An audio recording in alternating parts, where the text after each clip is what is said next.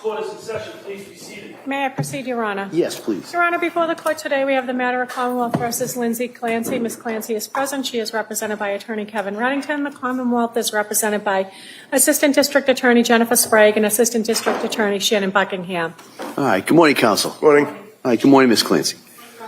Counsel, can I just see you briefly just for a second, and then I think we'll be ready to bring the jury in.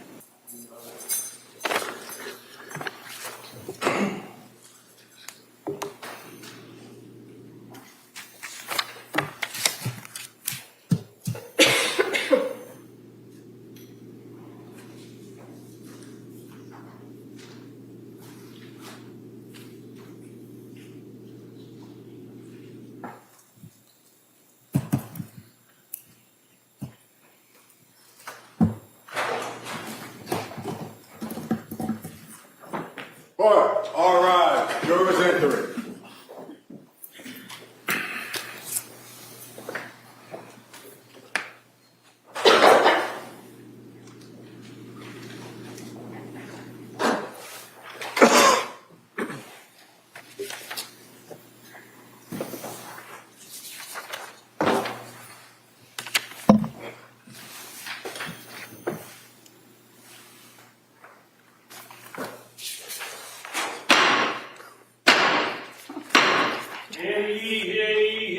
All persons having anything to do before the Honorable William Sullivan, Justice of the Superior Court, now sitting in Plymouth, within for the Commonwealth. Draw near, give your attendance, and you shall be heard. God save the Commonwealth of Massachusetts. This court is now in session. Please be seated. Good morning, Your Honor. May I proceed? Yes, please. Your Honor, before the court today, we have the continuation of the jury trial in the matter of Commonwealth versus Lindsay Clancy. Ms. Clancy is present. She is represented by Attorney Kevin Reddington. The Commonwealth is represented by Assistant District Attorney Jennifer Sprague and Assistant District Attorney Shannon Buckingham. All right. Thank you, Madam Clerk. Welcome. Well, good morning, everyone. I hope everybody had a restful weekend. So what I want to do is just kind of tell you, first I'm going to go through those questions, make sure everybody was able to follow my instructions. Then I'm going to go over what today's schedule is, and then we'll return to the Commonwealth's presentation of evidence. All right. And so let me ask those questions. First question: has any member of the jury read, seen, or overheard anything from any source about any aspect of this case that would affect your ability to be fair and impartial? All right. Next question: is there any other serious matter or concern bearing on your service as a juror in this case that anybody needs to bring to my attention?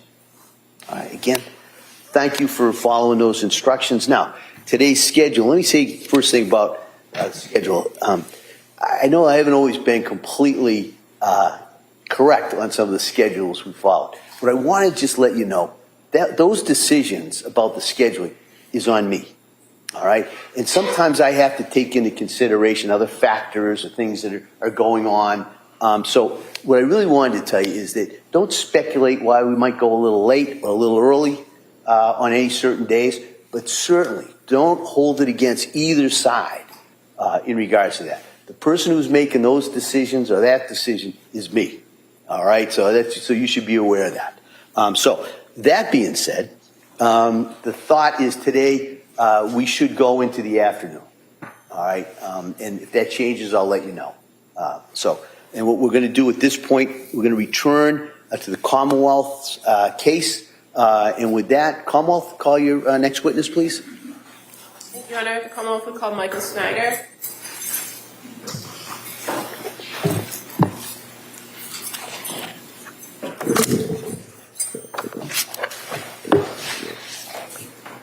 While we're waiting for Dr. Snyder, could we just approach? Oh, sure. Yeah. And the evidence that you're subject to the court and the jury, you have an outstanding between the Commonwealth and the defendant Sebastian. Thank you. You may have a seat, sir. Watch your step, please. All right. Good morning, Doctor. Good morning. All right. May I inquire? Attorney Buckingham, please. Thank you. Good morning, sir. Could you please tell the jurors your first and last name? Yep, Michael Snyder. Do you mind spelling your last name for the record, please? Snyder. And how are you employed? I'm a physician at Beth Israel. And how long have you been a physician? Since 1998. Can you tell us a little bit about your educational background? So undergrad at UMass Amherst, I did medical school at Tufts University, and then I did my residency in emergency medicine at Boston University. And how long have you worked at Beth Israel? Since 2014, 12 years. And do you primarily work in the emergency department? Yes. I'm going to draw your attention to January 24th of the year 2023. Do you recall working in the emergency department on that day? Yes. And in the evening, were you made aware of multiple pediatric traumas that were coming into the emergency department? Yes. And when you are made aware of people coming in, how does that occur? So we'll typically get a call on the EMS phone that something's coming in that they want us to know about up front. And do they provide you with some basic background information about what's occurring or what occurred on scene and what's occurring during the transport? When possible, yeah. And when the emergency personnel, the EMTs or paramedics arrived at Beth Israel, there were 3 patients, correct? Correct. And you were assigned to treat 1 patient? Correct. Do you recall which patient that was? Cora? And prior to EMS arriving, did you learn more about Cora's presentation and what was occurring? Yeah, so we had heard that all 3 were in cardiac arrest, and Cora in particular, they were still working on doing CPR and doing what we call pediatric advanced life support, so medications to try and restart the heart. And they also mentioned that they had used what we call a defibrillator to shock the heart to try to restart it, and they were still doing CPR when they were arriving. And is this information important to you as you're assessing a patient coming into the emergency department? Yeah, it's important to know, what things look like in the field, how long the patient might have been without a pulse or how long they may not have been breathing for, so we can kind of expect or know what injuries to look out for, what we can potentially reverse. And were you aware of the age of Cora? Yes. And she was 5, correct? Yes. And as far as the medications that you were aware of, what medications had been provided? So prior to coming to us, she had been given epinephrine, which is the primary medication we use in a cardiac arrest. And do you know how they had administered that medicine to her? Yeah, so she had what we call an intraosseous device in her right tibia. Sometimes it's very difficult to get an IV in, so we can go directly into the bone or the bone marrow. And were you aware of whether she had been intubated en route? So she was not intubated en route. When she arrived at the emergency department, were you there to greet the ambulance? Yes. And what happens when a patient comes in through the emergency department via ambulance? So when the patient first comes in, we immediately have our team, start to sort of take over care so there's no gap. And then we also get a sign out from the paramedics and EMTs and any other staff that had been involved in the case. And do you and your emergency room staff then perform your own initial assessment of the patient? Yes. So what do you do for that? So initially we sort of go through our ABCs, airway, breathing, circulation. So initially, focusing on the primary things such as making sure we're getting air and oxygen into the patient, keeping the heart going, so continuing CPR at that point. And as far as Cora went, did you observe that she was breathing? So she was not breathing on her own. How about the heart? Did you observe that her heart was beating? There was no heartbeat. How about her physical appearance? What observations did you make of her physical appearance? So initially when she had come in, some of the things we notice is sort of a blue tint to the skin, which typically, we can see when there's less oxygen or lack of oxygen. And then the other things on a quick survey is there was some areas of bruising on the neck and around the eyes, called petechia, kind of little bleeding, episodes of bleeding under the skin, and I believe a small amount of blood coming from the nose.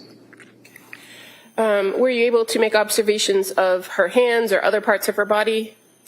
So the hands definitely had that, what we call cyanosis or blue hue. Now, as far as the eyes, you mentioned petechiae around the face and the eyes as well as the neck. Did you notice anything else about her eyes? So the pupils were fixed and enlarged.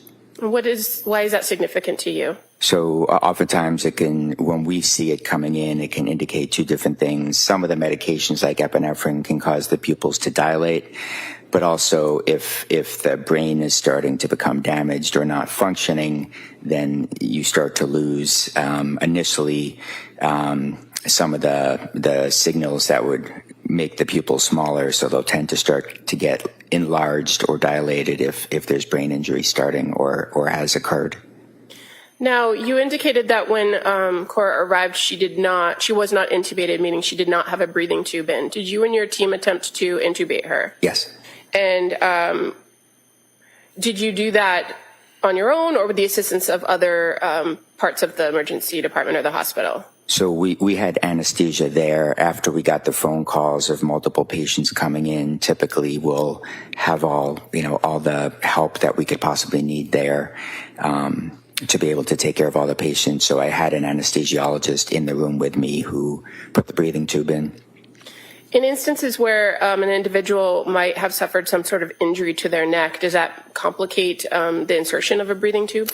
It can, yeah, because normally you might need to move or tilt the head to get a direct view where you can put a breathing tube in. But when there's a concern for neck injury, we stabilize it typically with a collar or manually. So you don't have the ability to move the head and the neck around to try and get a better view. Once a breathing tube was put in, were you and your team able to manually give breath to Cora? Yes. Now, did you then perform an assessment, a cardiac assessment of her? Yeah, so in addition to listening to the heart, feeling for a pulse, we'll also tend to use an ultrasound machine in the room where we can kind of get a direct view of heart function. And you were aware that they had defibrillated her twice in the ambulance. Why is that significant when you're treating a patient that's in cardiac arrest? So when they defibrillate a patient, it's typically the heart's or might be in a rhythm where it can't pump blood. So it might be sort of out of sync or quivering, where we may attempt to use electricity to kind of shock it back into a rhythm. Once you performed the ultrasound, the cardiac ultrasound, were there any attempts made further to use a defibrillator or? Yeah. Throughout your course of treatment with her, did you continue with various medications? Yes. And was CPR ongoing throughout your entire time with her? Yes. Were you consulting with any other colleagues or any other hospitals in regards to the care of Cora? Yeah, so we actually had, in addition to all my colleagues in the emergency room, we had intensive care physicians from Children's that were on the phone with us, kind of working through any things that may have come up in the case, also expecting that they would be receiving the patients from us. Is your hospital at the Beth Israel equipped to handle this type of pediatric trauma? So we can do the initial stabilization, but then we need to ship the patients out to either get a specialty care or continued inpatient care. And how long did efforts in treating Cora continue? So in the emergency room, roughly 30 minutes. And fair to say that all of the efforts that you made were not successful? Correct. And at approximately 1928 or 7:28, did you finally declare Cora deceased? Yes. Thank you. I have nothing further. Anything? I have no questions. Thank you, Doctor. Thank you, Thanks. Doc. Thanks.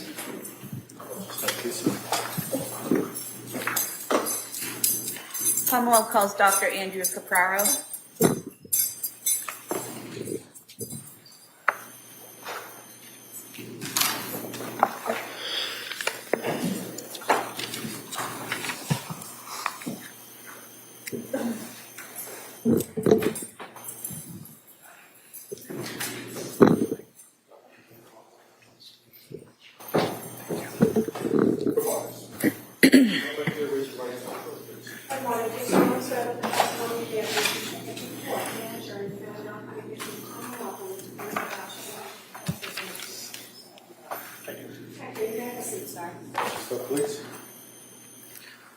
All right, good morning, Doctor.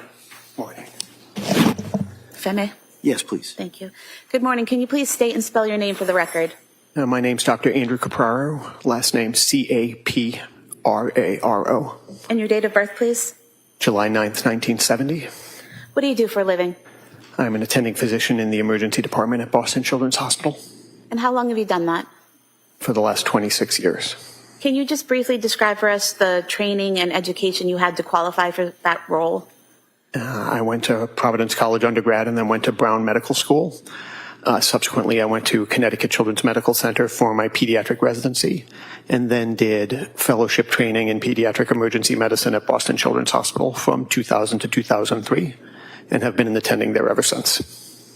And what's involved with being an attending at Boston Children's Hospital? It means that I am guiding the care and treatment for the patients that I am seeing during my particular shift. And are you assigned to a specific location or area of the hospital? I'm always in the emergency department, and the emergency department is broken up into different zones, of which I am sort of the primary attending for one set of rooms.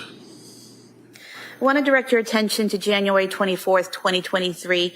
Were you working that evening? I was. And at some point in time, did you learn that a patient named Callan Clancy was going to be transported to your hospital? I did. And do you recall where he was being brought from?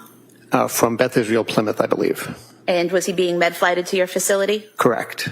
And were you provided with some information about the patient in order to prepare for his arrival? I was. And what did you learn? We have a communication center where facilities that are transferring patients to us call to let us know that the patient is coming. And so that comm center had been notified about this patient, who then got in touch with me as the attending who would be caring for the patient to let me know what had happened there and the condition of the patient when he was arriving. And what did you learn about the condition of the patient, Callan Clancy, as he was being flown to your hospital? What I was told was that it was believed that the patient had been strangled, and when he arrived at Plymouth, he was in cardiac arrest, that they had intubated him and initiated CPR, and they had gotten return of spontaneous circulation, and that they were then going to transfer him to us for further evaluation and care. And at some point in time, did Callan arrive at your hospital? That is correct. And were you able to observe him physically? Yes. What observations did you make about his physical condition? He was cold on arrival, and he was quite limp, was not making any purposeful movements on his own. His pupils were fixed and dilated, and he had ligature marks about his neck with some swelling of the neck. And his pupils being fixed and dilated, is that medically significant for you? Yes, it is. And why is that? It typically means that significant injury has happened to the brain, such that there is brain swelling that has sort of it has overwhelmed the capacity of the skull, such that the swelling has made the brain sort of herniate through the base of the skull.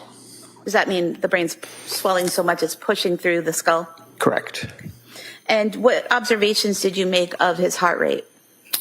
His heart was beating, and we did have to provide him with an epinephrine drip to keep his heart rate and his blood pressure within normal limits, but it was beating on its own. And how did you know that you had to provide the epinephrine for him to stabilize that heart rate? It was initiated at BI because they had noticed that his blood pressure was low, and you need to have normal blood pressure for the blood to perfuse your organs and keep them healthy. And so we were looking for certain parameters to sort of maintain that, which we did on that epinephrine drip. And when you say BI, you're referring to Beth Israel? Yes, I'm sorry about that. That's okay. And so as far as his breathing, how was he breathing on his own? He had been intubated at the outside hospital, and he was needing a ventilator to breathe for him. Occasionally, he would have sort of a breath on his own, we would notice. We were able to see that because when he attempted to take a breath on his own, he would trigger the ventilator to continue that breath. But it was rare. For sure, he needed the ventilator to maintain his ventilation. Would it be fair to say that the majority of his breathing was being done by the ventilator? Yes, the vast majority of his breathing. Now, once you have received this information while he's coming in, and then you've made your own physical observations of Callan, are there certain tests that you have run on him? Yeah, our job, once we received him, was to perform further evaluation and stabilization to help determine what the next steps of his medical care would be. So prior to him arriving, we had contacted our trauma team and our ICU doctors to let them know that he was coming and that we would need their assistance. And then under my care, we performed some routine blood work, so a head CT, a neck CT, and a chest X-ray to sort of help us guide the next steps. And from the head CT and the other testing that you did, what were you able to learn from the results of those tests? The head CT in particular showed significant brain swelling consistent with hypoxic ischemic injury, which was most likely, or which was the most significant finding that we found. So could you please explain for us what is hypoxic ischemic injury? Hypoxic is just a fancy word for not getting enough oxygen, and ischemic is just a fancy word for not getting enough blood flow. And so when your organs don't get enough oxygen and blood, they sort of suffer injury and therefore get to swelling. And so his brain was showing evidence of that. So would it be fair to say that his brain wasn't getting enough oxygen and blood flow, and then because of that, it was damaged and swelling? Correct. Now, this type of swelling and injury, as you're describing it, can that be caused by strangulation, the injury of the brain? Most certainly. And you mentioned earlier that you did see some marks around his neck. Is that correct? Correct. And what were those consistent with? Strangulation of some sort, most likely from an object, based upon the linear aspect of the bruising. And when you say the linear aspect of the bruising, does that mean it's in a straight line? Correct. Now, once you had the results of this testing, was there, did you make a decision on what to do next? Yeah, the main thing was to help us figure out, did the patient need to go to the operating room for some sort of other procedure to help with this, or was this something that could be dealt with medically? And so once we had the results of the head CT and then the neck CT as well, it was felt that the next appropriate step in his medical care would be to be transitioned to the intensive care unit for them to take over care. Why was it that surgery was not an option to help Callan in this situation? Yeah, the neurosurgery doctors were there to sort of help us make that decision. There was no significant bleeding, for example, that would need to be evacuated. There was nothing that they felt from a surgical point of view would help alleviate the problems that we saw in the CT. Okay.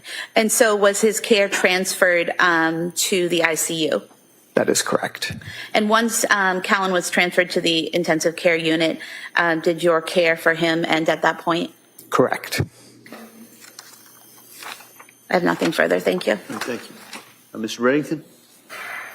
No questions, thank you. Thank you, Doctor. Please step down. Thank you.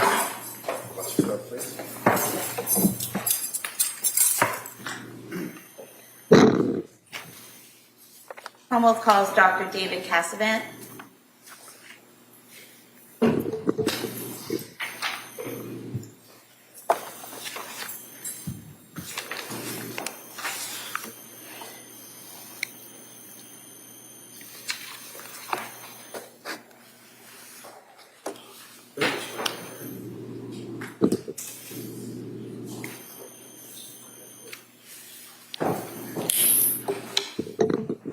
Come on, sir. Stand right here. Raise your right hand to the clerk. Good morning. You solemnly swear that the testimony and the evidence you shall give to the court, the adjourned, and that no time between the Commonwealth and the defendant flash shall be the truth, the whole truth, and nothing but the truth, so help you God. Thank you. You may have a seat, sir. Watch your step there, sir. Thank you, sir. All right, good morning, Doctor. Good morning. Good morning, Honor. Attorney Sprague. Thank you. Good morning. Can you please state and spell your name for the record? Surely. My first name is David. My last name is Casavant. It's spelled C-A-S-A-V-A-N-T. And your date of birth, sir? 5263.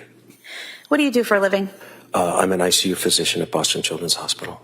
Can you briefly describe for us your educational and training background? Sure. I went to college out at Holy Cross in Worcester and then to medical school at Boston University. I did my initial pediatric residency at Mass General Hospital, and then went back and did a fellowship in ICU medicine at that hospital as well.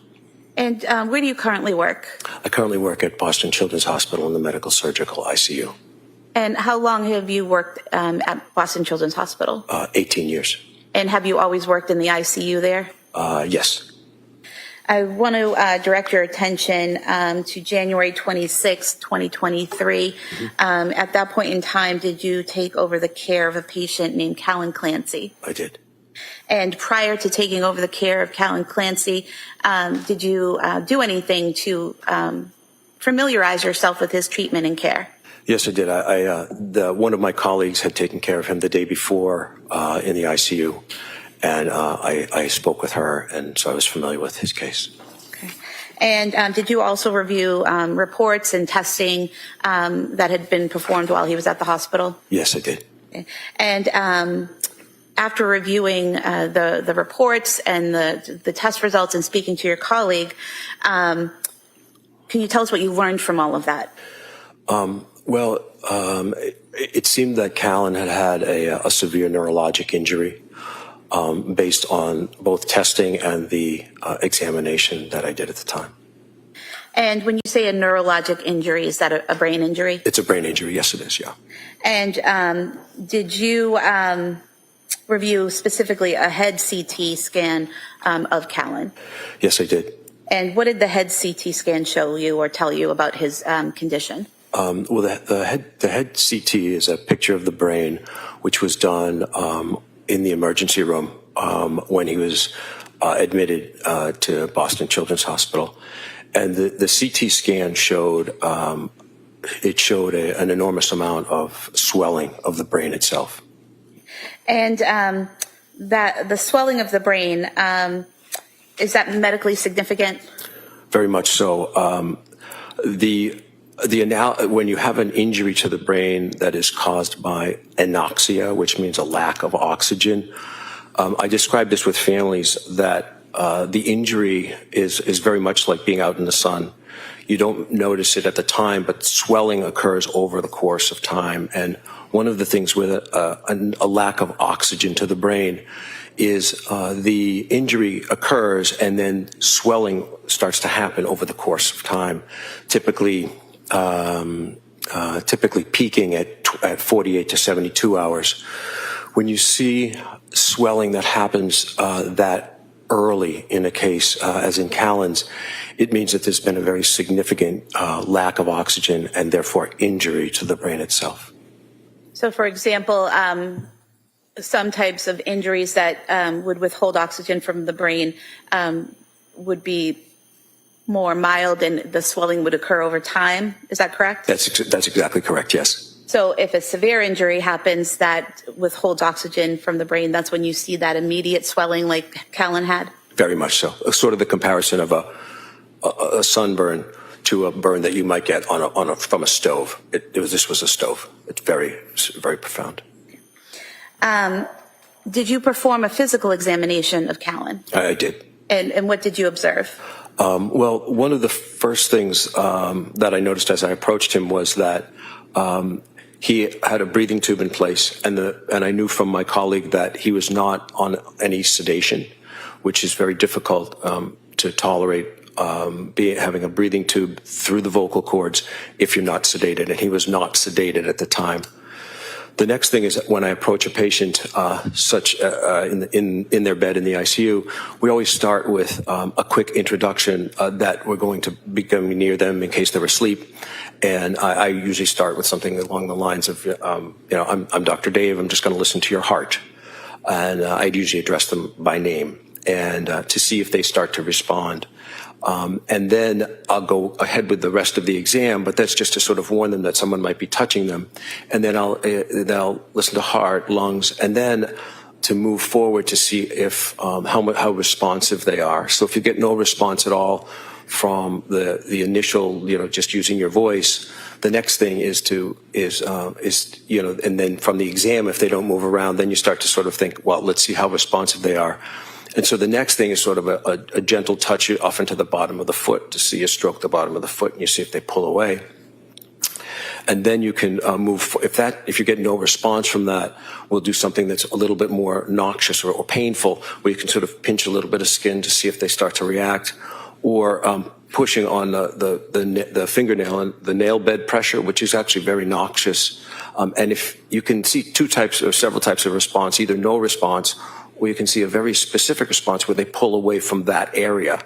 And that's a specific, or you can see generalized response, which are all sort of graded, graded along those that are as we're sort of getting a sense for what their level of consciousness was. So if I could go over a few of those things that you just mentioned. You said that that the first thing that you noticed that was significant was that Callan had the breathing tube in place through the vocal cords without any sedation. So without sedation, would having a breathing tube in that place cause pain? Yes. No one would be able to tolerate it.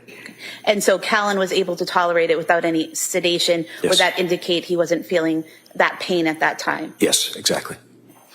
And you mentioned that you would address the patient by name and talk to them. Was there any reaction from Callan when you did that? No, there was not. And then you mentioned you would rub maybe something along the foot. Was there any reaction? No, there was not. And did you do what you described in pinching the fingernail or pinching somewhere on Callan to see if he responded? Yes. And did he respond? No, he did not. And what did these interactions and tests on Callan tell you about his condition? This told me that he was unresponsive. He was unresponsive to both things that would cause discomfort and things that would cause pain. Did you also do anything in terms of looking at his pupils and any tests on his eyes? Yes. So after all the other things, that we look at the pupils, and so one of the things is we have it's a reflex response. If a light is shown in an eye, the pupil constricts. And what I noted about Callan was that his pupils stayed widely open and did not constrict. And when someone's pupils stay open and wide when you shine a light in them, what does that indicate medically? Well, the eyes are a direct extension of the brain, so that's why we focus a lot on them as an area of investigation. And the lack of a response to light indicates that there's some abnormality to that, and in this case, it was a brain injury. There's medications that can keep your eyes open if you've ever had an eye exam, but that was not the case with Callan. And just to be clear, when you're talking about brain injury, we're not talking about some type of trauma that was inflicted on the brain. You're talking about the lack of oxygen and blood flow causing an injury to the brain, correct? That's exactly correct, yes. At that point in time, did you work with another doctor to do more in-depth testing regarding his neurological status? Yes. So at Children's, we have multiple teams that come together for a patient, for many patients. But for Callan, the neurology team was there from the beginning. And when in a case like this, when we see no response in an unresponsive patient, we start to get our neurology team, and one of the things we start to do is brain death testing to see if they could be what we call brain dead, meaning that the brain itself is not functioning, and that even though their heart is still beating. How is it that someone's heart can be beating if their brain is dead? It's a really good question. So there's actually two parts to the nervous system. The one is the part that we see the most in people when they react, and they react to us and they speak and they do things. The other one is the autonomic or automatic system. And the automatic system is largely in charge of the things like the heart, if the heart has not been injured. And so it was sort of continuing on. And does that give you any indication, the fact that the heart was still continuing on, about where the injuries were in the brain? Yes, it does actually. Yeah, Where would that be? Yeah, so the large part of the brain that we sort of think of as when we see the pictures of the brain, that's the cerebellum, and that's the biggest thing in humans that is most developed, and that's in charge of our consciousness, our reaction to things, whereas the brain stem, which is another part, and that's really part of the autonomic system, and that's the same in almost all vertebrates and mammals, and it's much more automatic, and so it tells me that it seemed the cerebellum, which is that part that makes us sort of the human side of what we do, that's much more sensitive to a lack of oxygen, to an anoxic injury. And it told me that that was really where that injury was in that part of the brain, much less so in the brain stem itself. So would it be fair to say that the brain stem itself that controls those automatic responses was still functioning somewhat, but the part of the brain that made Callan was not functioning? That's exactly correct, yeah. And can you describe for us the brain death testing? Sure. So the brain death testing at Boston Children's it's a very strict testing that includes some of the things that I just mentioned, but we work with our, there's a checklist that we work on with our neurologic colleagues. And we sort of go through each of what we would expect for responses from someone. And we actually then work through different of the nerve sets that we would expect them to respond to. We have it set up so that there's an ICU physician is there, and then a neurologist is there, and the neurologist and the neurology team, they're the ones who perform the brain death testing. And then the test is then repeated again 24 hours later, just to make sure that there's no piece of that is different or incongruous with a diagnosis of brain death.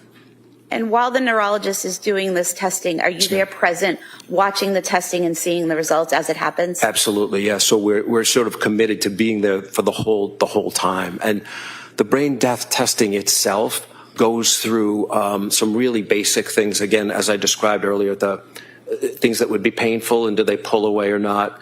The eyes, looking at the reflexes of the eyes. There's also other reflexes too. Things like if you stroke the cornea, which is the front of the eye, people blink, and that's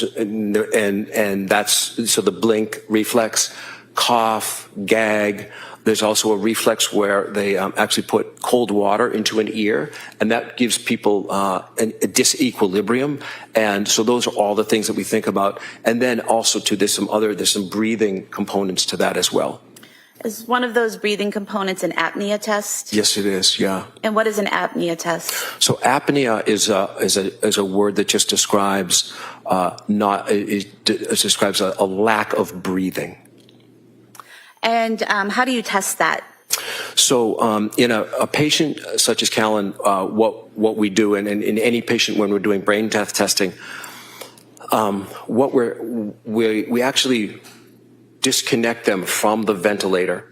And the reason that we do that is we want to see if that autonomic system in the brain will start to react as the carbon dioxide starts to increase. So our body makes carbon dioxide all the time, and the way we get rid of it is by exhaling.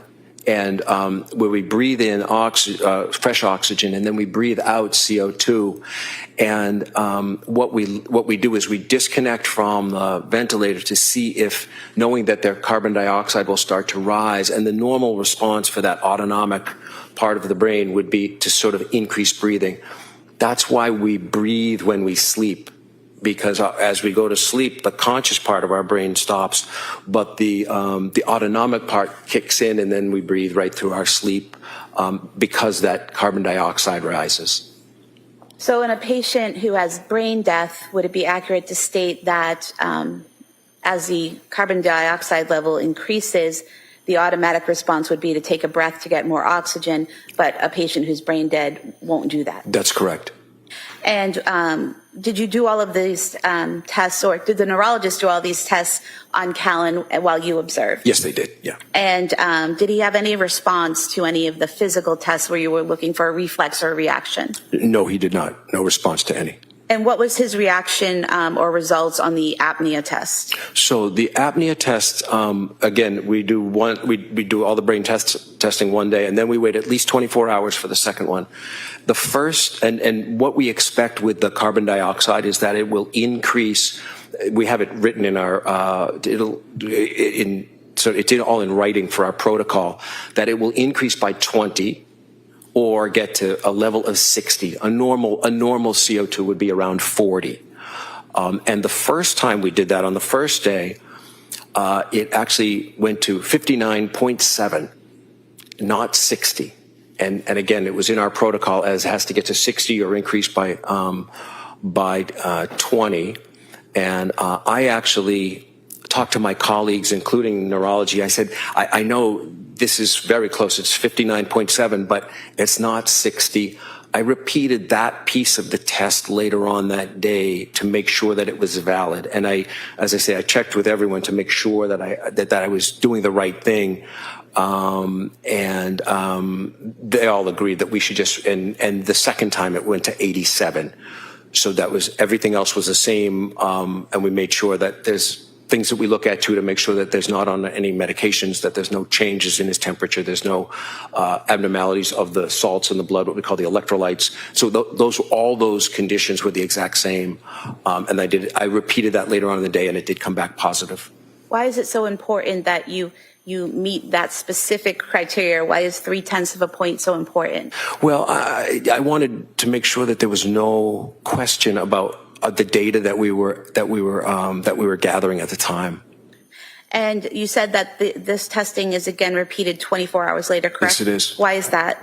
Well, that's just to make sure that if there were any lingering effects of medications, if there was anything that else might have changed in the patient's level of alertness or level of response, to make sure that it still meets all those requirements 24 hours later. And is it because you want to be sure that there's brain death before you remove life support? Yes, and again, it's too important. It's too important a discussion and a gathering of data to not be very exact about it. And so, when you did observe the testing and the following day on Callan, were the results the same in terms of no reaction and the carbon dioxide increasing? Yes, they were. And at that point in time, did he meet brain death criteria? He did. He met. So we had determined that it was that he had met death by neurologic criteria. And at that point in time, was a decision made to stop life support? Yes, it was. And that's done in consultation with the family, his father, correct? Yes, that's true. Okay. And was life support ended for Callan Clancy on January 27th, 2023? It was, and one of the things is there's when you determine that someone has met criteria for neurologic brain death, that although we know that their brain is not functioning at that point, there's often a period of time where we don't have to remove, his heart is still beating, so we don't have to remove the endotracheal tube at that time, and we often will give families, once it's been confirmed that the brain is no longer functioning, we often give families a period of time to able to process it and a window of time. Sometimes there's relatives who will need to travel and things like that. And so we'll often then choose a time later on to accommodate the rest of life, knowing that they're stable at the time to when we would actually remove the tube, and that would be the declaration of death. And was that done in this case? Family was given an opportunity to see him, and then life support was ended, and then his heart stopped. Yes, that's exactly. He was declared deceased. Yes. Thank you. Attorney Reddington? Thank you, sir. Thank you, Doctor. Thank you so much.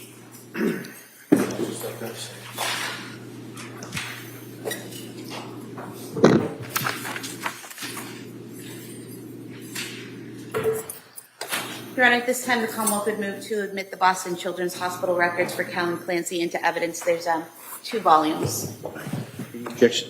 Your Honor, I have no objection because we both have the records. We both want them in evidence, so I have no objection to any of the records that they have. We signed releases for them. For like Beth Israel, Brigham and Women's, South Shore, they all can go in. That's a yes. It may be admitted.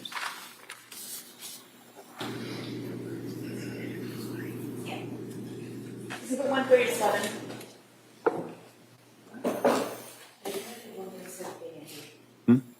Yeah, I went to A and B, yeah. 37A and B. All right, thank you. Commonwealth would call Kelly McDonough as witness. I'm sorry, if you say the name again? Kelly McDonough. Okay, sure.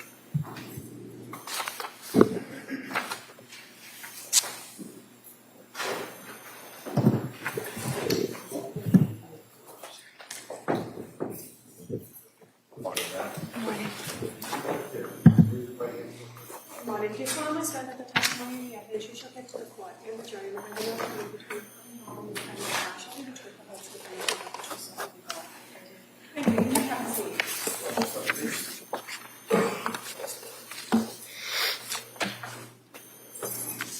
Hey, good morning. Good morning. May I inquire? Thank you. Yes, please. Good morning. Could you please tell the jurors your first and last name? Kelly McDonough, Can you spell your last name for the record? McDonough. And what do you do for a living? I'm an emergency medicine physician. And how long have you been a physician?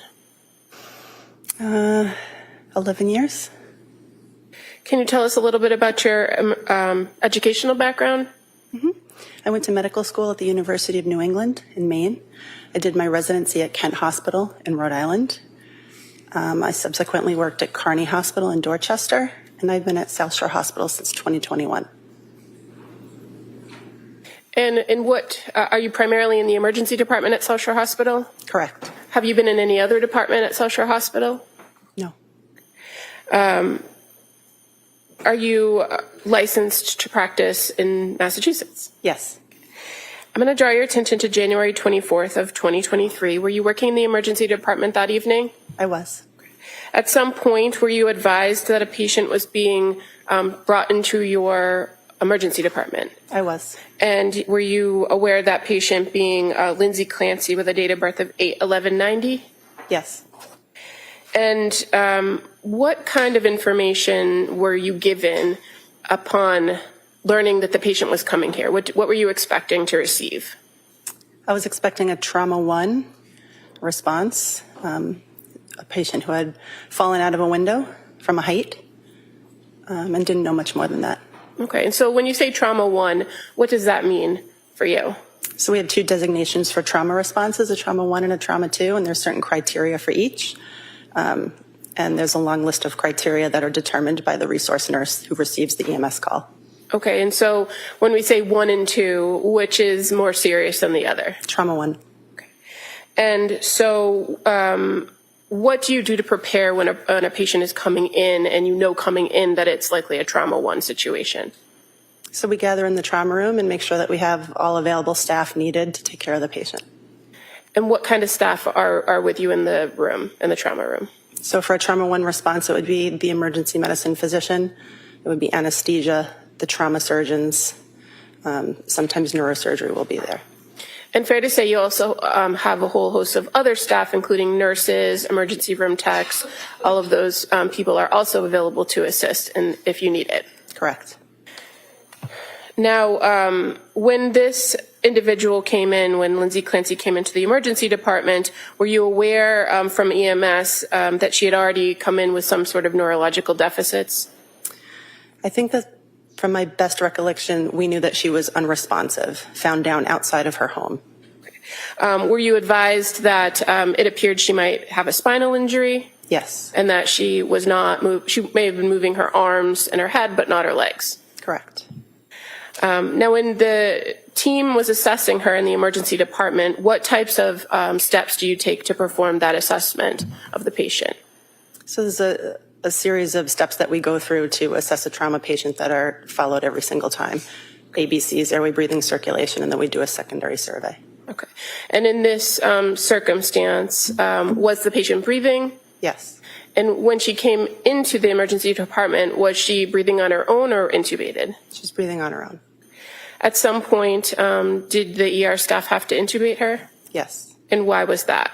For airway protection, there was a concern that maybe she would have a head injury and she would decompensate later. And so to protect her airway, she was intubated. Now, is that a standard protocol when there's concern for head injury? Yes. Did you see any obvious signs of a head injury when she arrived into the emergency department? No. What kinds of things would you see if somebody had an obvious head injury? You might see bleeding or lacerations or abrasions. Now, did you observe any other obvious injuries to this patient? I did. She had some superficial lacerations of her neck and wrists bilaterally. Do you recall if she came in on a backboard with a C-collar? She did. And do you remove the C-collar at some point to assess the patient for injuries? We didn't completely remove it temporarily to visualize and feel her neck and then put it right back on. Okay, and you said you did observe some injuries to her neck, correct? Yes. I'm just going to show you some photos that have been already marked, if that's okay, on the screen next to you.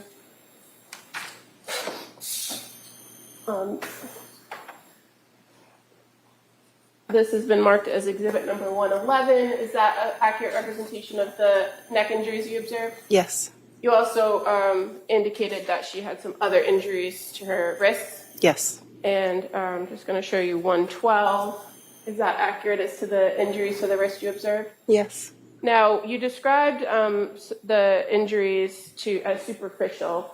The injury that's kind of in the middle of the photograph there, can you describe what part of the body that injury is? You're describing the one that's sort of open? Yes. Yeah, so that's the anterior aspect of her wrist. And were you able to examine that injury? Not in detail. Okay. Was it something in your emergency, your assessment of the trauma 1 situation, was that something acute that you had to address? No. And is it fair to say that that injury goes through kind of the subcutaneous tissue of the skin? Yes. Did you observe any injuries to an artery or a vein or anything in that area? I did not. And then just showing you exhibit 113, which is the other wrist. Same thing. Did you observe anything in your assessment, your trauma 1 assessment, to say whether these were acute at the time? I assume that they're acute. Okay, but as far as treatment of them, did they require you to immediately address it No. or manage blood flow? Mm-mm. No. What was the more serious, or what was the focus of your assessment of her in the emergency department? I think the main concern was for a head injury and or a spinal cord injury. And you said that as part of the assessment team, you had a neurosurgeon available as well as a trauma surgeon, correct? There was no neurosurgeon there that day. Okay. Was there a trauma surgeon? There was. Who was that? Dr. Christina Carpio. Did you order any series of tests in order to help you assess the nature of whether there was any head injury or what the extent of the spinal injury could have been? Yes. What kinds of tests did you order? CAT scans. As part of the emergency room protocol, do you also draw blood for patients that come in? Yes. And how is that usually done? It's usually done on arrival by the nursing staff. And do they draw blood according to a physician's orders, or do they draw blood for various purposes? Explain to us how that works. Mm-hmm. So it's usually like what we call a rainbow. So they just draw all the tubes of blood as soon as the patient arrives in anticipation for orders. Okay. And so what happens to the blood after somebody in the emergency department takes it from the patient? Where does it go? It gets tubed to the lab. And fair to say that at South Shore Hospital, they have a pneumatic tube system, correct? Correct. And that it goes to a separate laboratory. Correct. And once a physician then assesses a patient and determines what kinds of testing needs to be done on those samples, how do you communicate that to the laboratory? So orders are put into a computer and they go through the computer to the lab. And as you're treating a patient, is it oftentimes necessary to change the orders or order additional tests? Yes. And so in this particular case, blood and urine was collected from Lindsay Clancy upon her arrival, correct? Correct. And then sent to the lab? Yes. Okay. Now, going back to the imaging tests, you said that there were some CT scans that were ordered? Correct. What areas of the body were the CT scans for? It was her entire body, her head, her neck, her chest, her abdomen, and her pelvis. Now, as far as the CTs for her head, Were there more than one CT test for the head? I don't remember. I'd have to look at my record.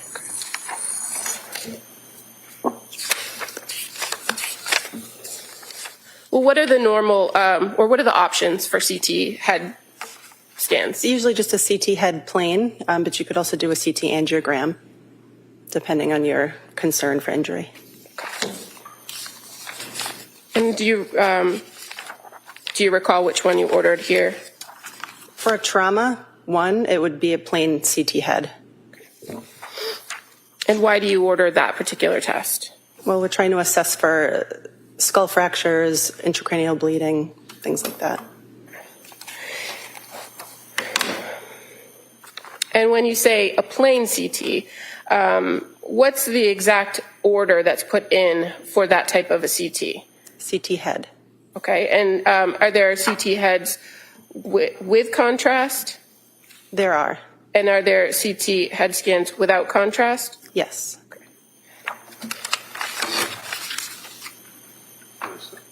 May I approach the witness? I'm just going to show you some documents, if that's okay. Sure. I apologize, there's no series of pagination, so I'm just going to draw your attention to this page that's black. If you could just take a look at it. Sure.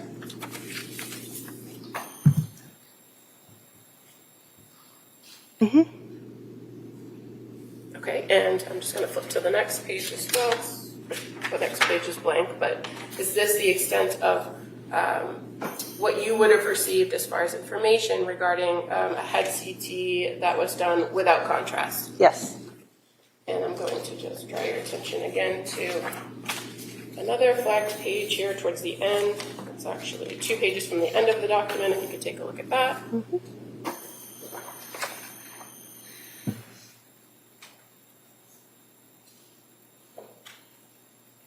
And does that reflect the report you would have received for the head CT ordered with contrast? Yes.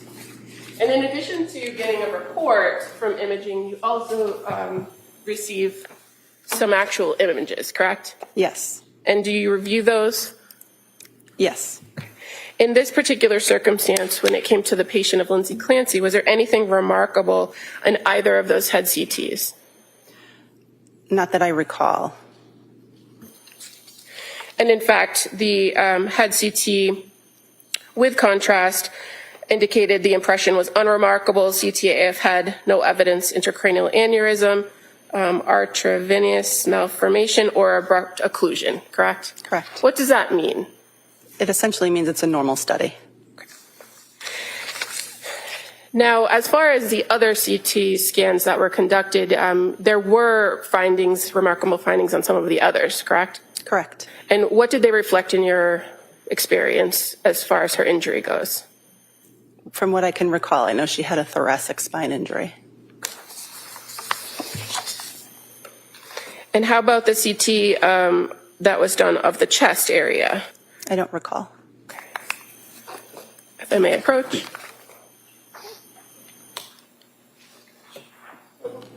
Document. Thank you.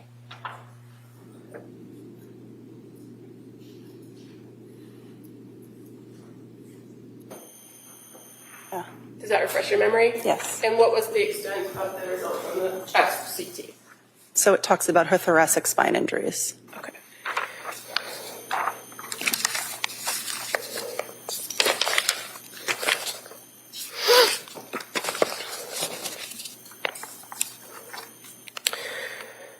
Now, after reviewing all of the images, all of the CT scans that were done here, the cervical spine, the head CTs, the thoracic spine, what was the plan for this particular patient? Was she able to be treated further at Sejal Shah Hospital?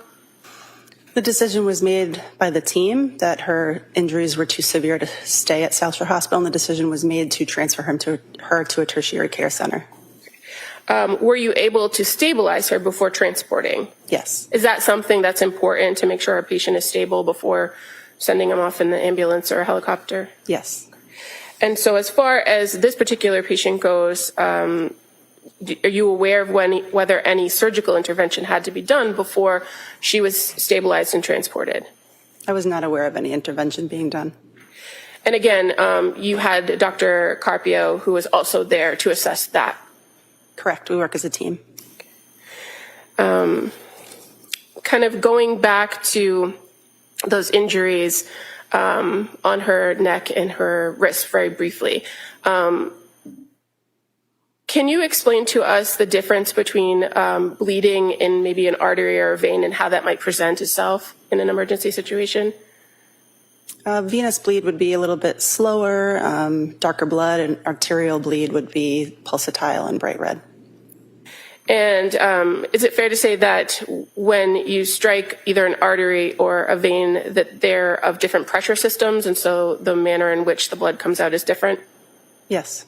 In either circumstance where an artery or a vein is struck or nicked or cut, would that be something that you'd have to stabilize for a patient in order to make sure that they don't bleed out?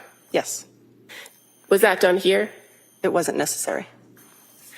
Now, this particular patient at some point was noted to be, I think it was referred to as hypothermic. Mm-hmm. Do you recall that? Yes. Do you recall at what point in your treatment of her was that noted? Was it as she was coming into the emergency department, or did that develop while she was in the emergency department? I don't recall. What was the course of treatment for a low body temperature? We placed something called a bear hugger on them, which is a warming blanket. And can you explain to us what could cause a person's body temperature to drop to, I think it was 82.1? There are many reasons, but it could be a metabolic disarray or exposure. In this circumstance, did you know what the source of the drop in the body temperature was for Ms. Clancy? No. And do you recall how long she was in the emergency department before she was transported approximately to the Brigham? I think it was about 4 hours. At this time, Your Honor, I would move to enter into evidence a copy of the South Shore Hospital medical records for Lindsay Clancy from January 24th, 23 as the next exhibit. Is that by agreement? All right. That may be admitted. Or they may be admitted. 138. And I would also move to enter as the next exhibit a certified copy of imaging records from the South Shore Hospital for Lindsay Clancy from January 24th, 2023. All right. It may be admitted. Exhibit 139.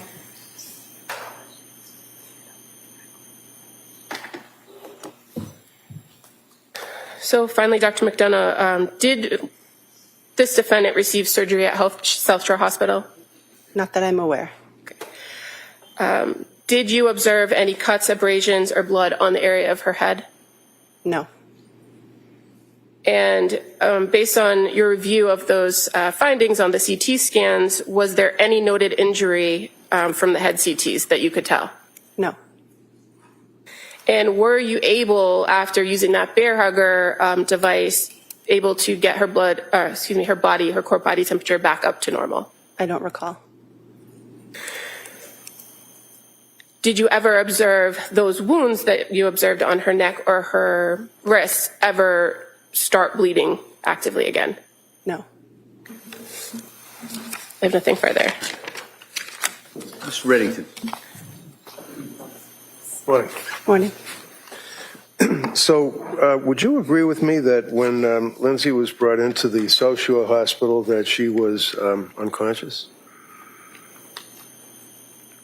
I recall her eyes being open, but she was nonverbal. Okay. So as an experienced emergency room doctor, can you tell me when someone's unconscious, what is that? What are the symptomology of it? What does that mean? Usually means they're completely unresponsive with eyes closed. Okay. Was she responsive? Not verbally. Was she responsive at all? She was responsive to pain. So that means that you would do something to cause pain, perhaps the bottom of the foot or whatever it is, to see if they have a reaction? Correct. And would you agree with me that when people even have very, very serious brain injuries, that they can respond to pain stimuli? Sometimes. Sometimes. So her eyes were open. Were her pupils equal and reactive to light? I don't recall. You don't recall. What does it mean with PERL, pupils equal reactive to light? What does that mean? Exactly what you just said. It means her pupils are equal and reactive to light. And as a doctor, what does that tell you? It tells me that there's no significant neurologic injury. And in this case, you don't recall if her pupils were equal or reactive to light? I don't. Okay. And that's when you take the little flashlight sometimes and you put it over the eye and see if there's constriction of the pupil. Correct. Did you do additional evaluations of her to see what her neurological function was? She was pretty quickly intubated from what I recall, so after that it would be difficult to assess her neurologically. Sure. Was she on any pain medication, if you remember? I don't remember. You recall, did she have difficulty being intubated? I mean, would you agree with me that if you're not under some type of medication or sedation or unconscious, it hurts to be intubated, doesn't it? We wouldn't intubate somebody without first giving them some induction medicines. Okay. So what would the induction medicines be? They're not universal. Well, That would depend on the What are the case. induction medicines that you used on Lindsay Clancy? I don't know. I'd have to refer to my record, and also I wasn't the one who did the intubation. So she was intubated, had the tube coming out of her mouth, she's laying on the table, and you are continuing an assessment. You were the lead doctor in the emergency room for Lindsay Clancy, right? I wouldn't say I was the lead. I think the trauma surgeon and I worked together. Right. Her temperature, her core body temperature was 82 degrees, is that right? If that's what the record states, then yes. I'm sorry? If that's what her medical record states, then Well, yes. as you sit here, you don't know what her core body temperature was? I saw her 3 years ago. I see about 200 patients a I'm month. sure you're very busy, but this is a murder trial, doctor. Did you review your records and your notes? I'm happy to look at my record if you bring it Did here. you review your records and notes before you came in here today to testify on this case? Sir, I did, but I don't have a photographic memory. Did she regain consciousness at all while she was in your emergency room? No. Can you tell me what CSF is? Cerebrospinal fluid? Yeah. Is that what that is? CSF? But it could be. I'm not sure in what context you're referring to it. Well, how about if there's a massive leakage of CSF from her nose? What does that tell you as a doctor? It could mean that there's a skull fracture. Did you notice any clear fluid coming from her nose? I did not. Is that something you would look for? Yes. How quickly do you get the results of the x-rays when you're in the emergency room? Well, these were CT scans, but fairly quickly in a trauma. I'm sorry, CT scans, x-rays. So you had CT scans that were able to show you the damage to her neck and upper chest, is that right? Yes. And what did those CT scans show you?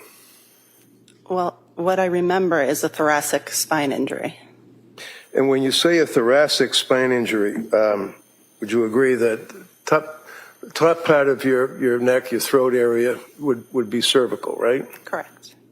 And that's when the numbers go C1, 2, or whatever they are. That would be the actual vertebrae in the cervical area of the upper body, correct? Yes, the cervical spine. Okay. And then below the cervical spine would be the thoracic spine, is that correct? Correct.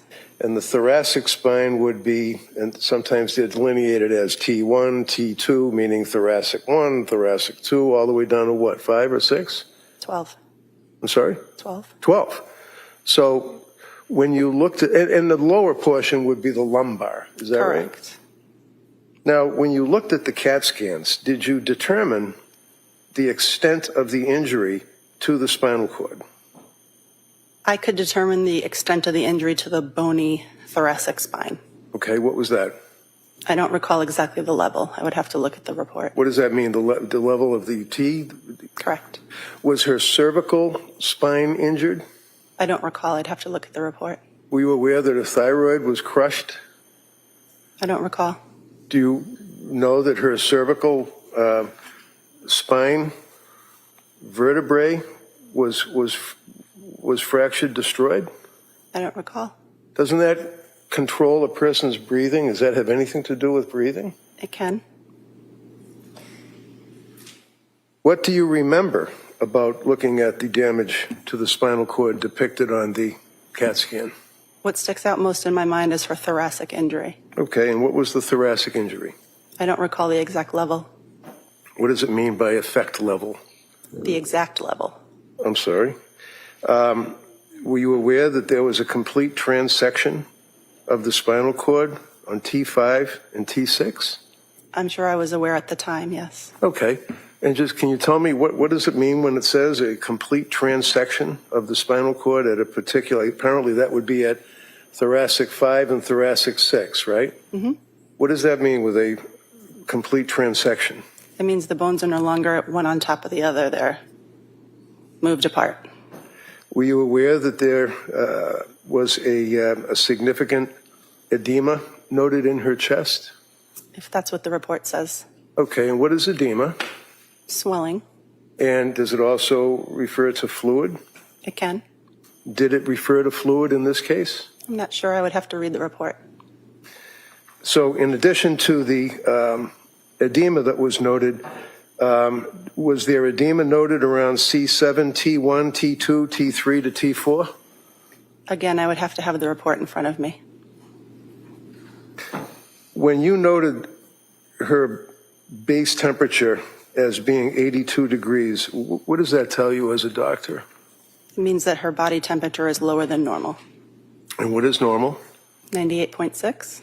And if a person goes from 98.6 to 82 degrees before you place her in the bear hugger, what does that tell you? Does that affect the body at all? Yes, the body works ideally at 98.6. So anything outside of that range, not ideal. To what effect, as a doctor? What effect, if any, on the body if a person has an 82 degrees base temperature? The list of things that could go awry is quite long. Can you give me an idea, maybe the top three? She could have a metabolic derangement, What's a metabolic derangement?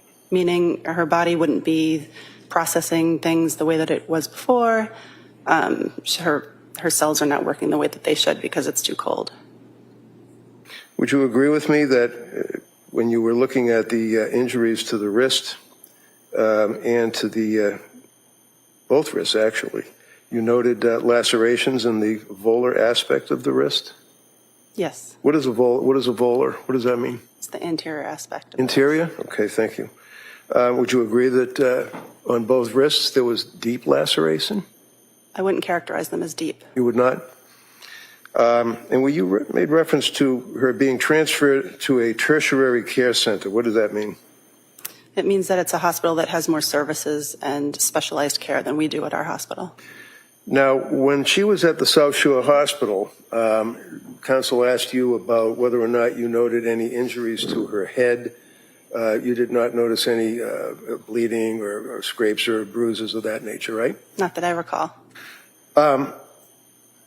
Did you notice any injuries to her lower body, her legs, her feet, let's say her feet or her buttocks? I don't recall.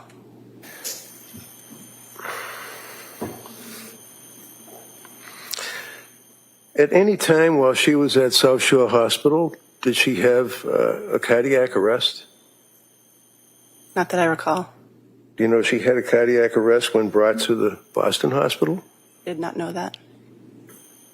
How about blood? Was there any blood transfusion at South Shore Hospital Medical Center? I don't recall. Are you aware that she had a massive transfusion of blood once she hit Brigham and Women's? No, What does that tell you? Massive transfusion of blood. What does that mean? I couldn't comment on why they gave it to her.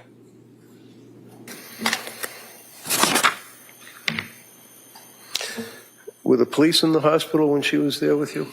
I don't recall. Was she chained to the bed by handcuffs? I don't recall.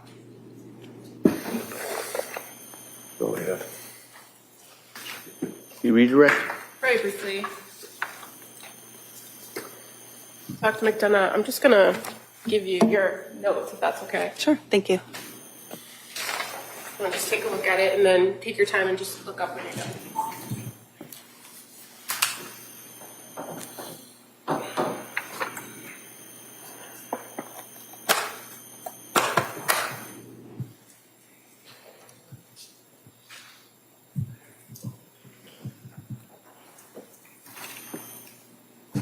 Okay. You need this Do you want back? to just flip through the rest of them to see if that's the extent of the note that you had in the record?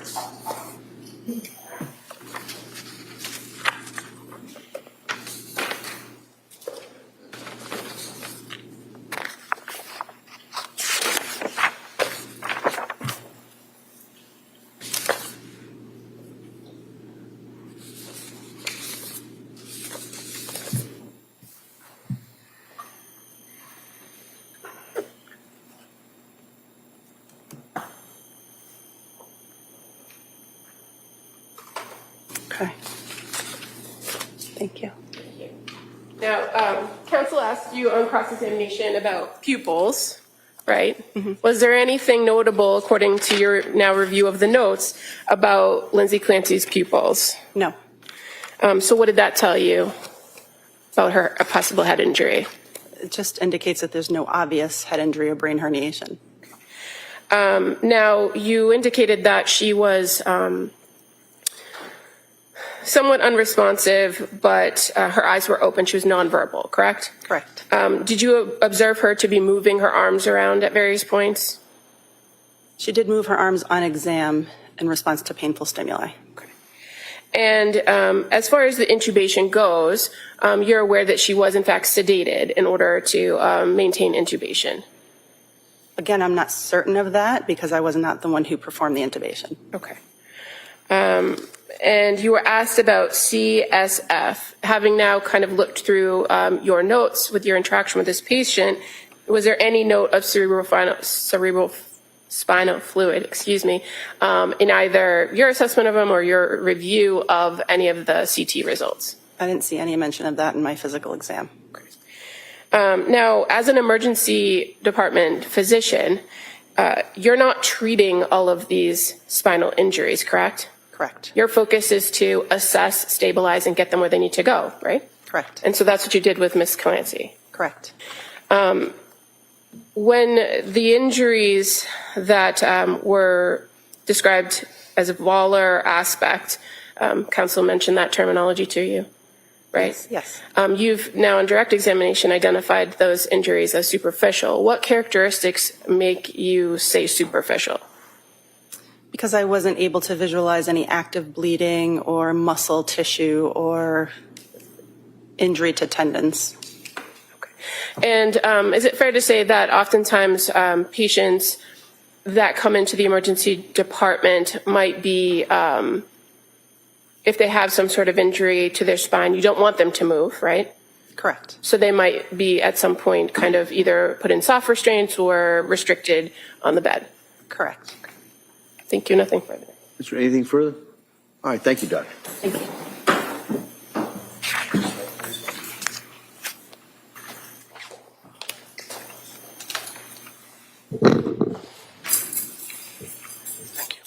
The Commonwealth would call Rose Stoffers. This next witness.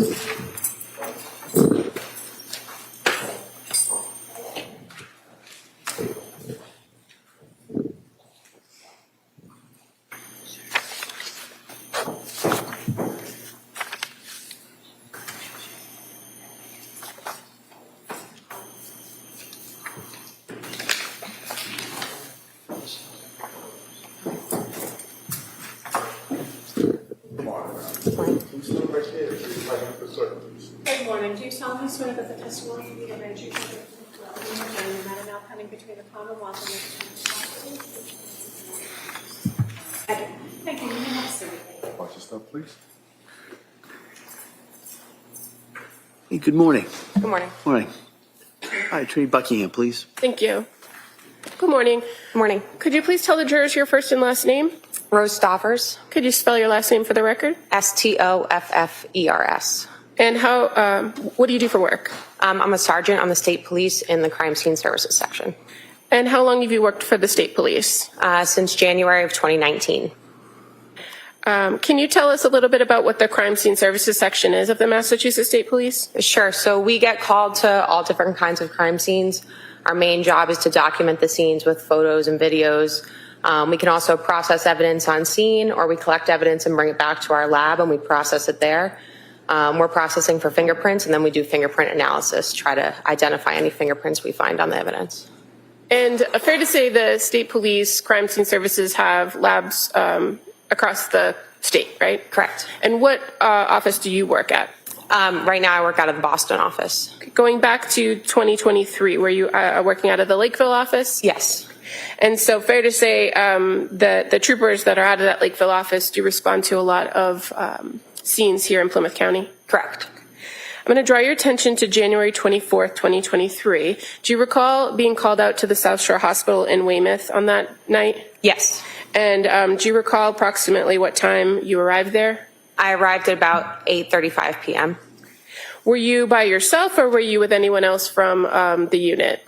I was by myself. I met then Trooper Lawler there. He's from the Plymouth Detective Unit, and I also met the forensic scientist there. And can you explain to the jurors a little bit about that relationship that you as a trooper have with forensic scientists that work for the lab?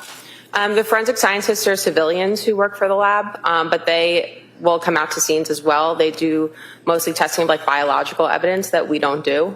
So we work closely with them both at scenes, and they share our office in Lakeville. And fair to say that they're actually part of a different unit with the State Police Crime Lab called the Crime Scene Response Unit. Correct.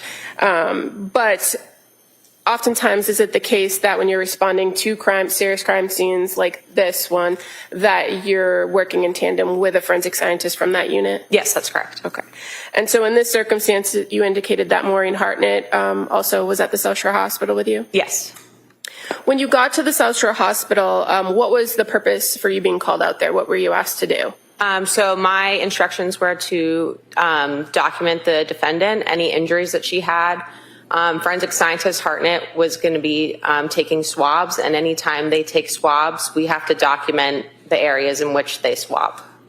So when you got to the South Shore Hospital, do you remember where you went in the hospital? Yeah, I went to one of the trauma rooms in the emergency department. Okay. And so were you able to make observations of Lindsay Clancy? Yes. And do you see Lindsay Clancy in the courtroom? Yes. All right. Record may reflect the identification. Thank you. What were your observations of her when you saw her? She was covered in like blankets and like heating devices, and she had a neck collar on. So when I first walked in the room, I couldn't see anything on her body because she was under the blanket other than like the neck brace and her face. May I approach? You may. Show you a photograph. Is that a fair and accurate representation of how you observed Lindsay Clancy? Yes. So we'll get this as the next exhibit, please. Any objection? I have no objection to any of the photographs. All right. That may be admitted. Exhibit 140. Sergeants, first I'm just showing you now what's been marked as Exhibit 140. Can you see that from where you're sitting? Yes. And so this blanket, that's how you observed her in the trauma room? Yes. Okay. At some point, did you and other medical staff remove the blanket to document injuries? We didn't remove the blanket, but we did remove her arms out from underneath the blanket. Okay. And so were you able to do that on your own, or did you need assistance? I needed assistance. And why did you need assistance? When I first attempted to pull out her right arm, she was uncooperative and pulling it back and fighting against us a little. So did you enlist the help of the nurses to help you to remove her arm from the blanket? Yes. Were you able to make any observations of kind of the temperature in the room at the time that you got in there? Yes, it was very hot in the room. Okay. And that blanket that you observed, were you aware that blanket was to kind of bring her body temperature up? Yes. When you were able to view her arms, when you first saw them, did they have anything on them? There was a red-brown stain on her hands, and there was gauze on like her wrist area. Did you enlist the help of the medical staff to remove the gauze? Yes. And why was that? To document any injuries that might have been underneath. And were you able to observe injuries? Yes. In addition to, well, strike that. The injuries that you observed or the areas of the body that you documented, what were they? I documented, I took that first overall photo of her. I took a close-up of her face and the neck area that I could see. I documented both her hands, both sides of them, her wrist area underneath where the gauze was, and then the nurses assisted in opening up the neck brace, and I took photos of her neck as well. Okay. And in addition to documenting the defendant herself, did you document any other items that were at the Sejal Shah Hospital that evening? Yes, I documented any personal belongings that were brought in with her. And so you're aware that they removed clothing from her? Yes. And so you documented the clothing? Correct. And that she had 2 rings? Yes. And that you photographed those rings? Yes. And you're aware Trooper Lawler had retained those items? I'm not sure who retained them from there. Okay. But your role was just to document them? Correct. I didn't take anything. Okay. In regards to this particular case, well, go back for 1 second. In the crime lab, how does your unit, or how do you identify particular cases that you work on? As in like being called out to something? Well, is there a way that you, once you get called out to a case and do work on a case, is there a way to track what you did with each case by some sort of case number or lab number? Yes, we have a case number associated with it. And as far as lab numbers go, you're aware that the crime lab follows pieces of evidence using the same lab number? Yes, that's correct. And does that track items that go through your system? Yes, so our lab number goes into a computer system and it tracks everything. It keeps every report written on that case. It tracks the custody logs. It tracks every piece of evidence that's been involved in the case. If it helps you, there's no issue as to chain of custody or foundation or anything like that. All right, thank you. Thank you. Other than going out to the Sejal Shah Hospital on January 24th, do you recall being called out to another location later in relation to the same lab number? Yes. And that would have been on January 6th, 2023? February 6th. Or, excuse me, February 6th, thank you. So where did you go? I was called to the Plymouth Detective Unit's office in Brockton.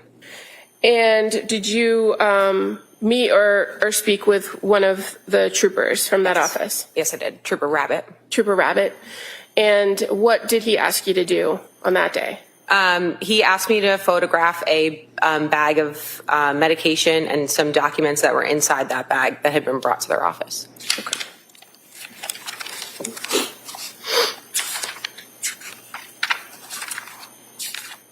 And did you do anything else with the items that Trooper Rabbit had in his possession on February 6th? No, I just photographed them and left them with them. Okay. And again, is that something that your unit sometimes is called out to do? Yes. Okay. Nothing further. Attorney Reddington? So, is it trooper or are you a chemist or? Sergeant. Sergeant, sorry. Sergeant, you had a search warrant apparently when you went into the house, I guess, with Trooper Rabbit? I didn't go into the house. Oh, so he just gave you the bag. In other words, you didn't go in the house and take pictures of any of the rooms or anything like that? No, the bag was at their office when I went to their office. Oh, okay. All right, that's all I have. Thank you. Anything further, Attorney Buckingham? No, thank you. All right, thank you, Sergeant. Thank you. Can we approach? Yeah, please.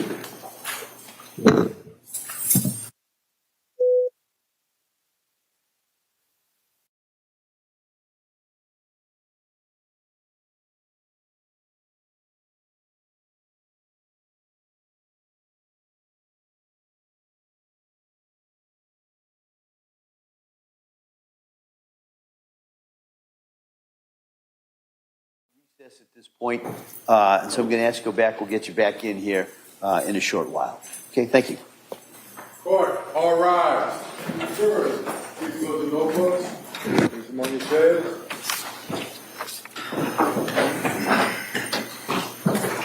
call.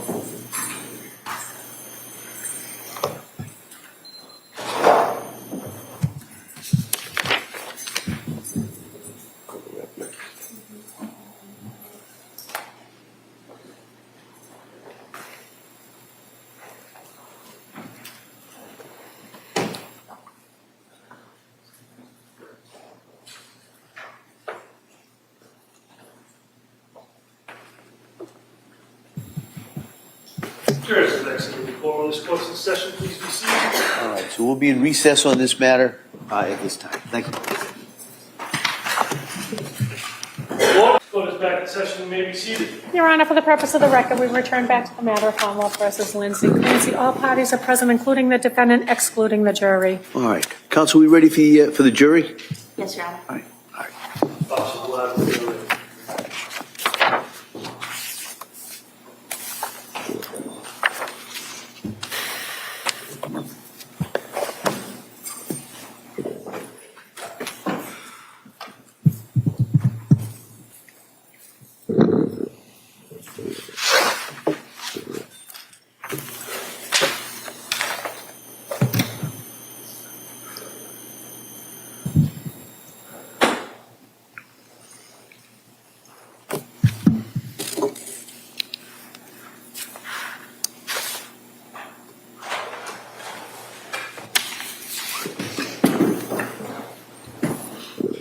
Court, all rise.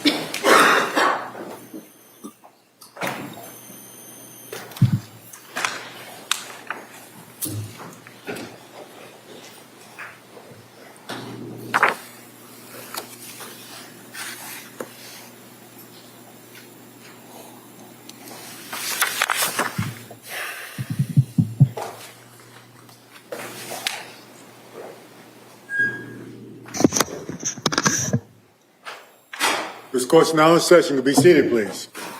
Your Honor, for the purpose of the record, we return back to the trial of Commonwealth versus Lindsay Clancy. All parties are present, including the defendant and including the 18 jurors. All right, thank you. Commonwealth, call your next witness, please. Your Honor, Commonwealth would call Rachelle Amede.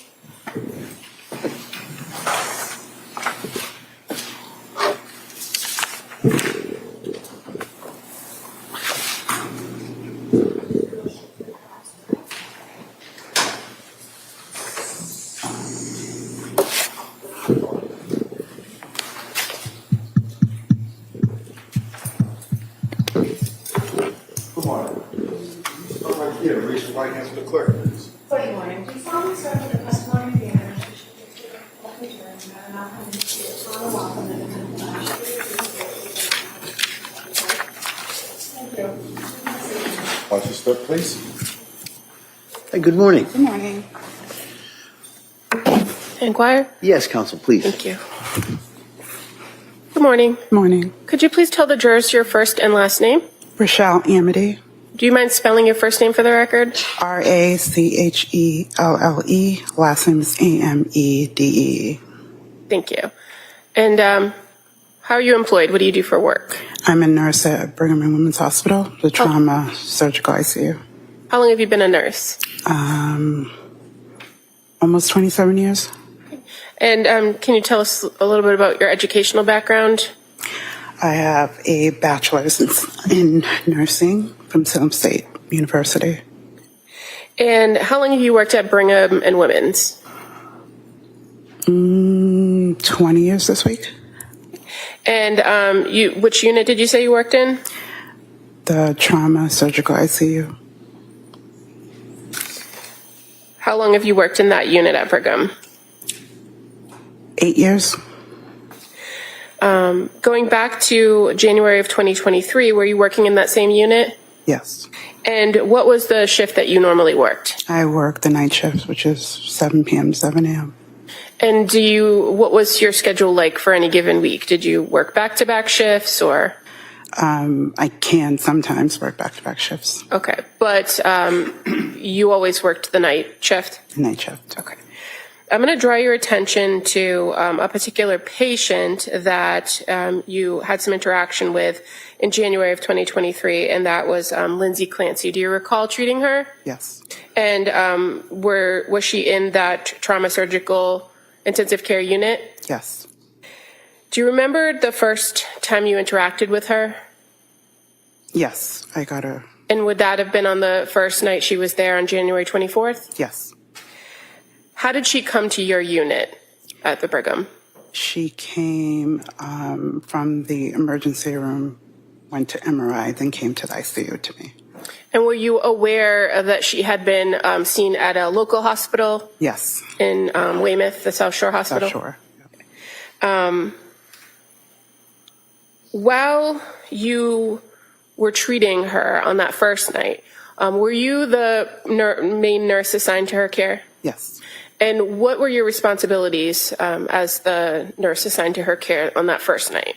First night, she was intubated, came to me intubated.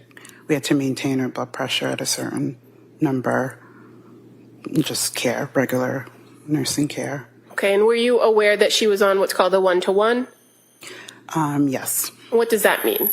That means patient usually can't be left alone, and also depending, you always have to have somebody outside the room with sort of monitor the patient. And is that because that patient has been identified as a potential suicide risk? Yes. Okay. Now, on that, the 24th into the early morning hours of the 25th, was there a particular event that you were witness to for this particular patient?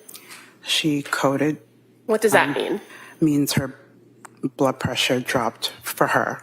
It meant her blood pressure dropped and it wasn't sustainable with life. So what did you do when her blood pressure fell and she coded? We started CPR, we did compressions.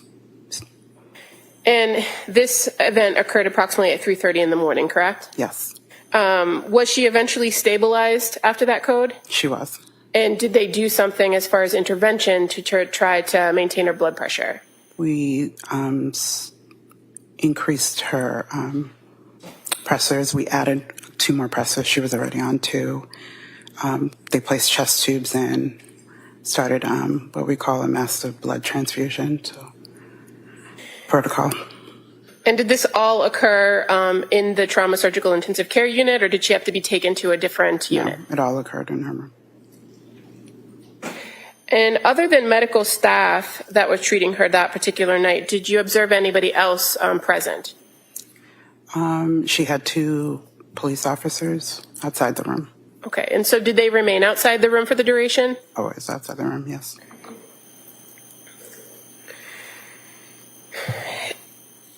As far as your interaction with the patient on that particular night shift, was she responsive at all during the time that you saw her? No. And with intubation, you mentioned she was intubated. Is a patient often sedated in order to maintain intubation? Yes. Why is that? Helps them not fight the vent, breathe better, and make sure that they're comfortable. And what does sedation do to an individual? You're calmer, you're sleeping. Makes them more relaxed? Relaxed, yeah. Other than that night, that first night, the 24th into the 25th, did you have the occasion to treat this patient at other points within that week?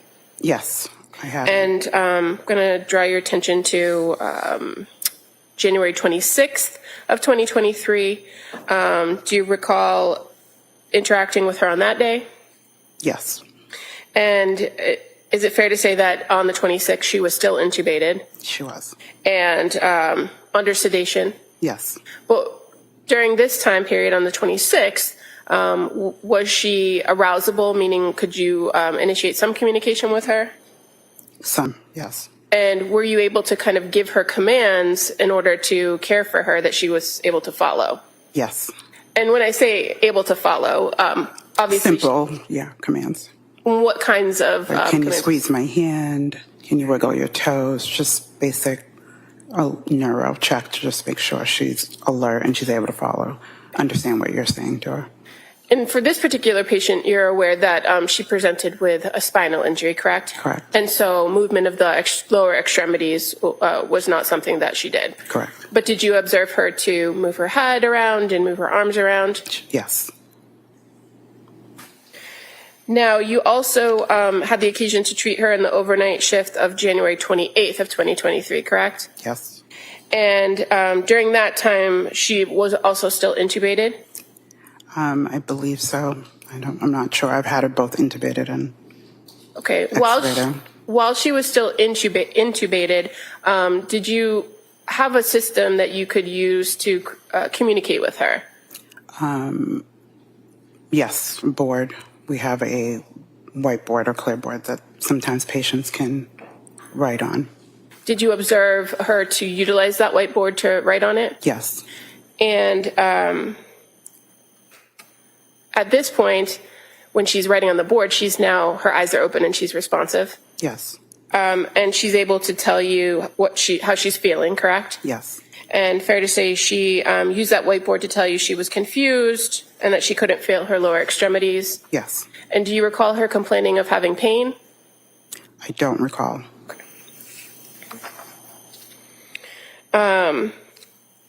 During this time period on the 28th, do you recall whether the patient was placed into restraints? Yes. And why was that? Well, we restrain all patients that are intubated for safety, And why? so they don't pull out the tube or pull out any lines that they have. Okay, and so as they're not at that level of sedation anymore where they're just completely asleep, there is danger that they could move and cause damage to Medical equipment out of the way. Okay. And so in this case, as far as the restraints go, fair to say that they were soft restraints. Soft, yeah. And what does that look like for a patient? Meaning, Well, like what does a soft restraint look like? a soft restraint, it's like maybe I would say a cushion restraint, and then it's tied to the sides of the bed. So it's all the way around your wrist. Okay. At some point by the end of that shift, you recall that she was extubated. Yes. Can you tell us what extubation is? That means you remove the tube. You usually stop all sedation. And were you able to make observations of the patient once she was extubated? Yes. Did her presentation change at all from your previous interactions with her? No. Did you have the occasion to treat her again on January 30th? Yes. And again, at that point, she has already been extubated? And are you able to then make an assessment of her without the tube in about her orientation and her alertness? Yes. Is that something that you kind of do each and every shift? Every shift, yeah. Was she still on sedation medication at that time? No. And what was your observations of the patient's demeanor now that she's extubated? She's flat. No emotion either way. And is that fairly consistent with what your observations were of her during the course of your time treating her? Yes. How about being alert and oriented? Did you observe her to be alert and oriented? She was. And did you observe her to identify sleep as an ongoing issue? Yes. And so as part of the plan for treating her, did you address the sleep? Yes. And how did you guys address sleep?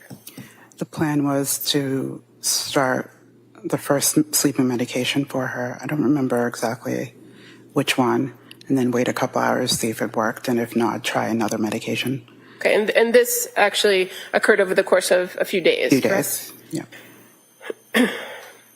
During the time when you observed her to be flat, as far as her affect goes, did you also observe her to be cooperative? Yes. Meaning she followed your directions? Yes. Did you treat her, or were you the overnight nurse for her on February 2nd? You recall? Yes. On this particular night, February 2nd, do you remember her making a particular request of you or ask you for something specific? I think that was the night she wanted to reach out to her lawyer. And did you note that in your nursing notes? Yes. And why did you note that particular request? Objection. Can I see counsel?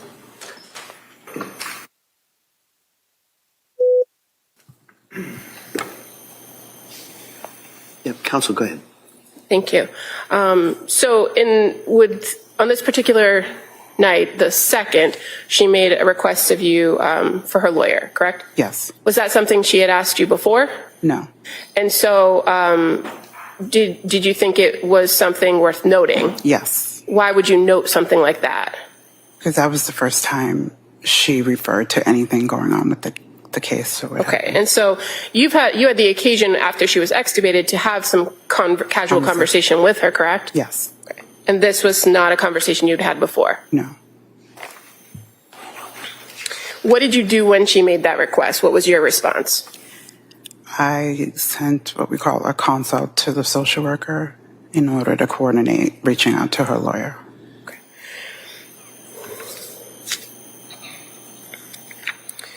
In any of the shifts that you had been caring for this particular patient, did you see anyone besides medical staff and the law enforcement that were outside of the room come in and speak with her? No. Were you aware that she was not to have visitors? Yes. I was told the first night. And is that something that you've seen before in your work as a nurse when there are police on site? Yes. Were you present at one point when some troopers came in to take photographs of her? Yes. And were you in the room when they took the photographs? Yes. Do you recall assisting them in viewing the injuries to her wrists and her neck? I don't know if I don't remember assisting. Okay, but you were present. I was present, like, in the room with her.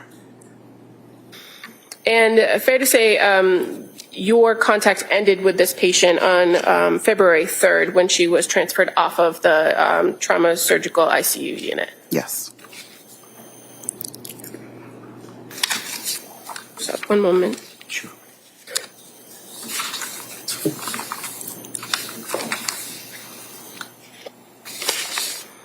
Now, you were not the only nurse to treat her on the night shift, correct? Correct. So on days that you didn't work, another nurse treated her? Exactly. And were you familiar with the nurse who was generally assigned to treat her during the day? Yes. And who was that?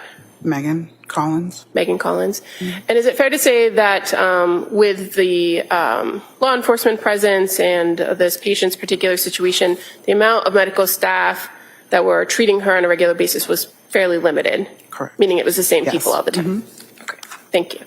All right. Attorney Reddington.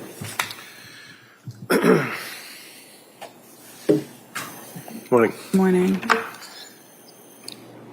So first of all, you have the certified copies of the records from Brigham and Women's Hospital. I'd like copies.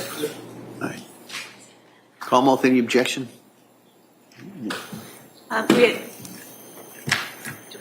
I actually have those on a disc. I was going to put the disc in instead of all the paper. Why don't we put both in? Sure.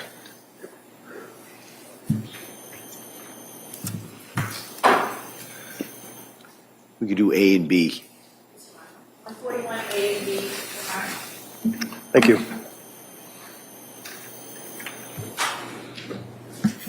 Now let's talk about a lawyer first, since that was the last that they asked you about.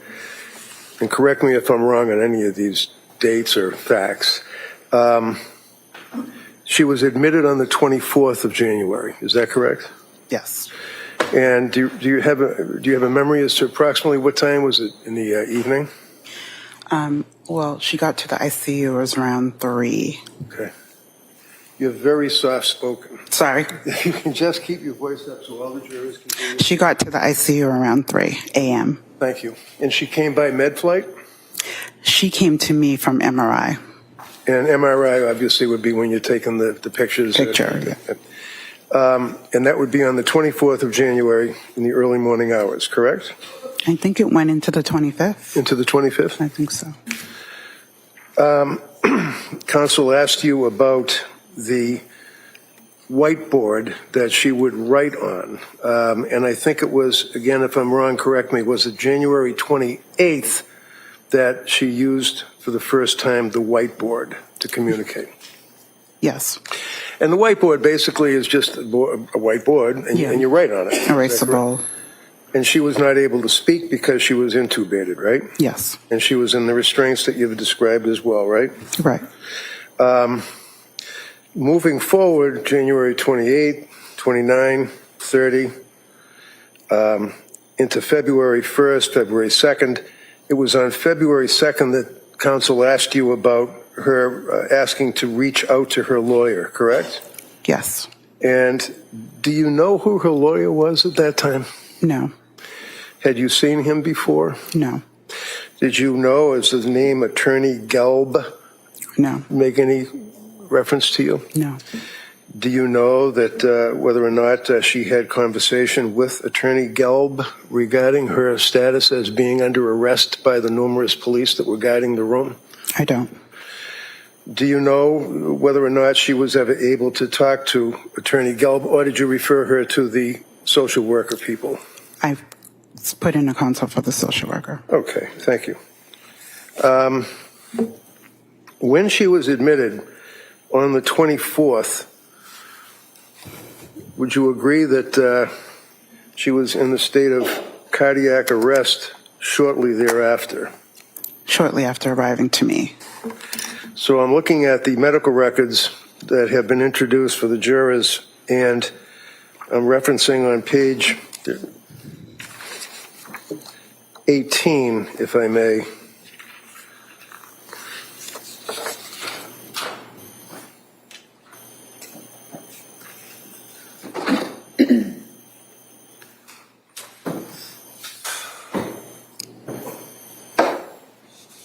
Now, this is one page of 400 pages of medical records. Can you see that? But All right, here we go. looking at this, does it indicate it's an SICU course? Surgical ICU. I'm sorry? Surgical ICU. Okay. And that makes reference to the fact that shortly after arriving in the ICU, the patient had a cardiac arrest. Is that fair? Yes, Were you there then? I was. And when it says the etiology of the arrest, she got 2 rounds of CPR before obtaining ROSC. Can you tell me, please, what is CPR, 2 rounds, and what is ROSC? Meaning we did chest compression. She was already intubated, so she was getting oxygen. Okay. And then bilateral chest tubes were placed in her body? Yes, Does that mean from both sides? both sides. Okay. And that punctures through the chest into what, the lungs? The lungs. Okay, the lungs. And when they placed the chest tubes, at this point, shortly after admission, there was 100 to 300 cc's of blood from each chest tube? What does that mean? That's the output they got once they put the chest Sorry, tube. again, just can you keep your voice? That's the output they got once they put the chest tube in? Okay. So when they put the chest tube in, it drained 100 to 300 cc's of blood. Is that correct? Correct. And then after that, again, shortly after admission to the hospital, coming from South Shore Hospital, she then got a massive transfusion protocol, which you told us about, right? Yes. And what does that mean? Means she gets, we have a protocol that with blood, depending, blood products, Okay. she gets infused rapidly. And was there a notice shortly after arrival to the ICU, she was being turned and had 30 cc's of clear fluid that came out of her nose? Is that right? Yes. And what is that? Was there a suspicion that that was what's called CSF? Yes. And what is CSF? It's spinal fluid. Okay. Going to the next page, which would be 19, does it indicate, again, on there, if I can just bring this up a little bit better. So she now has noted acute blood loss, anemia, right? What does that mean? She has a low blood count. And you know what happened to the blood, or any idea? I do not. So she had very low, lost a lot of blood, right? Yes. And she had anemia. That would be what, low blood or something? Yes. And she required multiple transfusions immediately following her arrest, right? Yes. And when it says arrest, does that mean arrest by the police or does that mean the cardiac? I want to make sure that's clear. It's cardiac arrest, nothing to do with the police, okay. And she had required multiple transfusions. And you were there for that, correct? Yes.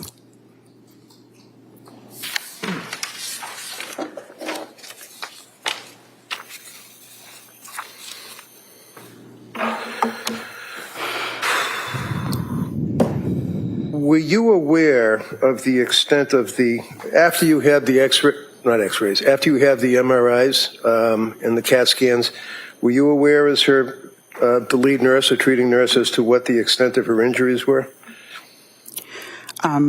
At that point, I don't believe so. At some point, did you become aware of that? Yes. Okay, so, and again, I've got the records, you don't, so let me do it this way, just to make it easy. Do you remember that she had a burst fracture of C1? Yes. What does that mean? Means a cerebral fracture. That'll be up here? So this is the cervical spine up here? Mm-hmm. And then T5 and T6, there was a transection. What does that mean? Thoracic. Okay, so that'd be about down here. Yeah. And when it says transection, what does that mean? It's severed. And then T1, 2, 3, 4 also were injured as well, right? Mm-hmm. What is neurogenic shock? What does that mean? If you know. Neurogenic shock? Sorry, yeah, neurogenic shock. It just makes reference on... These are not my notes, so I can't really... That's fine, I understand. And this would be on page 65. Do you recall reviewing the documentation as to what's captioned present illness in the records? Did you know that she was presenting as a transfer from South Shore Hospital? Yes. Did you know that that under present illness and the history would be that she's a 32-year-old female with history significant for postpartum depression? Did you know that? Yes. And did you know that after the fall with the C1 burst fracture and the complex transection of T5 and T6, she also had rib fracture, correct? Yes.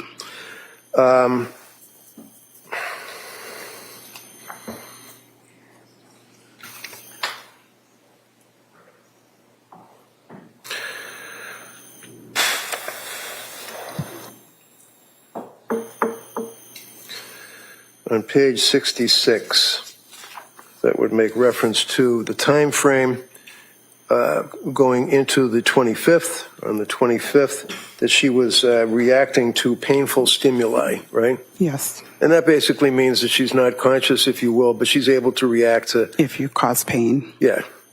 Okay. There's a notation of a contusion, laceration, and crushing of the thyroid with thyroidal edema. What does that mean? She has swelling, I'm assuming, around her thyroid. Okay, and that is... Again, this is not my scope of practice. So. Okay. On page 70, the same evening, making reference to the fact that in addition to the injuries to the spine, that she also had the rib fractures and was currently in shock. Do you remember that she was in shock? Yes, no? Yes. Okay. Would you agree, or do you recall that there's a notation that this patient is critically ill, and noting that she has postpartum psychosis on page 72? Objection. I see counsel. Sorry. When you're treating a patient, one of the things you try to do is to know what their total body and emotional condition is, what they've been dealing with, and what injuries they have, right? We get a rundown or history of the patient. Sure. And as it goes into the end of January, and she had been communicating on the whiteboard, you were aware at that point why she was in the hospital, right? Yes. You knew where she came from, South Shore Hospital, right? Yes. And you knew that there had been discussion about postpartum psychosis. Isn't that right? Yes. Okay. And do you recall that, and this would be on, may I approach you, Honor, the witness? You may. Thank you. You can maybe, if you could show counsel. Wait.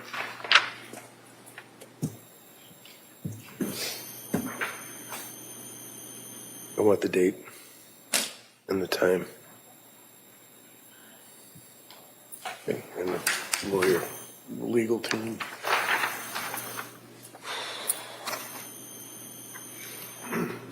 So I'm just showing you one page from the medical record. Can you tell me in terms of what date is this page from?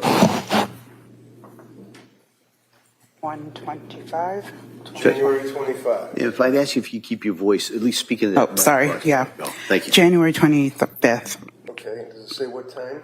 9 a.m., 9:03 a.m. All right, can I see that for a second? Thank you. And looking at that, do you recall on that date, you had been working with her the night before, correct? Correct. Where it indicates that the patient is under arrest, right?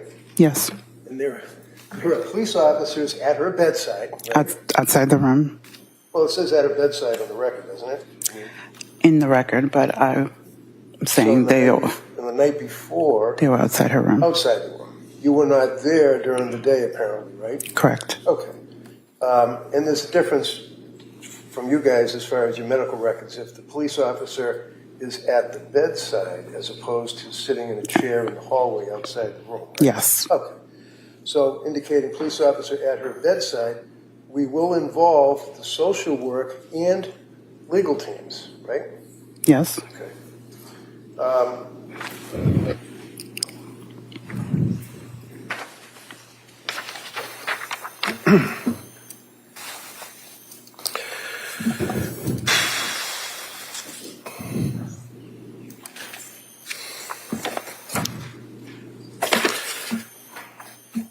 And again, on page 72, there's a reference to CSF leak, and that's significant. It says significant amount of fluid coming from her nose. Do you have any memory of observing that in your treatment? I did. Okay. And then, of course, there was the code event that you've already described for us. There's the 100 to 300 cc's of blood coming from the tubes, and then it makes reference to, on page 74, to massive transfusion protocol. Is that like a medical term, or is that somebody describing it, or? It's a medical, it's a protocol that we have at the hospital. Okay. And on page 75, did you make reference to, or did you observe the injuries, for example, to her wrist? I observed. Yes. And would you agree with me, page 75 of the medical record, indicating if it says RUE, what does RUE mean? Do you know? Oh, right upper extremity. Right upper extremity. 3.5 centimeter deep laceration. Volar aspect of wrist. Can you tell me what is the volar aspect of the wrist? I just don't know. I'm not sure what that's referring to. That's fine. Would you agree that there was noted a 3.5 centimeter deep laceration on her wrist? I can't say because I didn't measure. This is somebody else's note, so. Well, when you looked at her, did you observe with your own eyes and your own experience that she had a deep laceration on the... She had a laceration, yes. You can't say it's deep or not? I can't say. I didn't. You want to say it was superficial? I can't say that either. So when you looked at the laceration on her wrist, you can't tell us if you would agree that it was a deep laceration. I really didn't get to assess it at the time when she arrived. So. LUE, underneath that, left upper extremity apparently, right? Yes. 2 centimeter deep laceration, again, on the volar aspect of the wrist. You did see laceration on her left wrist? Yeah, she had dressings. Okay.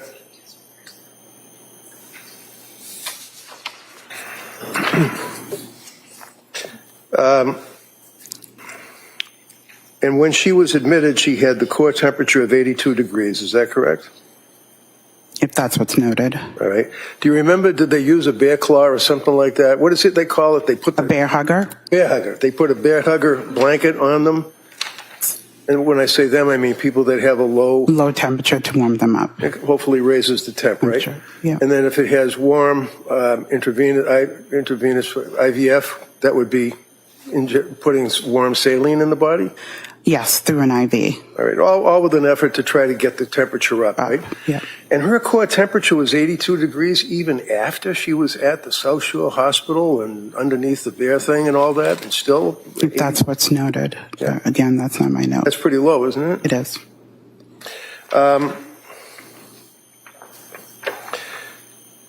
And you made reference to pressors. I'm sorry, can you tell me? Pressors, blood pressure medication to bring up the blood pressure. Okay. On January 26th, she was still intubated, is that right? Yes. And she was under sedation, right? Yes. And then you referenced January 28th overnight shift, she was still intubated, right? Yes. And January 28th is when she first started utilizing the whiteboard, is that correct? Yes. But she was intubated, yes? Yes. She was restrained to the bed, Yes. and had the tube was still in her mouth, and she was writing on a whiteboard on the 28th of January, correct? She was able to, yes. January 30th, she was extubated, as the district attorney asked you, right? Yes. So at that point, was she able to talk, talk? Talk. Okay. And then on February 2nd is when she used she asked about wanting to reach out to her attorney. Is that correct? Yes. But you had no knowledge as to her mother and father getting an attorney for her while she was in custody with the police all around her? No. Okay. And you tried to help her out as best you could? Yeah, right? to coordinate. It's harder at night to, Sure. So I wanted to pass it on. And finally, she was not able to have visitors per order of the police. Is that correct? Correct. Thank you very much, ma'am. Thank you. Como, redirect.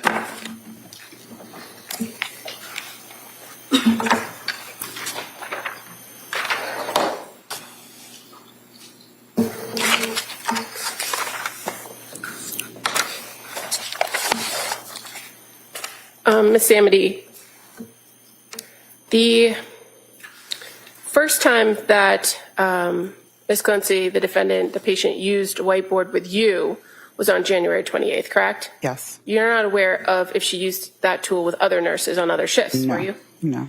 And the first time that she mentioned a lawyer on the February 2nd, that's the first time she mentioned a lawyer to you, correct? Correct. You were asked about the trauma in the chest tube and that she lost 100 to 300 cc's of blood. Yes. The transfusion came after that, correct? Yes.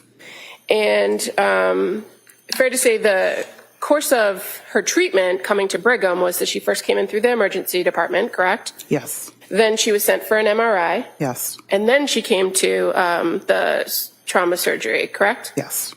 And you're aware that she had other imaging like CT scans, correct? Yes. And that especially when it came to the head CTs, she didn't have any intracranial injuries or anything that required that you be focused on her head injury, correct? Correct. So it was more a cardiac issue and keeping her stable and internal bleeding in the chest area. Yes. As far as what you're aware of from other treating physicians, you're aware Dr. Anderson was one of the trauma surgeons that was treating the patient? Yes. And he was making assessments and giving orders to you and other nurses, fair to say? Yes. And are you aware that he identified in the history that this patient actually had a history of postpartum mood symptoms, not psychosis? I would have to look at the note. I don't remember. Those aren't notes that you would have written? No. And you weren't taking a full history of the patient? Not at the time, no. Were you aware that she then subsequently was fully evaluated by the psychiatric team? I knew she saw psych, yes. And were you aware that they ultimately identified that there's an inherent uncertainty in her diagnosis? I do not remember. As far as the lacerations went, in your treatment of her, again, you treated her overnight shifts for various days, correct? Yes. Did you ever have a situation where you had to change her bandages because they were seeping? No. And are you aware that Except for the first night, but we didn't get to that because she coded. Because she coded. Yeah. And then you're aware that the next day after, another individual, a physician's assistant, actually came in and treated those lacerations. Sutured, yeah. And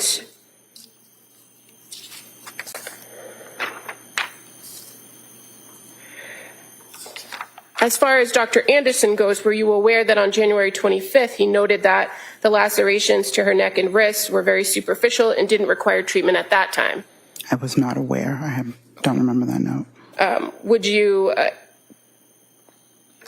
if I showed you the record that's in his note, would you agree that that's an assessment that he made? Yes. Okay. And he didn't instruct you to do anything further with those injuries? Yes, right. Thank you. Very briefly. Sure. District Attorney asked you about the evaluation by the as she put it, psychiatric teams with a determination that there was inherent uncertainty according to the psychiatric teams. Do you know when the psychiatric teams were evaluating her? I don't know. It was during the day. I don't know what day, but. But in any event, I did show you on the thing over there where the reference was made to postpartum depression, postpartum psychosis, correct? Yes. And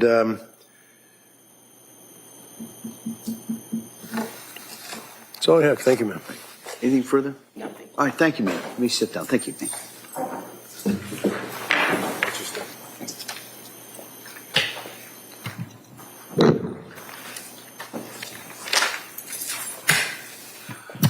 All right, Como. The Commonwealth would call Meghan Collins.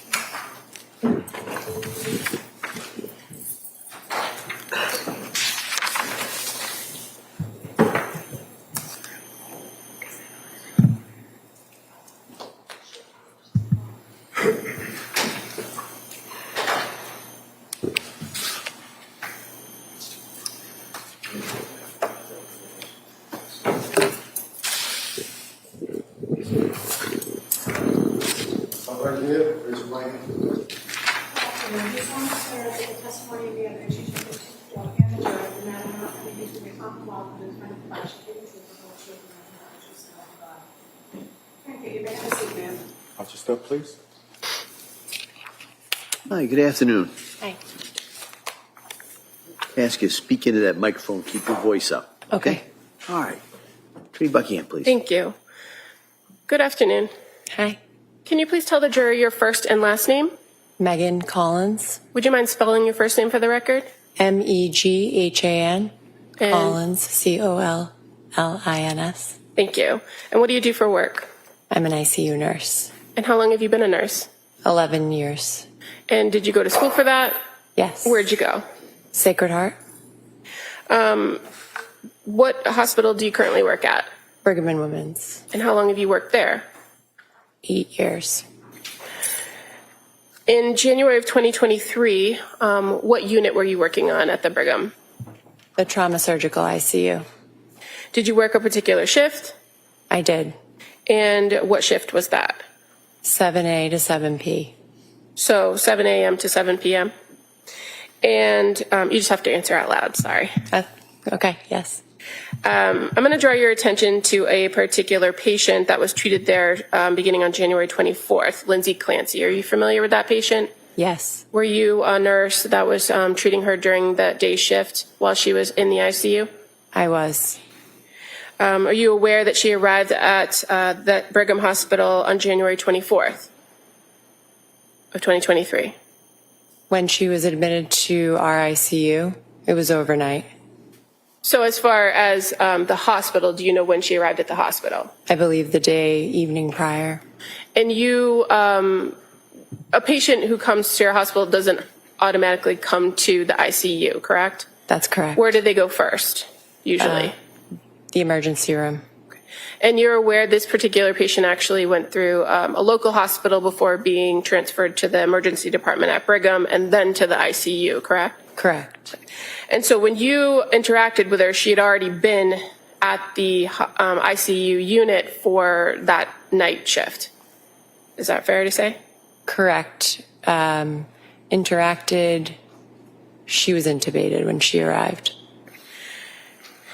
And were you with her the entire day of the 25th from that 7 a.m. to 7 p.m. shift? Yes. And was she on what's called a 1-to-1 during that day? Yes. And what does that mean for you as the nurse if she's on the 1-to-1? She was 1-to-1 nursing per our ratios because of how critically ill she was. And so you were there pretty much the entire time? Correct. Were there any other people there other than the medical staff and yourself treating her? Were there any other people there? There were officers, police officers. And they were outside the room? Correct. Had you taken over care of this patient from another nurse on the night shift? Yes. And who was that? Rachelle. And you are familiar with Rachelle? You've worked with her before? Yes, I have. And were you advised that over the course of the night shift that this patient had coded? I was. And when you came on shift in the morning, because of what had happened overnight, were you aware that she was sent for additional CT scans? We went for CT imaging in the morning when I got there because she was not stable overnight. Okay. And you said she was intubated, correct? Correct. How about, was she responsive during that first day that you encountered her? The first shift that I had her, we were focused on her injuries and keeping her sedated. So the interactions, responses were minimal, but that was intentional as she was, again, like I said, so critically ill. And so you also said that she was sedated for the majority of that day, correct? Yes. And is that something that often happens when a person is intubated, that they're sedated? It is. What happens if an individual isn't under sedation and they're intubated? It is patient dependent, but majority of patients are not able to tolerate the breathing tube and it's uncomfortable. So we give them medications to keep them as comfortable in tolerating the breathing tube as possible. Now you mentioned treating injuries and keeping the patient stable as your primary goal, correct? Were you able to make note of some physical injuries that the patient had? Yes. And were there some obvious injuries that you could observe? Yes. To her neck and wrist area? Correct. May I approach the witness? Just going to show you two photographs, okay? Does that look familiar to you? Mm-hmm. Do you know Yes. that to be the patient, Lindsay Clancy? I do. And fair to say she has a breathing tube? She does. And then the second one, again, just the other side of her neck. Is that familiar to you? Yes. Are these very inaccurate representations of the neck injury that you observed for this particular patient? To the best of my memory, yes. All right, they may be admitted. It's 142 and 143.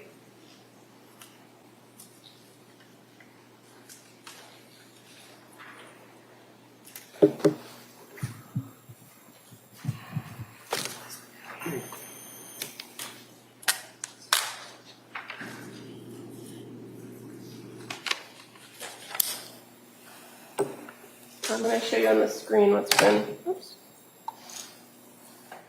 marked as Exhibit 142 and 143.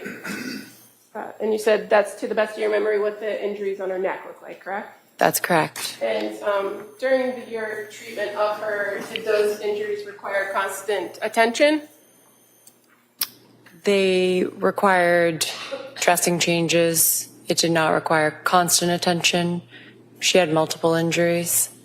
So fair to say she had more significant spinal injuries and other issues that you were working to stabilize her on, correct? Correct. Now, you treated her on the 25th, right? And did you treat her on the 26th? To your best of your memory? I would have to go back and look.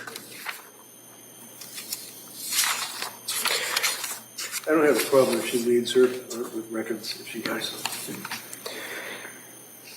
As far as January 26th on that 7 a.m. to 7 p.m. shift, do you recall making notes that the patient required additional sedation due to the tube intolerance? Yes. Okay. And that she was started on low dose of propofol? That is correct. And that in the afternoon that she had chest tubes and you kind of checked those chest tubes to, it says, interval CXR looked okay with chest tubes to water seal. Yes, that's correct. And so she had previously been given chest tubes and your role was just to kind of make sure that everything was fine. They placed bilateral chest tubes, and monitoring those is a part of my responsibilities in the ICU, and we were concerned for her respiratory status, so that is why I made a note of it. Okay.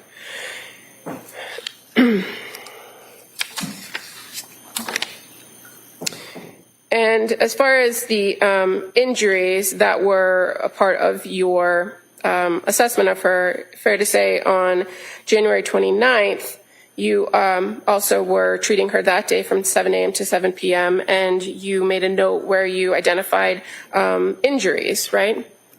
Correct. And those injuries would have been things that were reported to you based on a doctor's review of labs and images and that kind of thing, correct? Yes. You don't make your own assessment about thoracic injuries or cervical injuries? I do not diagnose. Also on the 29th or the 28th into the 29th, that is at that point when the patient was extubated, correct? Correct. Do you recall making observations of the patient when after she was extubated? She was not extubated on my shift. I was there the following day. Okay. Did you note how her demeanor, her presentation the next day? I did. And fair to say you noted increased confusion, agitation, and picking at lines and drains, correct? That's correct. And fair to say the patient had to be restrained because of the activity? That is correct.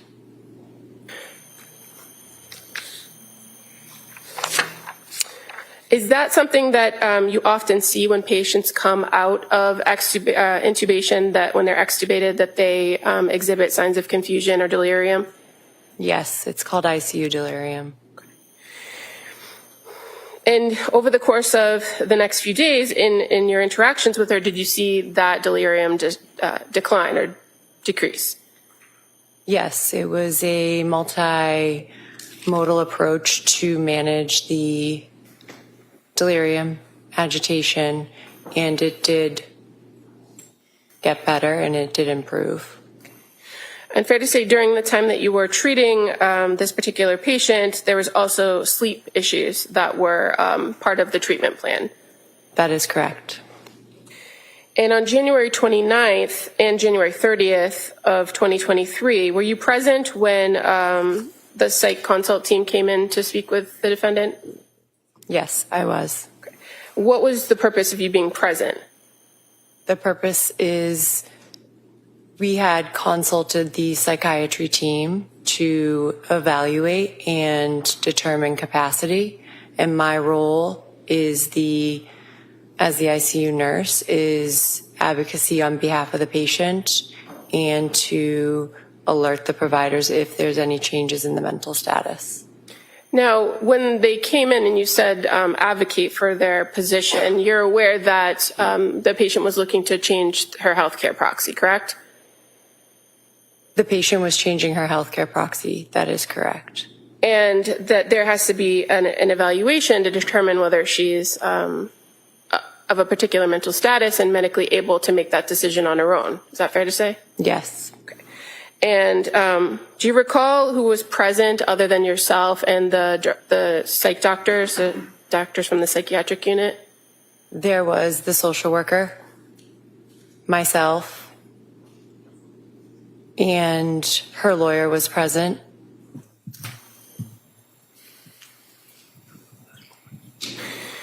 Had you been present when a lawyer or somebody else was with her prior to this consult? No. And fair to say, you were made aware very early on that there was a particular group of people that would be having access to this individual, correct? Can you clarify? Well, is it fair to say that the treatment team was kept small on purpose? Meaning the same people were coming in and being the nurse, day and night staff. There was limited access.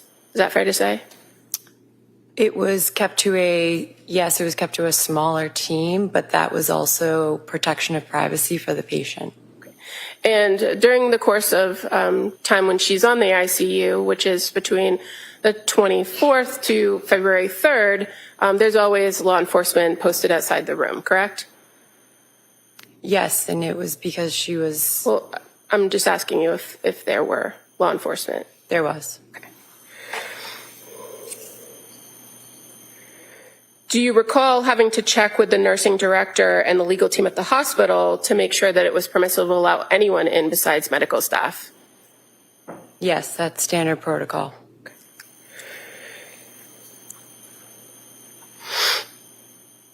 And when she was transferred off of the your unit on February 3rd, did you have any further contact with her? I did not. Nothing further, thank you. All right. Attorney Reddington. Afternoon, I think. Yeah. How many years you been a nurse? 11. And you obviously take that position as very serious, and your concern is to protect your patient, is that right? That is. You made reference to the fact that she was changing her documents as far as healthcare proxy. Yes. Did you know anything? Did you know who she was changing it from, her husband to her mother and father, or did you know anything about the specifics? She was changing it from Patrick to her parents. Thank you. And finally, what is a DNR? DNR means do not resuscitate. Do you know what her DNR was? Her code status was full at the time that I took care of her. Do you recall that she had indicated repeatedly that she wanted a DNR, that she did not want to be resuscitated if emergency arose? I was not privy to that knowledge. Okay, but that's noted in the medical record. It would be noted in the records, right? It would be, yes. Thank you very much. Thank you. Attorney Buckingham. No, nothing further, thank All right. you. Thank you. Please Thank sit down. you. Thank you. Commonwealth calls Dr. Shah.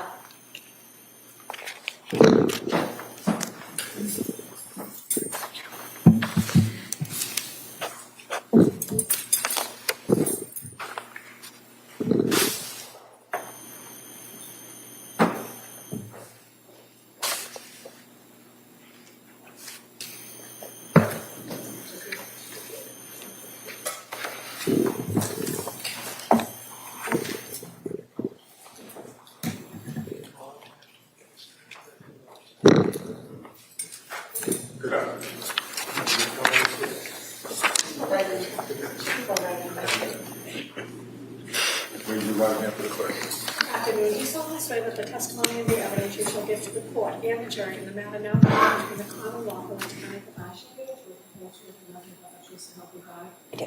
Thank you. Have a seat. All right. Good afternoon, doctor. Hi. I'm going to ask you to keep your voice up and speak into that microphone, all right? Thanks, Your Honor. Thank you. Thank you, Your Honor. Good afternoon. Can you please state and spell your name for the record? Sure. My first name is Sejal, S-E-J-A-L. Last name is Shah, S-H-A-H. What's your date of birth? 5/8/81. What do you do for a living? I'm a psychiatrist. And can you briefly describe your education and training background that qualifies you to be a psychiatrist? Yeah, absolutely. So I did my undergraduate in Philadelphia at the University of Pennsylvania, followed by medical school at Jefferson Medical College, also in Philadelphia. I moved up to Boston to do my residency in psychiatry at Brigham and Women's Hospital and Beth Israel Deaconess, followed by a fellowship in consultation liaison psychiatry at Brigham and Women's Hospital, and then stayed on as a faculty member. And where do you work currently? I work at Brigham and Women's Hospital. And what is your role there? I'm Associate Chief of the Division of Psychiatry and Medicine, leading the consultation liaison psychiatry service at Brigham. And what is the consultation and liaison service? Yeah, so consultation liaison psychiatry is a subspecialty of psychiatry that works at the interface of psychiatry and medicine. So we work both in the inpatient and outpatient settings. In this particular instance, we get called by other healthcare providers that may need help with their patients or have a question related in the psychiatric realm. And so I would see a patient that's admitted to the hospital and help provide recommendations to the physicians and the rest of the care team that's caring for that patient. So basically, say at the Brigham, if a patient's being treated there and a medical doctor is treating them and thinks that they need a consultation with a psychiatrist, your department would be called. That's correct. Okay. And how long have you been with the Brigham? 19 years. Now, I want to direct your attention to January of 2023. Did you interact with a patient named Lindsay Clancy? I did. And was that on January 29th, 2023? Yes, that was the first of a handful of times that I saw her. And why did you meet with Lindsay Clancy on January 29th, 2023? Yeah, so my team was seeing Ms. Clancy for a number of reasons, including for psychiatric safety risk assessment.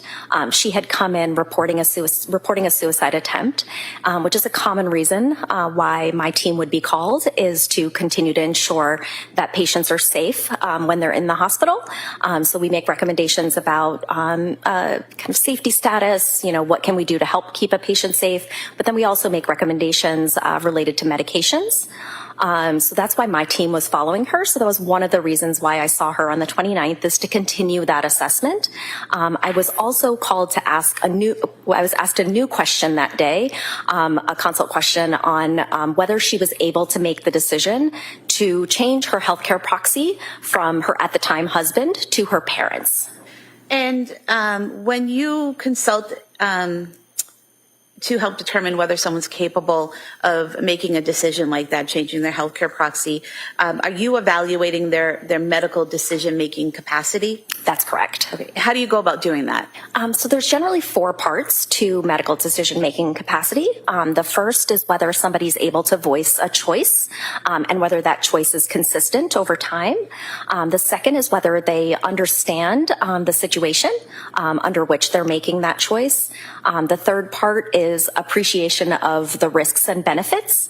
And the fourth part is kind of being able to reason or rationalize that information to be able to come to a choice and how they came to that choice. Now, if you're doing this evaluation to determine someone's capacity to make decisions, would a traumatic brain injury factor into that evaluation? It could. When you evaluated Lindsay Clancy, was she able to voice a choice to you about who she wanted to be her healthcare proxy? Yes. And is she speaking to you or writing this down? She's speaking. So she's already been extubated at that point? That's correct. And she's speaking to you, and were you aware that Patrick Clancy was her healthcare proxy? I was told that by her primary medical team. Okay. And when you talked to Ms. Clancy, did she tell you who she wanted to take over that role? She did. And who was that?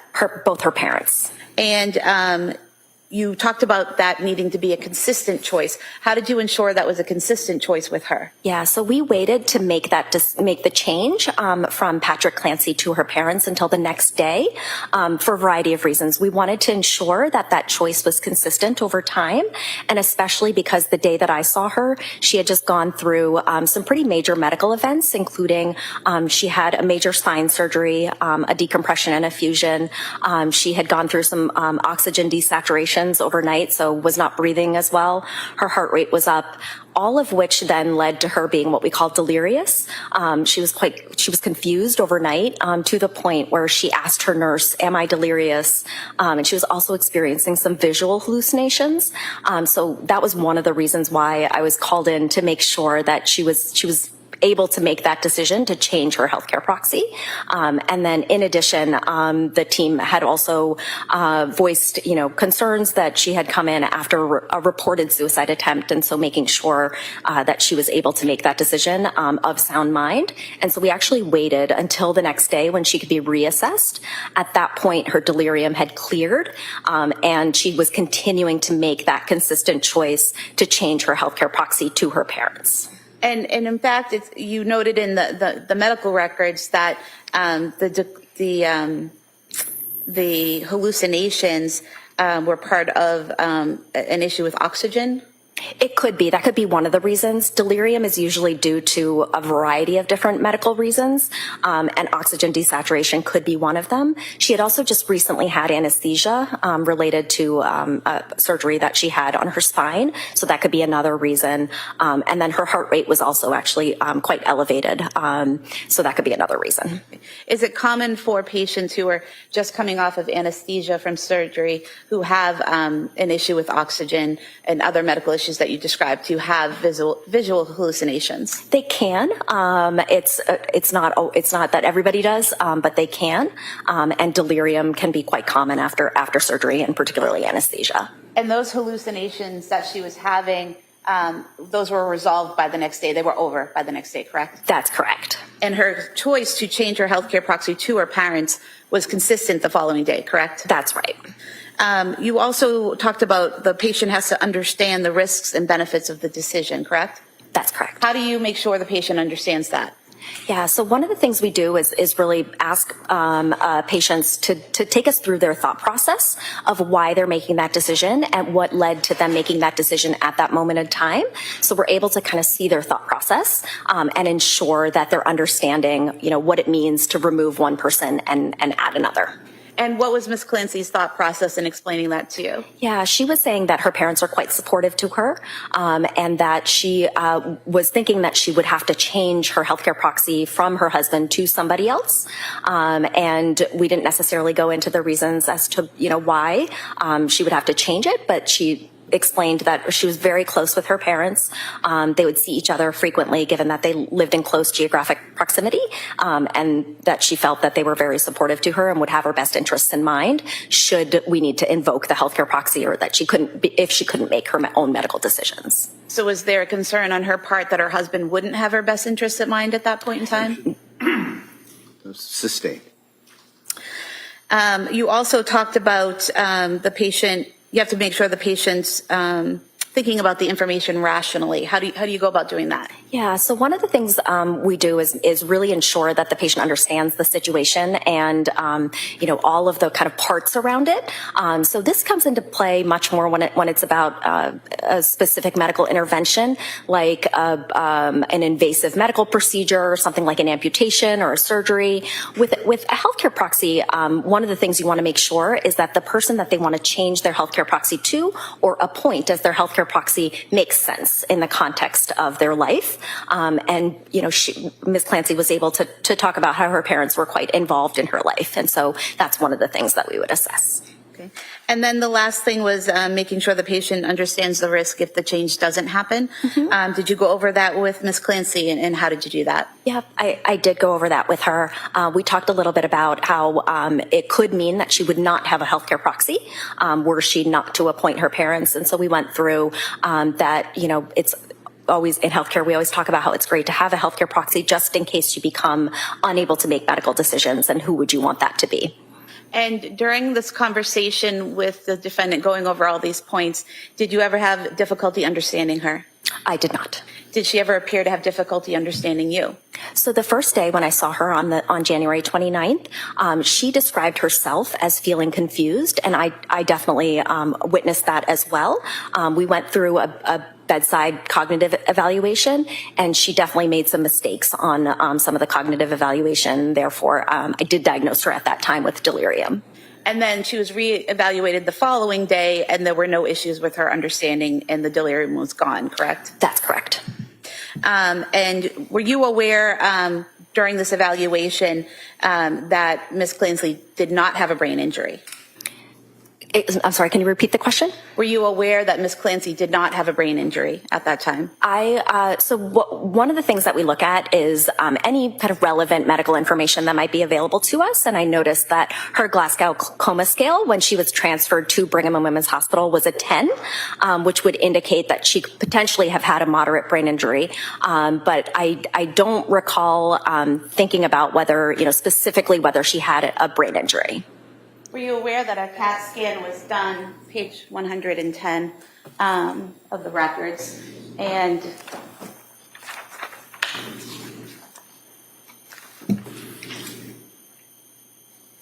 on the CAT scan, the impression was no acute intracranial findings, so no brain injury. So you can. CAT scan, correct? I did review the head imaging that was available at the time. You can have a normal CAT scan and still have a brain injury. Were you aware that she had multiple CAT scans that showed no bleeding in the brain, no skull fractures, no injuries, just visible injuries whatsoever? I'm sorry, but can you repeat the question? Were you aware that she had multiple CAT scans at South Shore Hospital and at Brigham and Women's that showed no skull fractures, no intracranial bleeding, no hemorrhaging, no visible damage whatsoever? Yes. Okay. And were you aware that she was evaluated at South Shore Hospital and at the Brigham, and she had no external injuries on her head either? Yes. Now,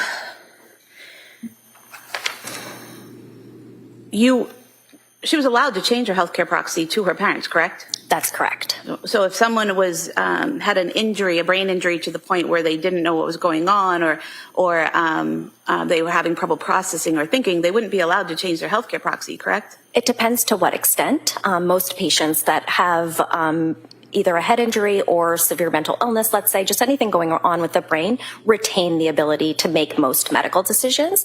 And we think about changing healthcare proxies as a pretty low risk decision.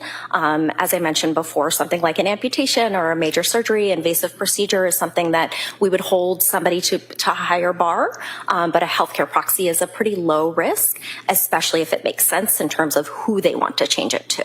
And when was her Glasgow score 10?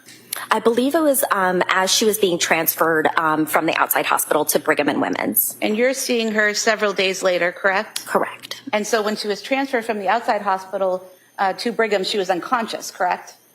I believe so. Okay. So now she's conscious, correct? That's correct. And when she was transferred from the outside hospital to Brigham, she wasn't communicating or speaking or opening her eyes on her own, correct? That's what the report said. I was not there at that time, but the notes that I read, that's correct. So when you're speaking to her a couple days later, she's opening her eyes, she's communicating, she's responsive, she's interacting, correct? Yes. So it's fair to say that her Glasgow score would be higher than the 10 when you were speaking to her, correct? Yes.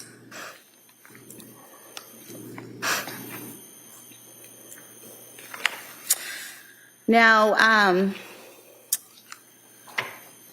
you did a mental status examination of her while you were doing this evaluation about her decision-making capacity, correct? Yes. And it's fair to say under mood you listed okay? Yes. That you listed her thought process as organized, goal-directed. Is that correct? Yes.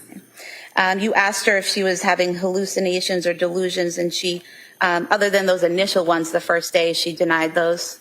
During my evaluation, yes. And she also denied suicidal intent and homicidal intent, correct? Yes.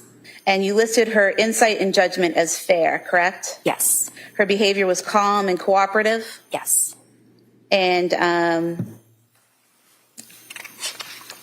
you didn't see anything about her behavior that would indicate to you that she was responding to some type of voices or hallucination that you couldn't see? At that moment, no. But as I mentioned, I did speak with the nurse beforehand, and Ms. Clancy was able to report to me that she reported visual hallucinations overnight. Overnight after surgery? That's right. Okay. And then never again? Not during my evaluation. Okay. And did you speak to Ms. Clancy again on February 19th, 2023. Yes. And was the purpose for that to prepare her for a transition from Brigham and Women's to Spalding Rehabilitation? That was one of the reasons. Okay. And what were the other reasons? So it was an ongoing safety evaluation, ongoing evaluation of psychiatric safety risk, as well as medication evaluation to determine if her medications were at the right level, the right dosage, and that she was on the right medications, and then just ongoing evaluation in terms of kind of her mental status. And during that meeting, she denied suicidal intent, correct? That's correct. She denied homicidal intent, correct? She denied having auditory or visual hallucinations, correct? Yes. She reported her mood as okay, is that correct? Yes. And she told you she was looking forward to moving to Spalding, correct? Yes.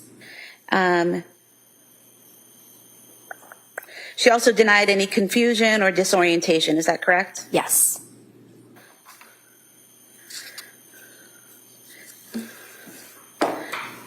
And again, you described her mood as okay on that day? Yes. And you described her as future-oriented on that day? Yes. And then you spoke to her again on February 21st, 2023, is that correct? Yes. And on that day, is this the same purpose that you just described, getting her ready, assessing her mental status and getting her ready to transfer to Spalding? Yes. Okay.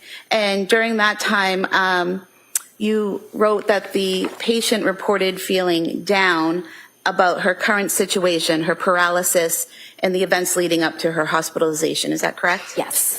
And you also noted that she said her thoughts about what she had done were not constant throughout the day, correct? Correct.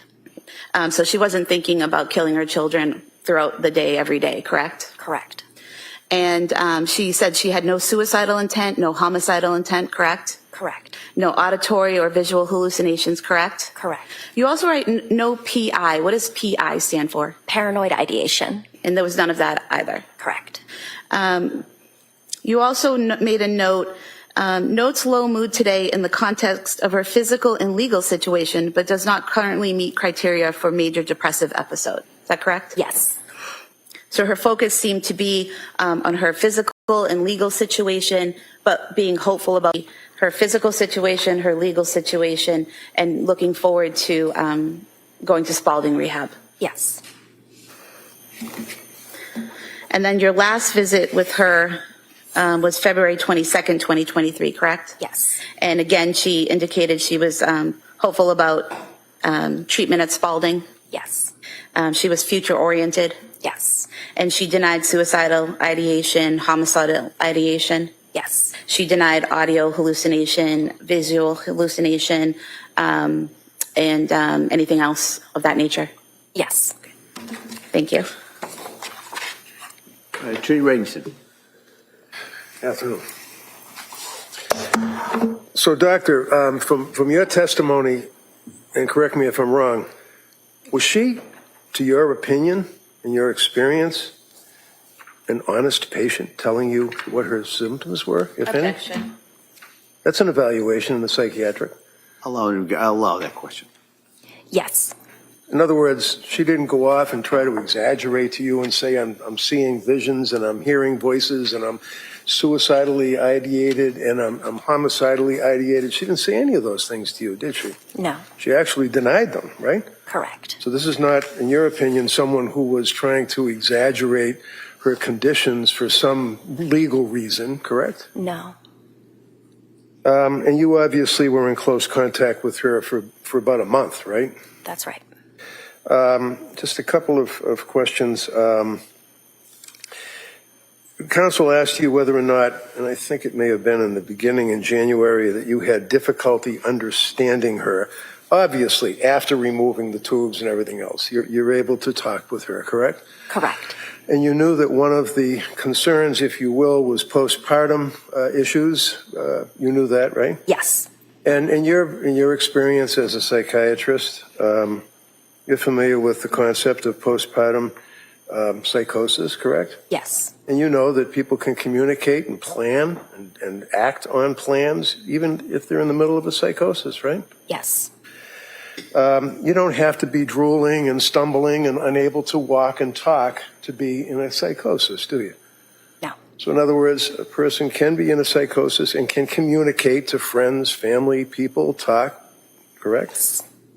So you didn't, as counsel asked, you didn't have any difficulty understanding her. She wasn't slurring her words or anything like that when she was able to talk. Right. Okay. One of the things that when she was admitted, and then without going through, I'm not going to go through all the stuff we've already talked about with her medical condition and everything else, you indicated that she was very, very ill, correct? Correct. Did she appear to be cooperative to you when you would interact with her? Yes. As a doctor, as a psychiatrist, you're familiar with bipolar, the concept of a bipolar diagnosis, correct? Correct. Can you tell me what bipolar means? Yeah, so bipolar disorder is a mood disorder, categorized as a mood disorder, where patients have distinct depressive episodes, as well as, depending on the type of bipolar disorder, either hypomanic episodes or manic episodes, to the point where they don't sleep for days, they still have lots of energy, there's this decreased need for sleep, there could be irritability, there can be impulsiveness, racing thoughts. A lot of patients describe that they're out of control of their behavior, and then severe episodes can also include psychosis.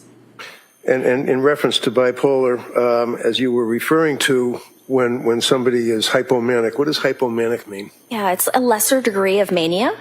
So when patients are hypomanic, they don't always experience things like psychosis, but they might experience some of the other symptoms that I described, including racing thoughts, kind of moving too quickly, talking too quickly, being irritable.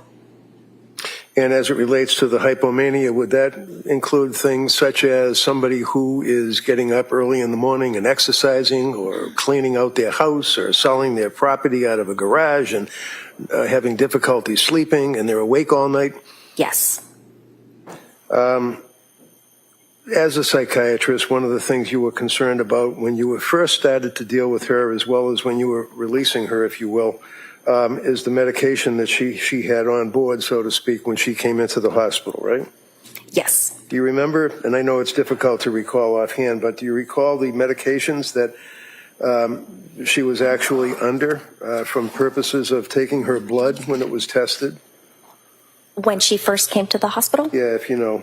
I believe her medication list for, previous to the incident, she was on amitriptyline, diazepam. I believe she was also on prescribed lorazepam, and there may have been one other. Okay. So looking at that, if I tell you that there was a toxicology report done on her as of January 24th by way of taking her blood, you're familiar with that, right, when they analyze for toxicology? And toxicology obviously would tell us what the medications, if any, what type of drugs she had on board, booze, cocaine, anything, right? Yes. And you're aware that the toxicology report, as well as the report from the Department of State Police, as well as the NMS laboratory, which would be in Pennsylvania. So that's an international or a national respected laboratory, isn't it? The NMS lab? If you know? I don't know. Okay.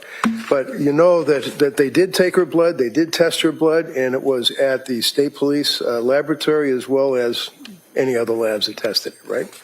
Yes, I believe I found that out later. I did not know that the first time I saw her, because those labs take a little bit of time to come back. And you treated her for about a month, so you were pretty close to her and got to know her quite well? Yes. Would you agree with me that one of the things that her blood reflected or that she was on was trazodone? Yes. And can you tell me what trazodone is? Yeah, trazodone is an antidepressant medication.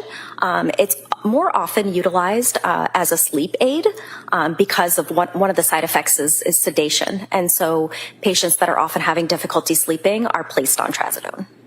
And is trazodone, does that share some of the qualities of what I refer to as SSRIs, or SSRI, even though it's not an SSRI, it shares similar qualities? Yes. Can you tell me what SSRI means? Yeah, so that's a selective serotonin reuptake inhibitor, and it's a class of medications that are antidepressants. And The SSRIs, that would also include Zoloft, for example? Correct. Would also include Prozac, for example? Yes. Are you as a psychiatrist aware that Zoloft and or SSRI Prozac should not be prescribed to a patient who has bipolar? It can be prescribed. Oftentimes it's prescribed together with another medication that can be protective because patients with bipolar disorder may be experiencing depression. And so they may be prescribed an antidepressant, but along with another medication that what we call protective. And in reference to the SSRIs, the selective serotonin reuptake inhibitor, what does that mean? Selective serotonin reuptake inhibitor, what does that mean? Yeah, so oftentimes in depression, patients are kind of lacking serotonin in the spaces in their brain that helps. Can I interrupt you? What is serotonin? Yeah, serotonin is a neurotransmitter, so it's a hormone in the brain that works on the brain. It works in other areas in the body as well, but for these purposes, it works in the brain at nerve endings throughout the body. And that neurotransmitter helps with things like mood regulation. For patients with depression, they're often lacking kind of that ability to have enough serotonin in those spaces. And so a selective serotonin reuptake inhibitor prevents serotonin being kind of sucked back into the cell. So it allows for serotonin to be more available. And what is an SSAI?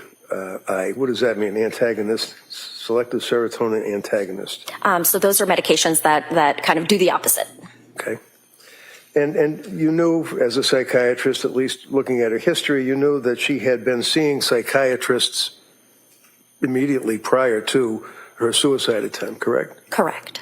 And you knew that she had been prescribed a number of drugs by these various psychiatrists, correct? Correct. And to your knowledge, was she prescribed diazepam? Yes. Valium? Was she prescribed buspirone, otherwise known as Vanspar? Yes. About Wellbutrin? Yes. And what is Wellbutrin? Is that an antidepressant? It is an antidepressant. Hydroxyzine. What is hydroxyzine? It can be used for a number of reasons, but for psychiatric purposes, it's often used as an anti-anxiety medication. And Klonopin? Yes. Is hydroxyzine, is that a, strike that. Klonopin, that's a benzodiazepam, right? That's correct. And then lamotrigine. Yep, lamotrigine. Lamotrigine, sorry. Yes. What type of medication is that? Is that a mood stabilizer? It is, yeah. It's also an anti-seizure medication, but in the psychiatric realm, it's used as a mood stabilizer. And then we talked about Prozac, that's an SSRI, correct? Correct. And what's Remeron? Also an antidepressant. So in addition to all of the drugs that I had mentioned, she was also prescribed Remeron, correct? Correct. She was also prescribed Seroquel or quetiapine. Yeah, quetiapine, yes. Quetiapine, okay. And what is Seroquel? So Seroquel is an antipsychotic medication. And she was prescribed, as we already talked, trazodone. Was she also prescribed amitriptyline? Yes. What is amitriptyline? Amitriptyline is one of the older antidepressants. It's a tricyclic antidepressant that can often be used to help with sleep, but also mood. And Ambien, correct? Correct. And Zolpidem. Yep, Zolpidem is the generic name of Ambien. Oh, okay. Some of these drugs, they also have what's called a suicide warning or a black box warning. Isn't that right? Yes. Can you tell me what that means? Yeah. So in studies that have been done, some of them show that especially after starting an antidepressant, it can increase someone's risk of suicidality. Many of those studies showed that it was mostly in adolescents and young adults, but it can happen in adults as well. And Celexa was also a drug. Is that an SSRI too? It is. And all of these drugs that we just went through were all prescribed from September, end of September till January. Yes, September 2022. 4-month period. Yes. It's an awful lot of drugs to be prescribed in 4 months, isn't it? Objection. Sustained. Thank you. Thank you. Commonwealth redirect? Yes. Doctor, all those drugs that defense counsel just listed, you're aware she wasn't on all of those drugs at the same time, correct? Correct. And did you know that many of those drugs she took very a very small amount of. Some she didn't take any pills at all. I was not aware of that. For Busbar, which is one of the ones he mentioned, were you aware the first prescription she only took 2 pills out of that bottle? I was not aware. Were you aware the second prescription a month or so later for Busbar, she took 0 pills out of that bottle? I was not aware. So where are you getting this information about what she was on and when? Yeah, so one of the things that we do is try to collect as much information as we can during our assessments. And so we look through the record in terms of what was prescribed. We also talk with other providers as to what they prescribe. But in the context of the assessments that we were doing, it did not require us to determine, what exactly she had been on before, because we were using a different set of medications to treat something, different symptoms that she was experiencing. Okay. So you really have no idea what she was taking or when? You just know what was prescribed? I know what was prescribed, and then we were also getting reports of what was being taken, what wasn't being taken. But from the defendant? Correct. Okay. So she's reporting to you that she took those medications, but you'd be surprised to know that at least one of them, 0 pills were taken. I don't think I'm surprised, no. Okay. And you talked about prescription and what she was taking. Were you aware that in the time frame just prior to her being admitted to the hospital, she was only prescribed trazodone, Valium, and amitriptyline, just 3 medications? Yes, I was aware. And you were asked about mania and exercising and cleaning out your garage and selling your belongings could be signs of mania, correct? Correct. But there are people who just exercise every day and they're not manic, correct? Correct. And there are people who have a messy garage and have accumulated a lot of junk and decide to clean out the garage that aren't manic, correct? Correct. And in fact, if someone is manic and attempts to do one of those tasks like cleaning out a garage, it's usually in a disorganized way and oftentimes they don't finish the task, correct? Sometimes. So if someone approaches a task like cleaning out the garage by organizing with another party, organizing the belongings, separating them into keep, sell, throw out, that's pretty organized behavior, correct? Correct. And if someone sells belongings that they no longer need, that's not necessarily a sign of mania, correct? Correct. That's more if they're selling their stove and then they have nothing to cook with, correct? Correct. So if they're selling junk in their garage that they no longer need, that's not necessarily manic, correct? Not necessarily. Thank you. Mr. Rington? So if the person, as counsel said, they're exercising every day and they have a messy garage, that obviously would not be indicative of hypomania, would it? Probably not. A normal person could have, as counsel said it. How about a person that at the same time can't sleep because the insomnia is so bad they go 48 hours without sleep? Is that something to be considered in the whole evaluation? Yes. How about the fact of a person saying that my brain is broken and that they can't concentrate, they can't think? Is that something that the person you would consider in conjunction with the messy garage and the exercise? Yes. Thoughts of hurting themselves, suicidal ideation, that's something that's important to evaluate? Yes. Homicidal ideation, telling your husband that you're having thoughts about hurting your children, that's something you consider, isn't it? Yes.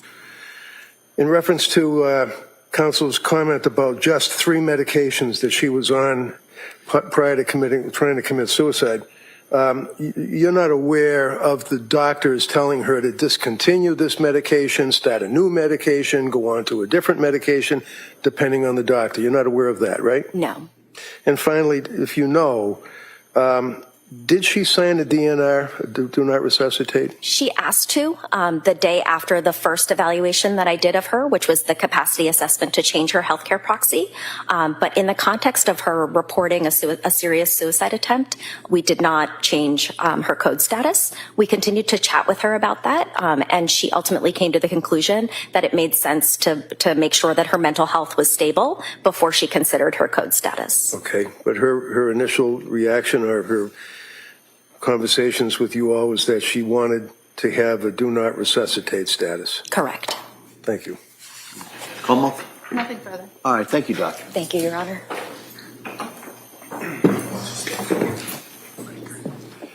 All right, members of the jury, we're going to take the afternoon recess at this point.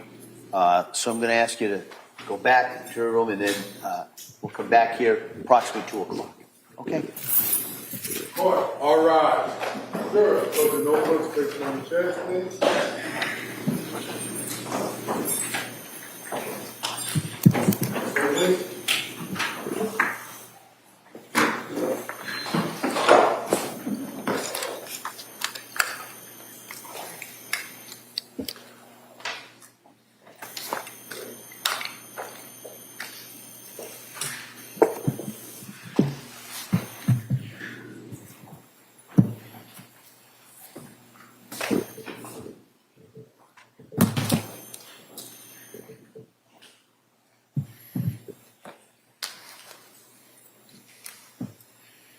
have exited the courtroom.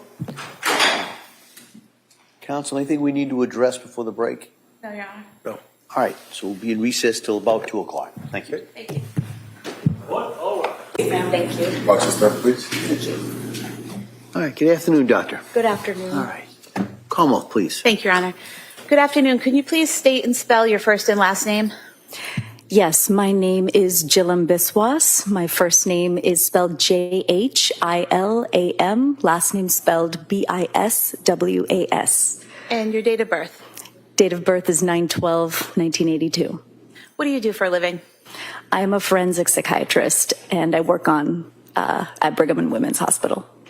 And what is a forensic psychologist or psychiatrist? Pardon. Well, I'm a forensic psychiatrist by specialty training, and we work in the courts often doing forensic evaluations of individuals, but I'm also an adult psychiatrist, and I work at Brigham and Women's Hospital as an adult psychiatrist on the consult liaison unit. And can you just briefly describe your education and training background that qualifies you for this work? Sure. I grew up in the South Shore. I went to Dartmouth College, and then I went to medical school at UMass Chan Medical School. I then did my psychiatry residency at Harvard Longwood, which consists of Brigham and Women's, Beth Israel, Boston Children's at the time. And after that, I did subspecialty training after my psychiatry residency in forensic psychiatry, again at UMass Chan Medical School. And focusing in on January of 2023, were you working at the Brigham and Women's Hospital? I was. And specifically on January 25th, 2023, did you interact with a patient there named Lindsay Clancy? I did on January 26th. 26th, okay. And in what capacity did you interact with her? As a forensic psychiatrist or as a member of the staff at Brigham and Women's? I interacted with her as a member of the staff, the psychiatry staff at Brigham and Women's Hospital. And did you have a particular role that day on January 26, 2023? Yes, I was on the consult liaison service, which is the psychiatry service that's called by medical and surgical specialties to help evaluate and provide psychiatric recommendations. And did you meet with Ms. Clancy on that day, on the 26th? I did. And was that around 2:14 p.m. that you had that interaction? I think it was somewhere between 2 and 3 o'clock, yes. And when you met with Lindsay Clancy, was that in her hospital room in the ICU? It was. And was she intubated at the time? She was. And was she awake? She was awake. And was she oriented? So she was intubated, so it was difficult for her to really answer a range of questions, and so she gestured to me to be able to write. And so we knew that she was really exhausted and anxious from the entire experience and the evaluation, and so we didn't ask her all of the questions around orientation. When she gestured that she wanted to write, did you give her something to write with or something to write on? I did. And what did you give her? Paper. And did you also give her a pen or something like that? I did. Okay. And was she able to, when you asked her certain questions, was she able to answer those questions by writing the answers on the paper? She was. Okay. And did you ask her about her mood that day? I did ask her her mood. And what did she write? She wrote horrified. And what was her affect during this interaction? At the time that I saw her, she was intubated, and that in and of itself is very uncomfortable. And so she seemed very anxious. And did she write anything else on that paper that you saw? Yes, the entire evaluation was done through writing because she couldn't speak. So what types of questions were you asking her, and what was she responding with? So we asked her, how are you feeling? Horrified. And then she wrote down, do I have an attorney? And I said with my team that at this time, we're just getting to know you and getting to know the case, and we're not sure exactly, what is happening. And we asked her, do you have questions for us? And she asked, is my body broken? Are my legs straight? And she then asked about, can she have visitors? And, where her family is.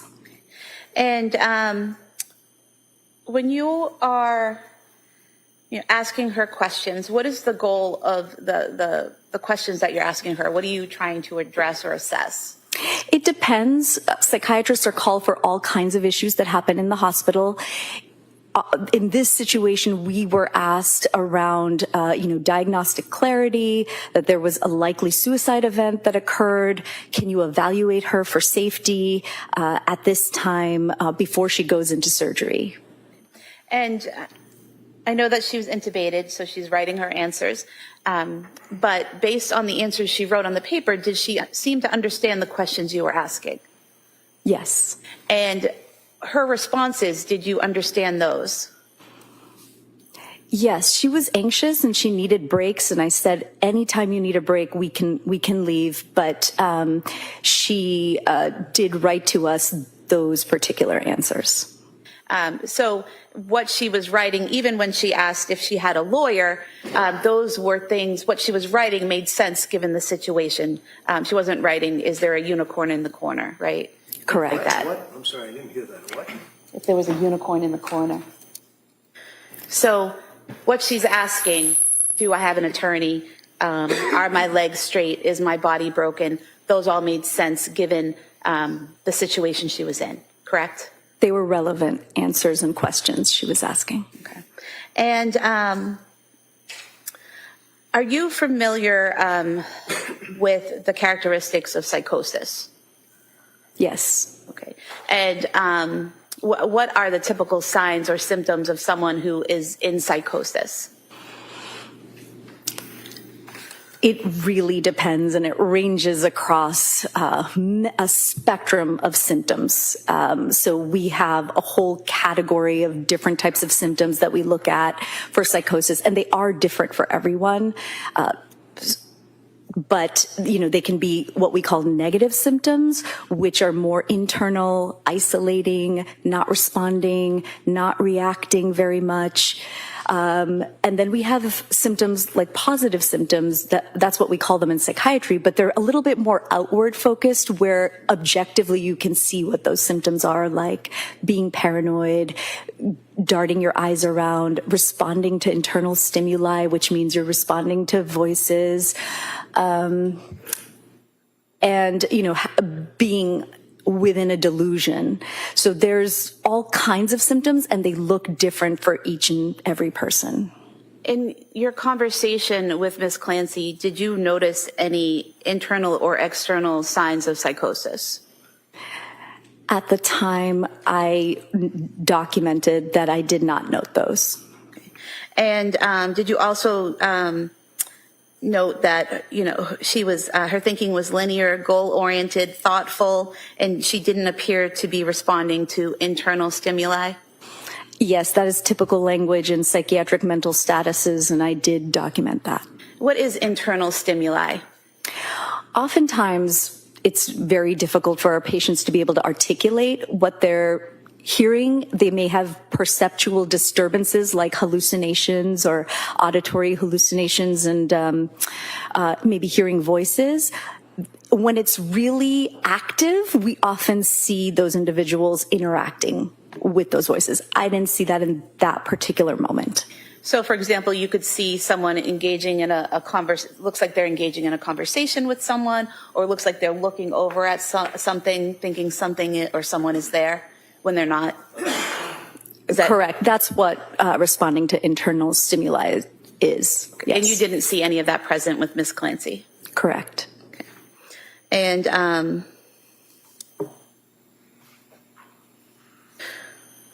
would it be fair that some of the obvious signs of psychosis would be someone whose thoughts are disorganized, that their thinking isn't linear, that they're not making sense. Things like word salad, where they're just throwing in words, making sentences that don't make sense. So you describe symptoms that we can see in people with serious mental illness who have a psychotic disorder with active symptoms.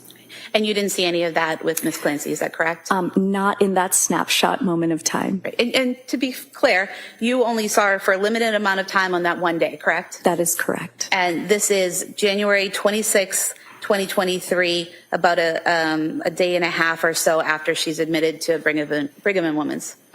That is correct, yes. And she's still intubated. Yes. And one of the first questions she asks is, do I have a lawyer? Yes. And did you have any, based on your training experience, did you have any thoughts about her awareness or thoughtfulness about the questions she asked or the answers she gave? I don't know what that means, objection. Okay, if you could rephrase that. Did you have any assessment professionally of the responses and awareness that she had? Yes, at that time, I was trying to assess, is she confused or oriented? Is she completely disorganized? Is she so anxious that she won't be able to sleep? I was assessing suicidality mostly. I was being called into the room for that. And so there were a lot of things that I was assessing all at the same time before the surgical intervention that was going to happen. And did I answer your question? Yes. Okay. All right. And so in doing that, in evaluating all of those things, did you have any concerns at that point in time that she couldn't make a decision to have the surgery, or that there was some cause for concern there in her behavior? I felt she had the capability to make the decision for surgery at that time.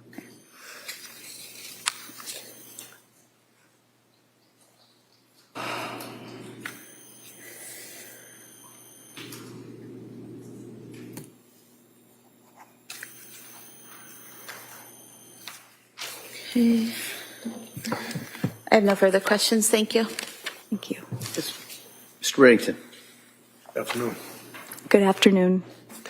So just a couple of questions. Counsel was asking you about psychosis. Apparently you've dealt with people, some of your patients, while you're working in the hospital that in fact were florid. They had psychosis and symptoms of psychosis? Yes. So you've dealt with people, is it a fair amount of people that would actually hear voices? Yes, I've seen many patients that are hearing voices. And were they, to your knowledge, were they involved with command hallucinations, things of that nature? My patients in the past? Yeah. Yes. Yeah. A fair large amount of people that you've treated over the years that have suffered from command hallucinations, hearing voices, delusions, things of that nature, right? In my career, yes. Yeah.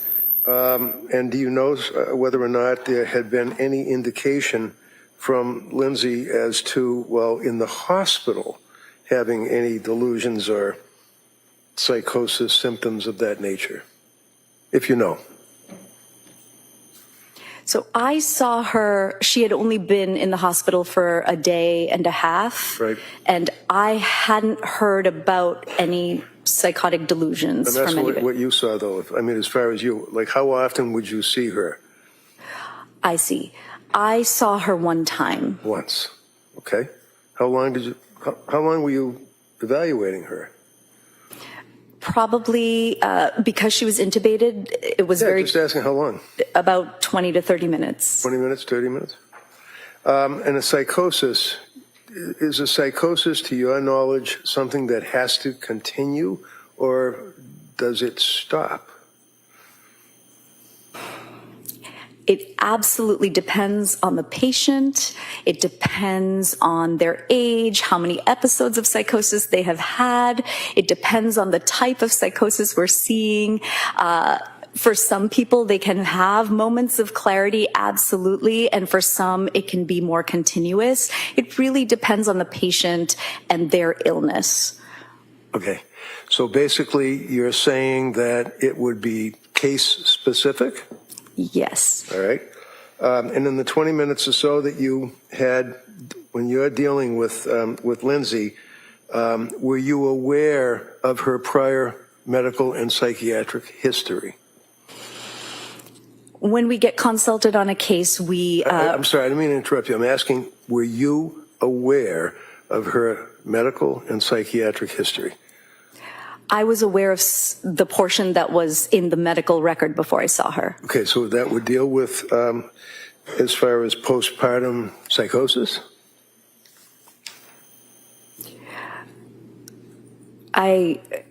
Could you ask that question again? When you looked at the medical record and Yes. when you were involved evaluating her on behalf of the hospital, because you weren't a psychiatrist that her mother or father had retained and asked to go see her, right?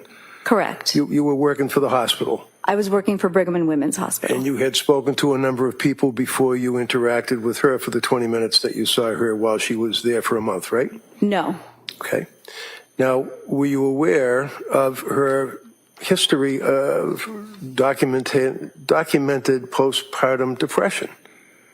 I was aware of mostly the postpartum anxiety that was in the record, yes. And postpartum anxiety, the symptomology would be insomnia?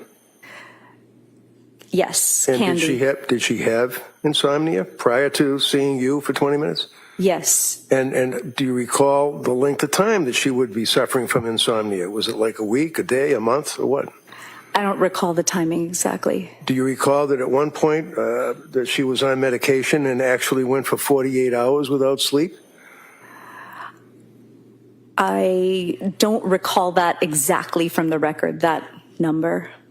Do you recall, in addition to the insomnia, that she was concerned as asking you if, in fact, her brain was broken? She asked me, is my body broken? Okay. Did you see in the records that she was concerned about the effect of the drugs and whether or not her brain was broken, quote unquote? I did not see that language in the records. How about acting on command hallucinations, conversations or statements to the effect that she was having thoughts of suicidal ideation? You knew that, right? I did know about the suicidal ideation, yes. How many times did she express to people that she would tell people that she had been concentrating on committing suicide? If you know. I don't recall the number of times. So in any event, you know that she was insomnia, you know that there was a significant period of time that she was suffering from insomnia, you knew that she was expressing suicidal ideation. How about homicidal ideation? Did she express that? Not from my review of the records. Okay, would that be indicative of a person that could be in psychosis expressing concerns about homicidal ideation? Objection. No. Overall, allow it. Sorry, I don't know that question. Could you repeat that question? Sure. Is that one of the factors that one would be concerned about as a psychiatrist if a person was expressing homicidal ideation? I would be concerned about that as a psychiatrist. And in fact, in this case, you knew at least about the suicidal ideation that she had been expressing, right? Yes. But you didn't know about any homicidal ideation she was expressing, right? From the records or prior from... to coming to see you for 20 minutes? I knew that there was an event that had occurred and that... 3 children died. That's the event you're referring to, right? Yes. Okay. Right. Next question. Now, as far as the period of time that she was involved with... By the way, what's hypomania? Hypomania is sort of the gradual increase towards mania, the symptoms that we see in somebody who might have bipolar disorder. And with bipolar disorder, we see mixed depression and we see mania and we see symptoms that kind of gradually increase to mania. And we call that period hypomania. Did she exhibit, to your knowledge from the medical records, any periods of hypomania? Excessive cleaning, exercise, or activities, being awake at night, things of that nature? At that moment, on January 26th, I don't remember reading about that. Okay. Do you have any memory of reading about it at all? Other than that moment? as a treating physician, a doctor, psychiatrist? I don't remember. So what is your purpose at the hospital? I mean, you're not treating the person for any illness that they have as far as their mental condition, right? You're not treating them. We are. Oh, you are? Yes. So you're concerned about, obviously, their symptomology, if any, that they present at the time that you're looking at them and talking to them, or in this case, she couldn't talk, but she couldn't talk and she was going into surgery, and we had recommended suicidal precautions. We had recommended trauma-informed care so that she was getting the care that she needed. She was going to go into surgery. And then after that, we were going to continue to follow her and assess her and make sure that we were evaluating her appropriately and making recommendations to the surgical team for the care that she needed. You all set? Objection. So when you're dealing with this person that's going into surgery, did you know what type of surgery she was going in for? At the time, we knew that she was going into surgery for her spine. Did you know what happened with her spine? I knew that she had injuries to her spine. Did you know that there was a transection injury, that her spine was basically exploded in T5, T6, other thoracic vertebrae fractured, including the cervical vertebrae up by her throat? You knew all that? We were reading about it. It was all actively happening at that time. Was she in pain? Yes, I'm sure she was. Was she on medication? Yeah, she was on a few medications related to pain and blood pressure. So she's brought into the hospital. You knew from reviewing her records as a psychiatrist that in fact she coded the day before, right? I don't recall her coding the day before I saw her. I do recall from the records that she had a coding event after, I think on the 27th or 28th. Okay, so you were not involved with her when she coded. Did you know that she had any events of that nature right after she was brought from the South Shore Hospital? I don't know what you're referring to. You know what a code is, right? Yes. Did she almost die before you saw her?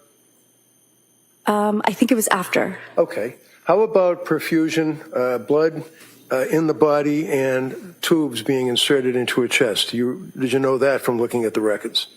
I think that happened after, but I don't recall because I don't have the records on me. Okay. So did you know that she had massive transfusions? Not at the... On this jury that it was after she saw you that she coded, had transfusions, had double tubes put into her both sides of her lungs. It's your testimony that it was after she saw you? You don't know, do you? My understanding is the surgery happened after I saw her. Oh, the surgery did. I'm asking you about the massive transfusions. I'm asking you about the tubes being inserted so that the 300 milligrams or whatever it is of blood can be perfused or taken out of her chest can. I'm asking about whether or not you knew that she had coded. I'm not asking about the surgery. Obviously, that took place after you saw her, right? Objection asked and answered. No, overruled. Because that's why you were talking to her, right? To see if she could make an informed consent to a surgery, I guess. No, I was called for the suicidal ideation. Oh, okay, I'm sorry. I thought you said that you wanted to talk to her about the surgery as well. No. The suicidal ideation continues to this day, does it not? Objection. Sustained. Did the suicidal ideation that you were concerned about continue the time that she was in Brigham and Women's Hospital for a month? I saw her one time. Right, I know that, 20 minutes, right? Yes. Okay.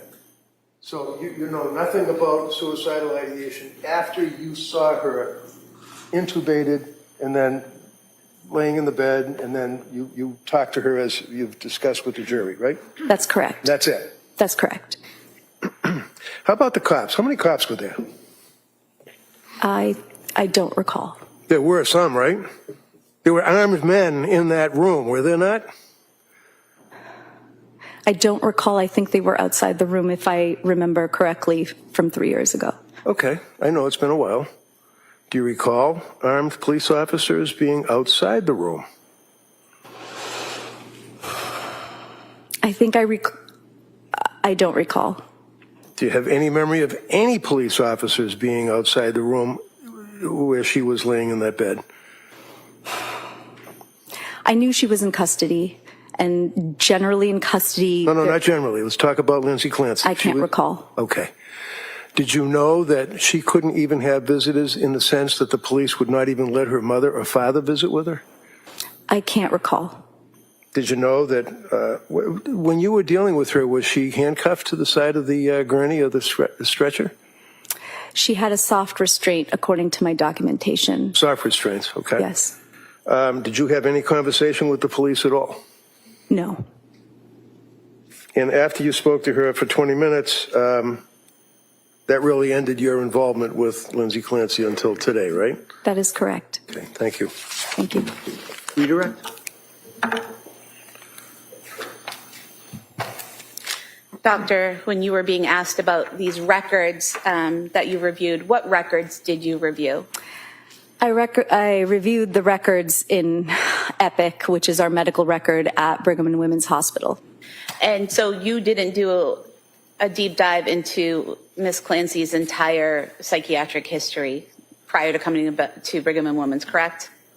I did, as you do, as is protocol for a consult, you look at the records and you make sure you have an understanding of what's been happening with the patient.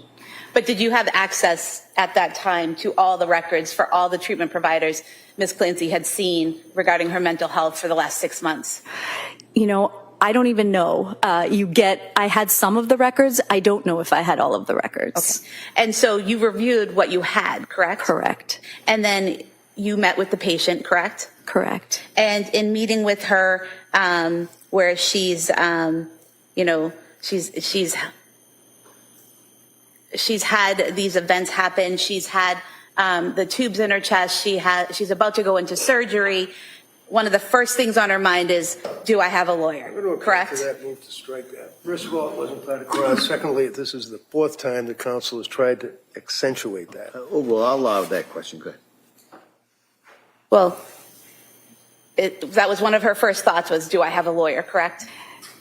She wasn't able, she was exhausted.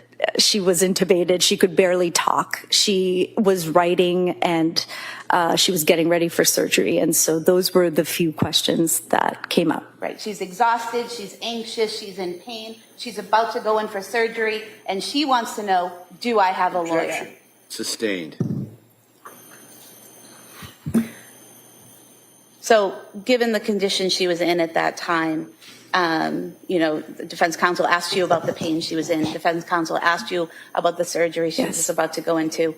Those are the issues that she was focused on. Yes. In your conversation with her, am I broken? Are my legs straight? Yes. Do I have a lawyer? Yes. Thank you. She wasn't focused on much while she was exhausted, in pain, anxious, and concerned about the future surgery that she was imminent, was she? If you could speak up, ask that question. Sorry. She wasn't focused on much of anything while she was exhausted, in pain, unable to talk, and anticipating imminent surgery, right? That's correct. Thank you. That's all I have. Anything, Como? No. All right, thank you, Doctor. Thank you. Thank you.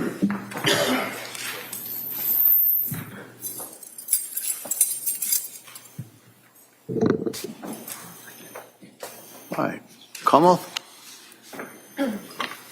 The Commonwealth would call Robert Flynn as its next witness, please.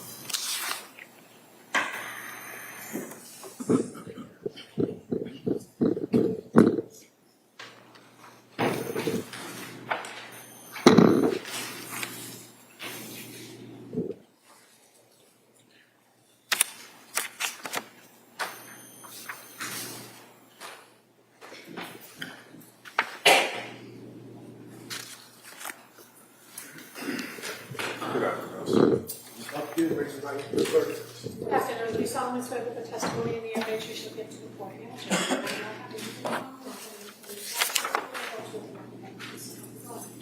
Thank you. May I have a seat? Watch your step, please. All right, good afternoon, sir. Good afternoon, Your Honor. Yeah, Attorney Buckingham, please. Thank you. Good afternoon. Could you please tell the jurors your first and last name? Robert Flynn, Flynn. And how are you employed, sir? From the Duxbury Police Department. What is your current rank or assignment there? Currently, I am a patrol sergeant. How long have you been with the Duxbury Police? About 7.5 years. Going back to January of 2023, what was your assignment then? I was assigned to the Detective Bureau. So if I draw your attention to January 24th of 2023, were you working that day or were you called in? Both. I worked the 8 a.m. to 4 p.m. shift, and I was called in later after my shift. Okay, so you became aware of an incident that occurred in the town of Duxbury approximately 6 p.m. that evening? Yes, ma'am. And so when you come back in after working that day shift, where do you go or where are you directed to go? I was contacted by Sergeant Detective Jamali, who informed me to respond to 47 Summer Street.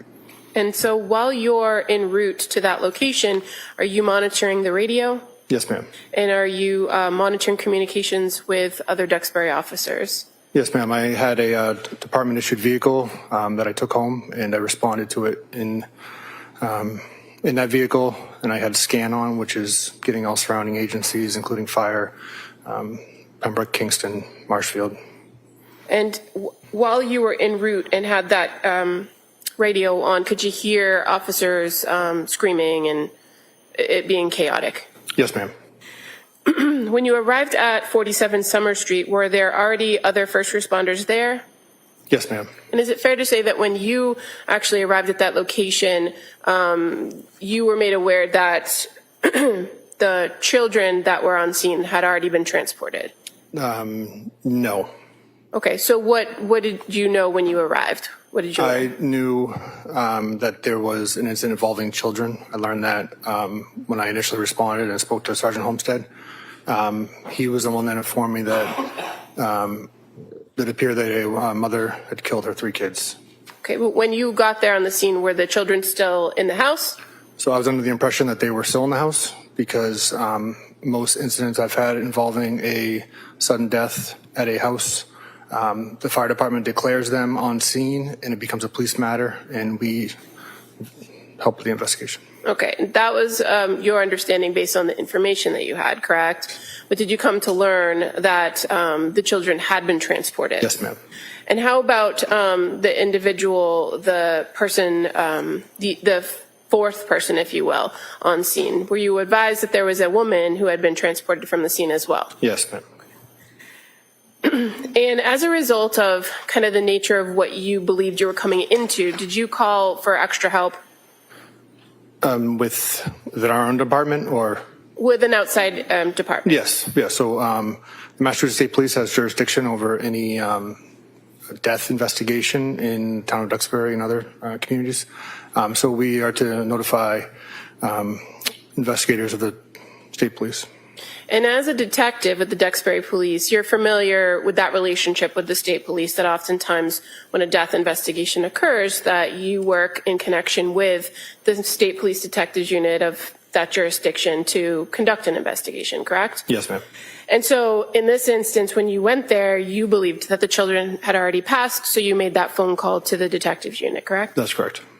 And certainly, sometime thereafter, you were advised of the children's passing and that this was a death investigation, correct? That's correct. Once the children had been removed from the scene and the defendant had been removed to the scene, did you and your other officers from the Duxbury Police Department do anything to secure the scene? Yes, so once we gathered more information and I notified the Massachusetts State Police, we decided to conduct a security sweep of the house. This is to make sure that there was no further suspects or further victims or any other people in the house that we may have missed. In regards to this security sweep, what is the goal? You just described it to kind of identify if there are other people, but as far as your observations and your contact within the house, do you try to minimize your contact within the house in those instances? Yes, I'm not searching for any type of evidence. I just have different observations that I obviously notice. And what areas of the house did you go into prior to the arrival of the state police? I entered with three of us, Sergeant Patrikas, who's from the Kingston Police Department, and it was Lieutenant Weiler at the time, So we all kind of went into our own separate rooms and separate ways throughout the house. But I think ultimately all three of us went to all 3 floors of the home. Okay, and so talking first about the main floor of the house, did you go into the kitchen area? Yes, I did. And did you make any observations in that kitchen area? I observed, it was clear to me that there was young children living there. There was some paintings on the wall. I noticed a takeout food bag. The only word I remember from that is it being Mediterranean, written on the receipt. Okay. And if I may approach with a picture.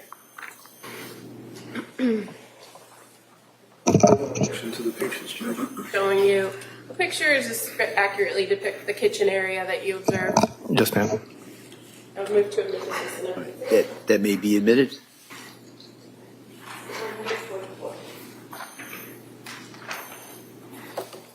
Just kind of showing you on the screen what's now been marked as Exhibit 44. This is the kitchen at 47 Summer Street, and in the middle of the photograph is a takeout bag, correct? Yes, ma'am. And you're aware that in the background here of the photograph where there's a kitchen table, there's kind of a door next to it. Yes, ma'am. And then there's, on the other opposite side, there's a slider door, correct? Correct. And in addition to making those general observations about the kitchen area, did you go in other areas of the main floor of the house? Yes, I did. And in the living room area, I'll show you what's been marked already as Exhibit 25. Is that familiar to you as well? Yes, ma'am. And again, upon your kind of sweep of this house, what stood out to you about the living room area? There appeared a young child lived there, and there was food on the couch, like a snack. And in this photograph, can you see a couple bowls, a bowl here on the bottom of the photo and a bowl further up on the couch? Yes, ma'am. Now, in that main area of the house, you didn't find any other individuals, correct? Negative. And had you been made aware that the husband, Patrick Clancy, had been on scene and he had also been transported from the area? Patrick Clancy was on scene when I was there. Okay. At some point, did he go in an ambulance? Yes. Now, in that second floor of the house, let me ask you, what's the next area of the house that you recall going through in this sweep? Into the basement. Now, were you advised that things had occurred in the basement? I think so. I'm not really. Okay. And fair to say, this was still, upon your arrival, a pretty chaotic scene. Correct. There was a lot of firefighters around, a lot of equipment going around. Correct. Okay. In that basement, did you do a full sweep of every room in the basement? Like I said, 3 of us combined and made sure that we at least hit every part that a human or something could be in. So, yes. Okay, but as far as you yourself, fair to say you just kind of went in on the left side? Yes, I went into the left. And did you see a lot of the firefighters' equipment still left behind? Yes. A lot of medical supplies? Yes, ma'am. Now, going up to now the second floor, did you go to the second floor of the home? The top floor? Yes. Yes. And did you enter into the master bedroom? Yes. And is there anything that kind of struck you about walking into that master bedroom as far as the temperature of the room? It was colder than the rest of the house. And did you notice that there was, in fact, a window open? Yes, ma'am. So I'm just going to show you what's been marked as Exhibit 43. Is that familiar to you as the window that you observed open? Yes, ma'am. And as far as the furniture in that bedroom, did you make any observations of a bed in the room? Yes, ma'am. Was there anything that stood out to you on the bedding or in the area of the bed? The bedding itself? If it stood out to you? Not necessarily, no. How about the items on the bed? Yeah, so Sergeant Patrigas pointed out that there was a cell phone on the bed. Okay, I'm just going to show you. It's already been marked as Exhibit 42. And C is an object. Is that how it appeared when you first entered into the bedroom? Yes, ma'am. The phone.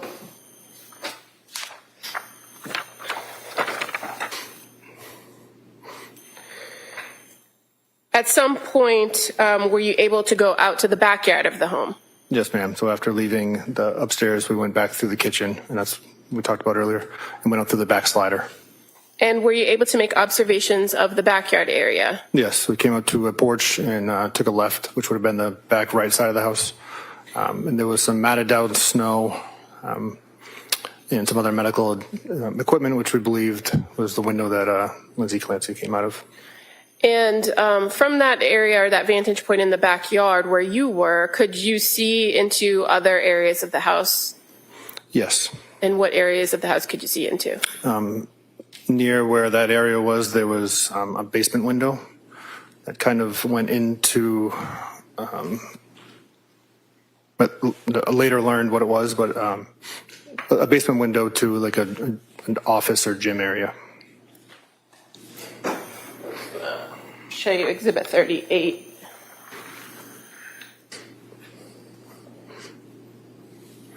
Is that familiar as the backyard view? Yes, ma'am. And fair to say there's an area here of the photo that I'm pointing to with my pen, which is kind of on my right. That is a window well. Is that the window you could see into? Correct. And then again, in this photograph, do you see the open window that you observed when you went into the bedroom? Yes, ma'am. As far as that open window, when you were in the backyard, did you see any screens or anything around the property that would give you any indication of how that window was open or the condition of the window? No, to me it appeared that the screen was just pushed up.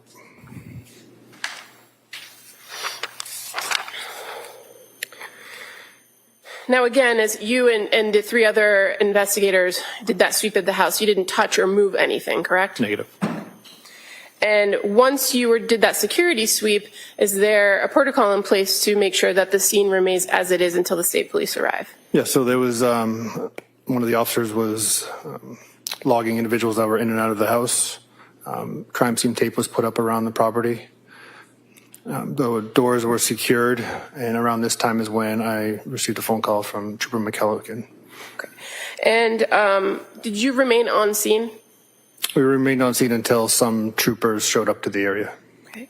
And while you were on scene, did you attempt to help coordinate other members of the Duxbury Police Department to take care of other things like going to the hospitals and securing coverage? The decision for who was going to the hospital was made by our command staff, but I met some of the troopers back at the station to coordinate further. Okay, and when you were back at the station, were you aware or advised that a search warrant was sought for the residence? Yes, ma'am. Did you go back to 47 Summer Street with the team when the search warrant was received? Yes, ma'am. And did you participate in the execution of that warrant? I was present during it. Okay. Fair to say, though, you didn't, you weren't responsible for searching any particular location or collecting any evidence? No, ma'am. That was reserved for the state police? For the most part, yes. At the conclusion of that search warrant, were you asked to go back into the house? Yes, ma'am. And what were you asked to go back in the house to do? Once the search warrant was completed, my lieutenant told me to go back up into the house and close the window in the upstairs bedroom. And when you went back and got closer to that window, did you make any observations of damage to the window or the window screen? No. And were you able to close it and secure the window? Eventually, yes. Fair to say there was blood in that area that kind of was in the way? Yes, and the bed was kind of pushed in front of it. Okay. So did you have to move the bed in order to get to the window? Yes, ma'am. As far as anything removed from the home, did you go back into the basement at somebody's direction? No, ma'am. At some point, had you helped to remove some medical equipment that the fire department had left behind? That was during the search warrant. Okay. And is that the only items that you yourself removed from the home? Correct.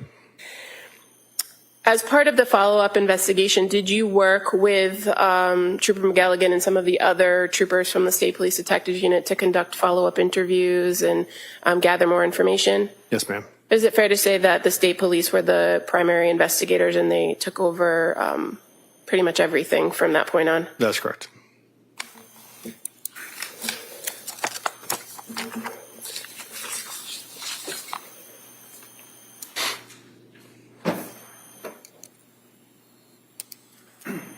I have nothing further. Thank you. All right.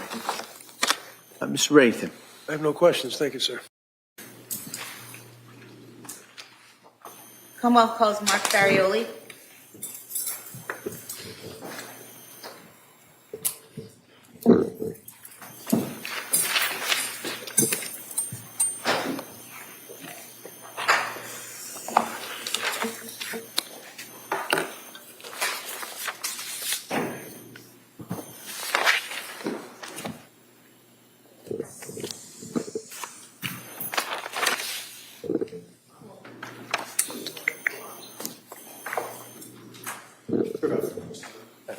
here and raise your right hand for the clerk. Good afternoon. Do you solemnly swear that the testimony you give which you shall give to the court and not enough to between the Commonwealth and the defendant flash the truth, the whole truth, and nothing but the truth, so help you God?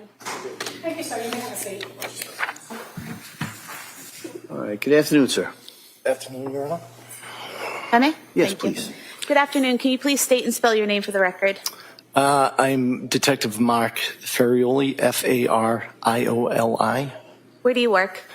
The Massachusetts State Police, How long have you been a state trooper? since 2005. And back in January of 2023, where were you assigned within the state police? I was assigned to the Plymouth County State Police Detective Unit. And were you involved in a limited way in the investigation regarding Lindsay Clancy? Yes, I was.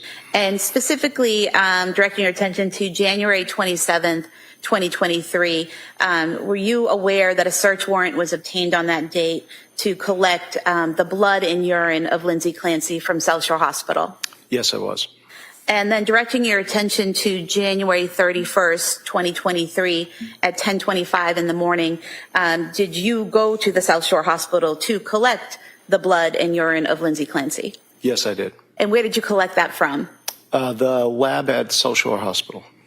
And was that from the specimen process supervisor, Melissa Akerdepane? Yes, it was. And do you recall how many vials you collected?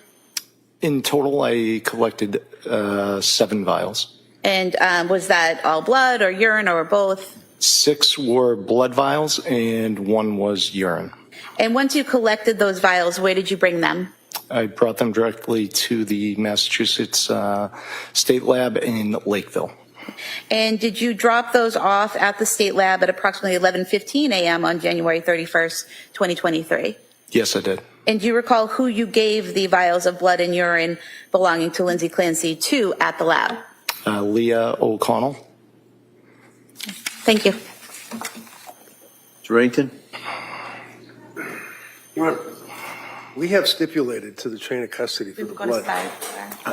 All right, any questions? No, I don't have. Thank you, sir. I have no All right, questions. all right, thank you. Thank you.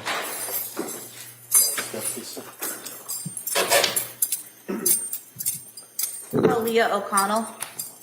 Thank you.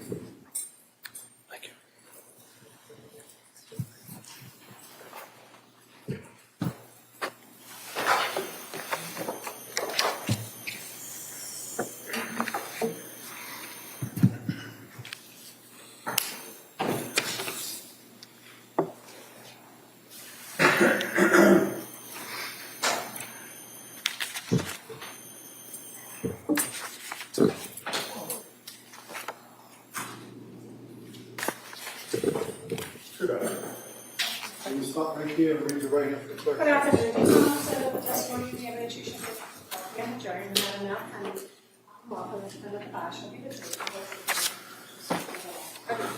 Thank you. You may take a seat, miss. Watch your step, please. Hi, good afternoon. Good afternoon, sir. All right.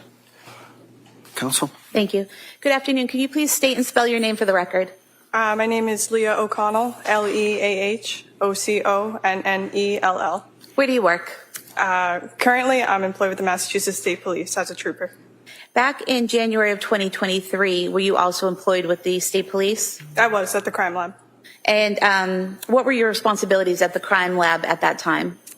So I was a forensic evidence technician, so we would receive evidence submitted to the lab for testing. And once you received that evidence at the lab, well, first of all, who would you receive that from? Would that be chemists? Would that be troopers? Who would it be from?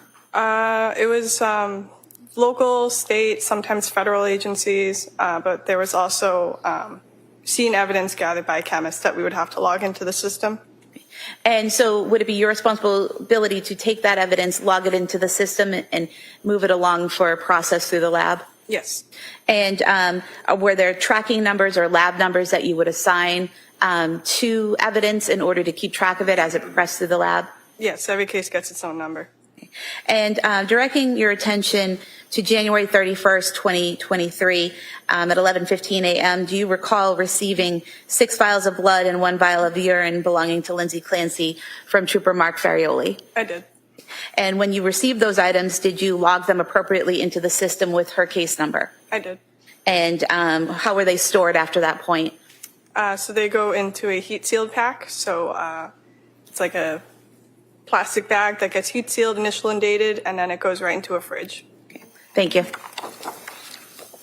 Attorney Reddington? I have no questions. We stipulate to the blood, so. Okay.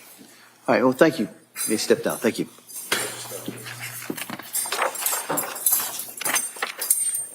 Commonwealth calls John Santos. Thank you.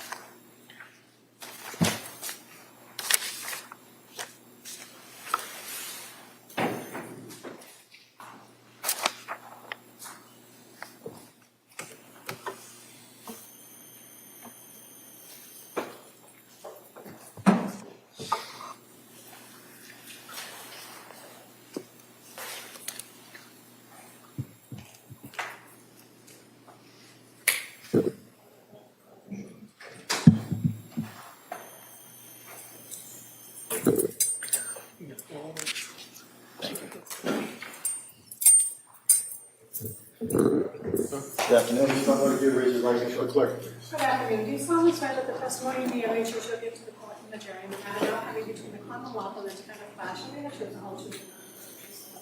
I do. Thank you, sir. You may have a seat. You want to start, please? Start. All right, good afternoon, sir. Good afternoon, Your Honor. Attorney Sprague, please. Thank you. Good afternoon. Can you please state and spell your name for the record? Good afternoon. My name is John Santos, John-Santos. Where do you work? The Massachusetts State Police. And what department are you currently in? I'm assigned to the Division of Investigative Services. And back in January of 2023, what was your assignment? I was assigned to the State Police Detective Unit in Plymouth County. And were you, specifically on January 24th, 2023, were you part of a search warrant team at 47 Summer Street in Duxbury? Yes, I was. And what was your role in terms of where you were assigned to search within the home? I searched multiple locations to include the basement, the kitchen area, and then the master bedroom on the second floor. Okay. And specifically directing your attention to the kitchen area, did you search a cabinet in the kitchen above and to the right of the stove? Yes, I did.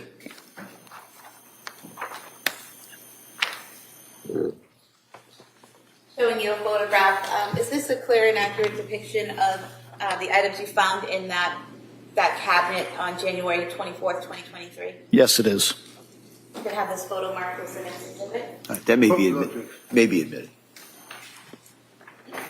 145. Thank you. Showing you exhibit 145 on the screen here. Focusing your attention on the top shelf, there were several notebooks and books that were seized. Is that correct? Yes. Were those taken out of the cabinet and cataloged by the state police? Yes, they were.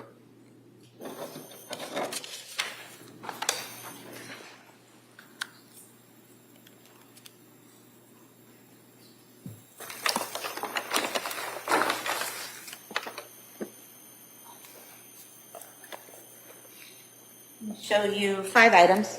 If you could just look through these and let me know if these were the items that were taken. We'll stipulate that those are the items that were in her kitchen. Okay. If I could have these marked as the next 5 exhibits, please. Do you want the 5 separate, 5A through? 5 separate, Okay. please.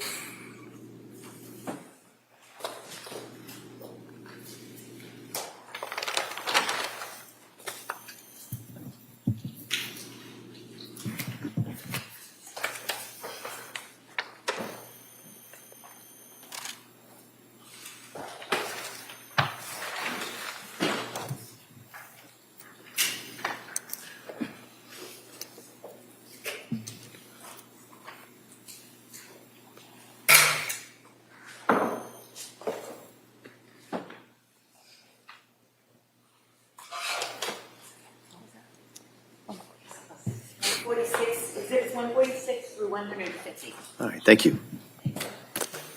And sir, showing you what's been marked 146. So does it appear to be discharge paperwork from McLean Hospital for Lindsay Clancy? Yes.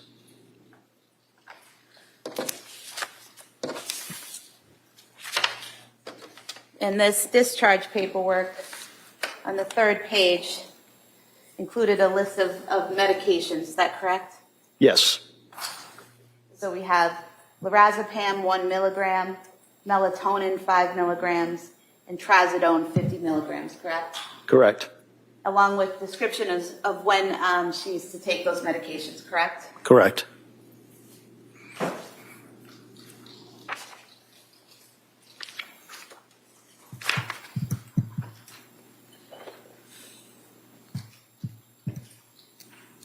There's also instructions on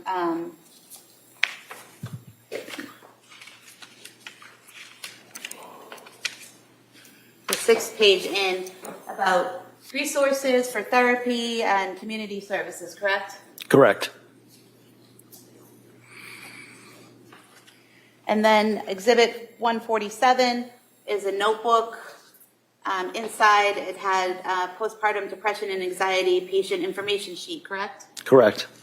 And then a detailing of different medications and the amounts taken and the dates they were taken, correct? Yes, correct.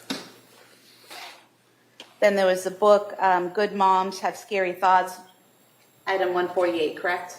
Correct.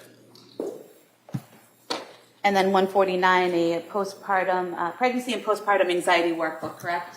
Correct. And nothing is filled out in this workbook, correct? Correct. And then finally, Exhibit 150, a notebook labeled Callan Patrick Clancy, correct? Correct. And inside this were messages back and forth between Lindsay Clancy and the nanny, correct? Correct.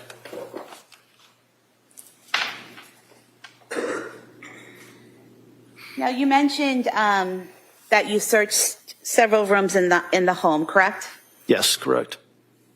How do you divide that up? How is it decided who's going to search where when you're doing a search like this in a home?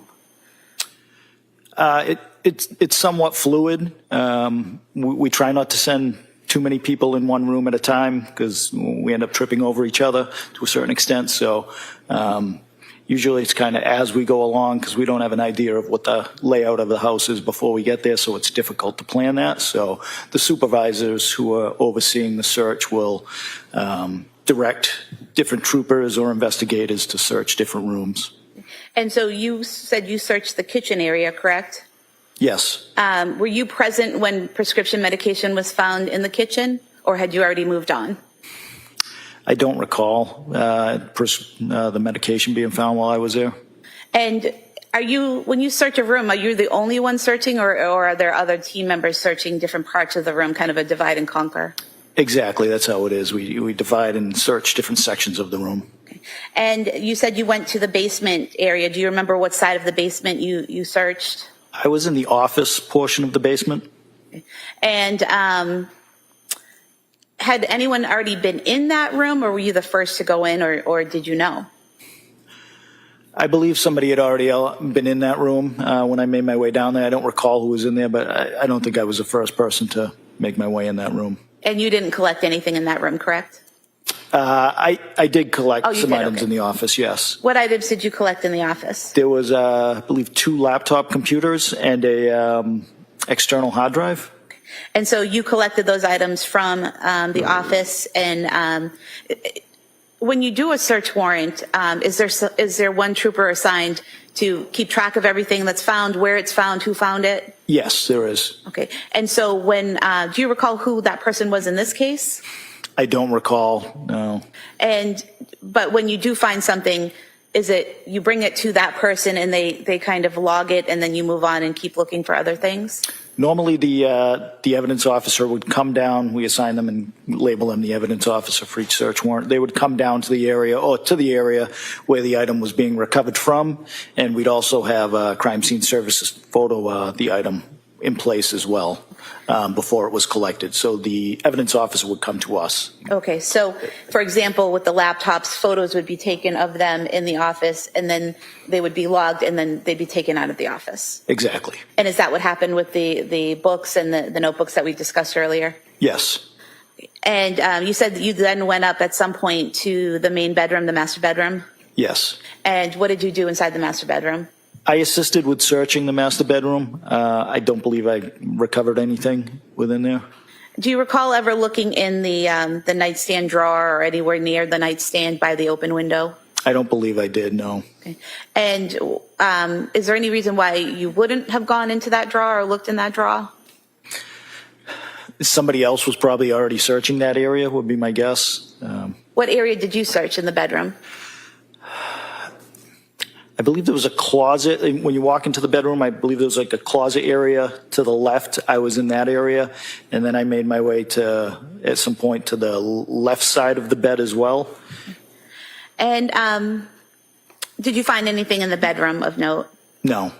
Now, when you're doing a search warrant, right when an investigation happens, how do you know what to look for?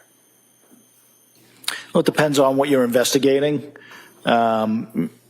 This case specifically, we knew the facts what we knew at that time. So, I mean, when I noticed those notebooks in the cabinet, certainly I thought that information was pertinent to this investigation based on what we knew. But every investigation is a little bit different. The facts are different. So, yeah. I mean, clearly you want to look for items that relate to the suspect, victims, or any associates of them, and it might relate to the incident that's being investigated. When the search was being done in the home at 47 Summer Street that night, did officers already know that Miss Clancy had crushed up pills and taken them with lemonade? No. Okay. Had you learned from Patrick Clancy, the husband, that Miss Clancy had been prescribed some medication? I did, yes. Okay. And were you aware at some point that medication was found in the kitchen? Yes. Okay. I have nothing further. Thank you. Thank you. Mr. Reddington? Who found the medication in the kitchen? I don't recall, sir. It certainly wasn't somebody randomly off the street. It was a cop, right? Yeah, a police officer or investigator, sir. Yes. Well, we had some local officers there with us as well. Yeah. So it was law enforcement that found the pill bottles in the kitchen, right? I believe so. And seized them. Is that correct? Correct. And documented that they had seized them in the kitchen, feeling someone, whoever it was, that it was relevant material to this investigation, right? Correct. And the books that we've just gone through, someone felt that a notebook captioned Callan, Patrick, Clancy would be relevant material to this investigation, right? Correct. Right? Yes. Along with the pregnancy and postpartum anxiety workbook, right? Correct. Along with the good moms have scary thoughts, right? Yes. Along with the documents pertinent to the McLean Hospital where she had been discharged from, right? Yes. Along with another notebook that had postpartum depression and anxiety, correct? Yes. There were also other documents that were items, I should say, that were seized in the house that have already been introduced for the record. Exhibit 81, and looks like a diary. Exhibit 83, I slept well last night, things of that nature. That was seized as well, right? I believe so, yes. Okay. You know why all these were seized? Why the books that I seized were seized? No. Your investigation. Are you a lieutenant, a sergeant? I'm a captain, sir. Captain. Yes, sir. And back then, what was you a captain? I was a lieutenant at that time. You were the ranking officer in the search? No, there was also a detective lieutenant assigned unit commander at that time. So, but you're up there enough and you knew from the investigation what was relevant and material in the investigation, right? Yes. And obviously you or somebody else working with you determined that all of these items, the pills that were seized, the books that were seized from the kitchen, et cetera, were relevant and material, correct? Yes. Do you know who searched the bedroom? I know you said you were in there. Did you search the bedroom? Master? I was part of the team that searched the bedroom. There were a number of other officers that searched the bedroom as well. I believe in the report, it documents who seized what from the bedroom. Okay. So I don't know off the top of my head who that was, sir, but I know it's clearly labeled in the report. Okay. Do you have the report? I do not, no. Do you recall how many law officers were actually involved in that little bedroom searching? I would have to guess approximately 5. 5? And as counsel asked, when somebody discovered something that appeared to be relevant or material, they would log it in. Somebody that would kind of be the record keeper would log it in, correct? Yes. Is there any, one of the things that you would also, you yourself, I believe, seize would be the laptop computers that were downstairs in the office, right? Yes. And you seized also, collectively you, I mean you or the other 5 people, seized the cell phone that was on the bed. Yes, I believe there was a cell phone seized from the bedroom. So it made sense as an investigator that electronic media and things of that nature would be important, correct? Yes. Was there an Apple Watch involved in this investigation, if you know? I believe there was an Apple Watch recovered after the fact. We didn't recover at the search warrant, if I recall correctly. Do you know when it was recovered? I don't know exactly off the top of my head, no, sir. The Apple Watch that I recovered with Pat Clancy?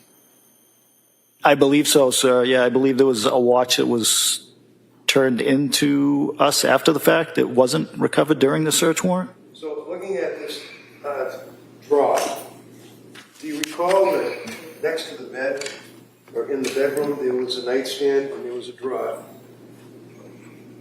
And inside the drawer were a bunch of pill bottles, an Apple Watch, sleeping aids, things of that nature? I didn't search that drawer, sir. Okay. I don't mean to embarrass you. I'm just asking. Yeah. Do you know why nobody bothered to search that drawer? I don't know that it wasn't searched. I just know that I didn't search it, sir. So it may have been searched, and maybe whoever searched it didn't feel that that information was pertinent to seize. I can't speak for them, but I can tell you that I didn't search that drawer. Okay. Go ahead. Redirect. No, Your Honor. All right, thank you, sir. Thank you, Your Honor.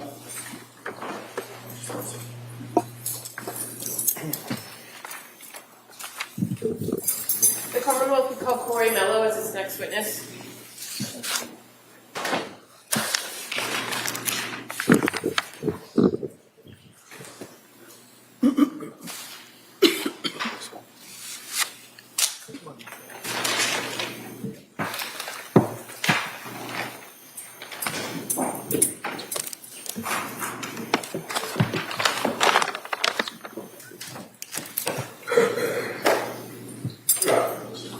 Stop right there, raise your right hand to the clerk, please. Good afternoon. You found the testimony of Mr. Chickett to the court manager and the between the Commonwealth. I should go to church about you. Good afternoon, sir. Good afternoon, Your Honor. Bring Bucky in, please. Thank you. Good afternoon. Could you please tell the jurors your first and last name? Corey Mello, And can you spell your first name for the record? Cory And your last name? Melo. And how are you employed? I work for the state police. And what unit or what's your current assignment with the state police? Currently, I work for the commercial vehicle enforcement section. Going back to January of 2023, what was your assignment then? I work for the Plymouth County District Attorney's Office at that time. With the state police detective unit? Correct, yes. And I'm going to draw your attention to January 24th, 2023. Were you involved in the investigation into the incident that occurred at 47 Summer Street in Duxbury on January 24th? Yes, I was. And fair to say that when state police got involved in that investigation, a large group of the state police detective unit went out to Duxbury to work that investigation. Correct. Were you the case officer in that case? I was not the case officer. Your role in that case, was that to assist in things like search warrants, neighborhood canvasses, interviewing of witnesses? Correct, yes. And in this particular investigation, you're aware that there was a search warrant executed at 47 Summer Street after the incident had occurred, correct? Correct. And as part of the search warrant execution, were you involved in searching the home? Yes, I was. And did you search the various floors of the home, meaning the basement, that first floor, and the second floor? Yes. In searching that home, there were a number of other detectives and troopers also searching, correct? Correct. Do you recall locating a phone in the upstairs bedroom, a laptop, some workout bands in the basement that were hanging on the door? Yes, I do. And when you recovered these particular items or located these items, did you then turn them into an evidence officer or direct an evidence officer to things that you thought might have some evidentiary value? Yes. At some point after the search warrant was over, you're aware a lot of items were brought back for further examination, correct? Correct. Is that common that when you're working on a search warrant, things are kind of... It's okay. You all right?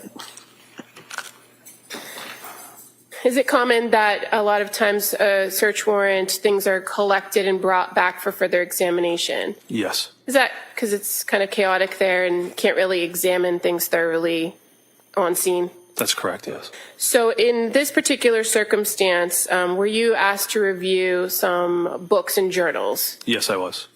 And I'm just going to...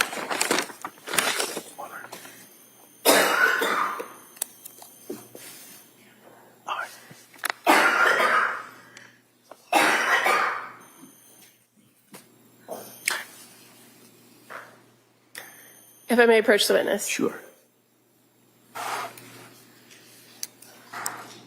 just showing you an item. Is that familiar to you? Yes, it is. You didn't locate this on that night, did you? No, I did not. But you had the opportunity to review the contents of it at a later date? Correct.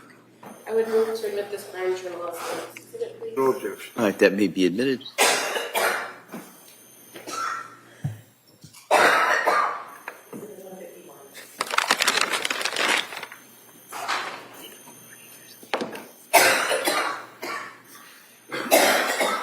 Kels, can I see you sidebar just for a second?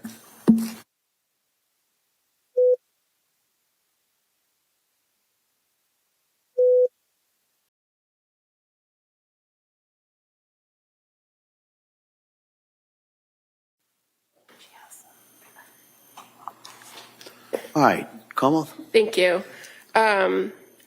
Trooper Mello, just in relation to now what's been marked as Exhibit 151, the Brown Journal, and just noting that when the journal opens to the first page, there's no dates on it, correct? Correct.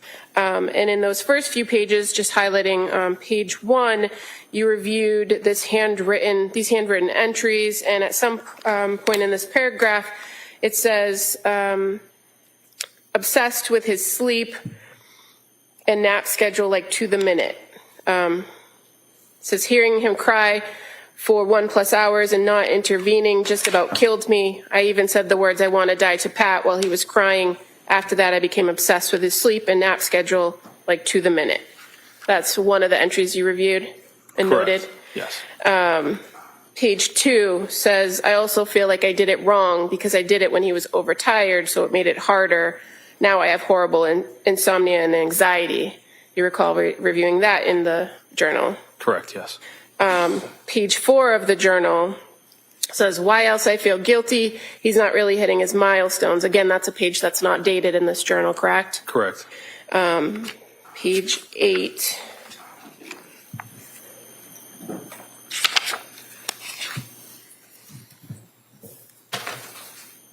I'm completely overwhelmed trying to take care of the 3 kids. I feel like I'm drowning every day. Again, another page that's not dated. Correct. At some point, there are some dated pages in this journal, fair to say, right? Yes. And there's one on November 18th.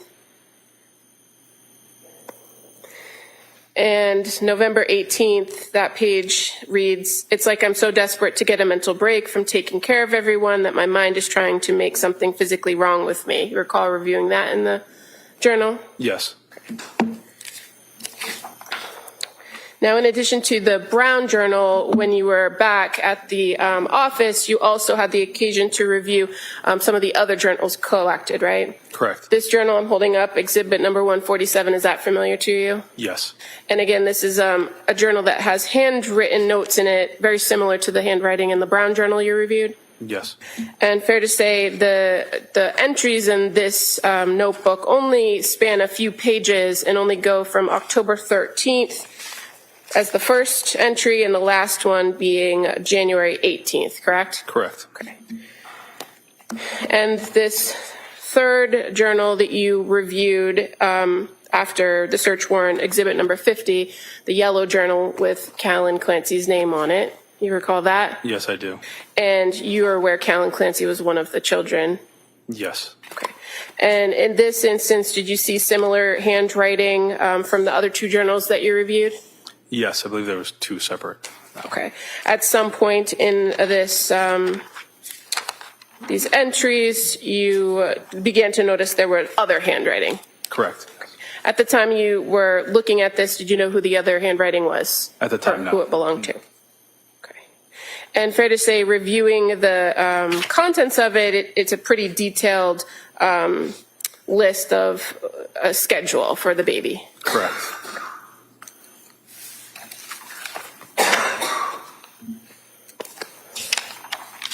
I have nothing further. All right. Mr. Reddington.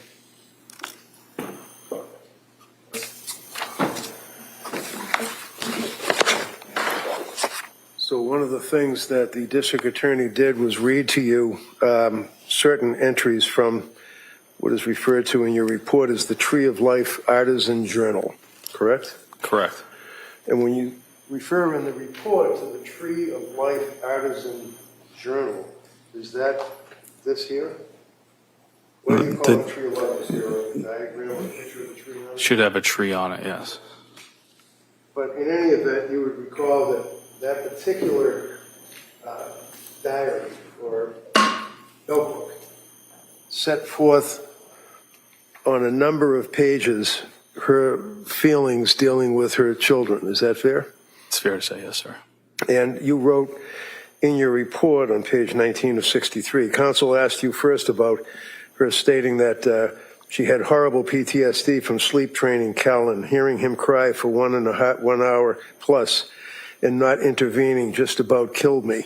I even said the words, "I want to die" to Pat while he was crying. He would be the baby, right?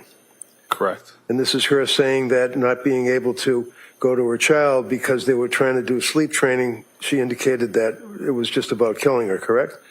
That's what was stated, yes. And after that, I, meaning Lindsay, became obsessed with his sleep and nap schedule. Like to the minute, I would tell Laney, and you know who Laney is, right? Yes. Who's Laney? The other child. The what? I'm sorry again, what's this? Laney. Laney? Laney. L-A-N-E-Y, Laney.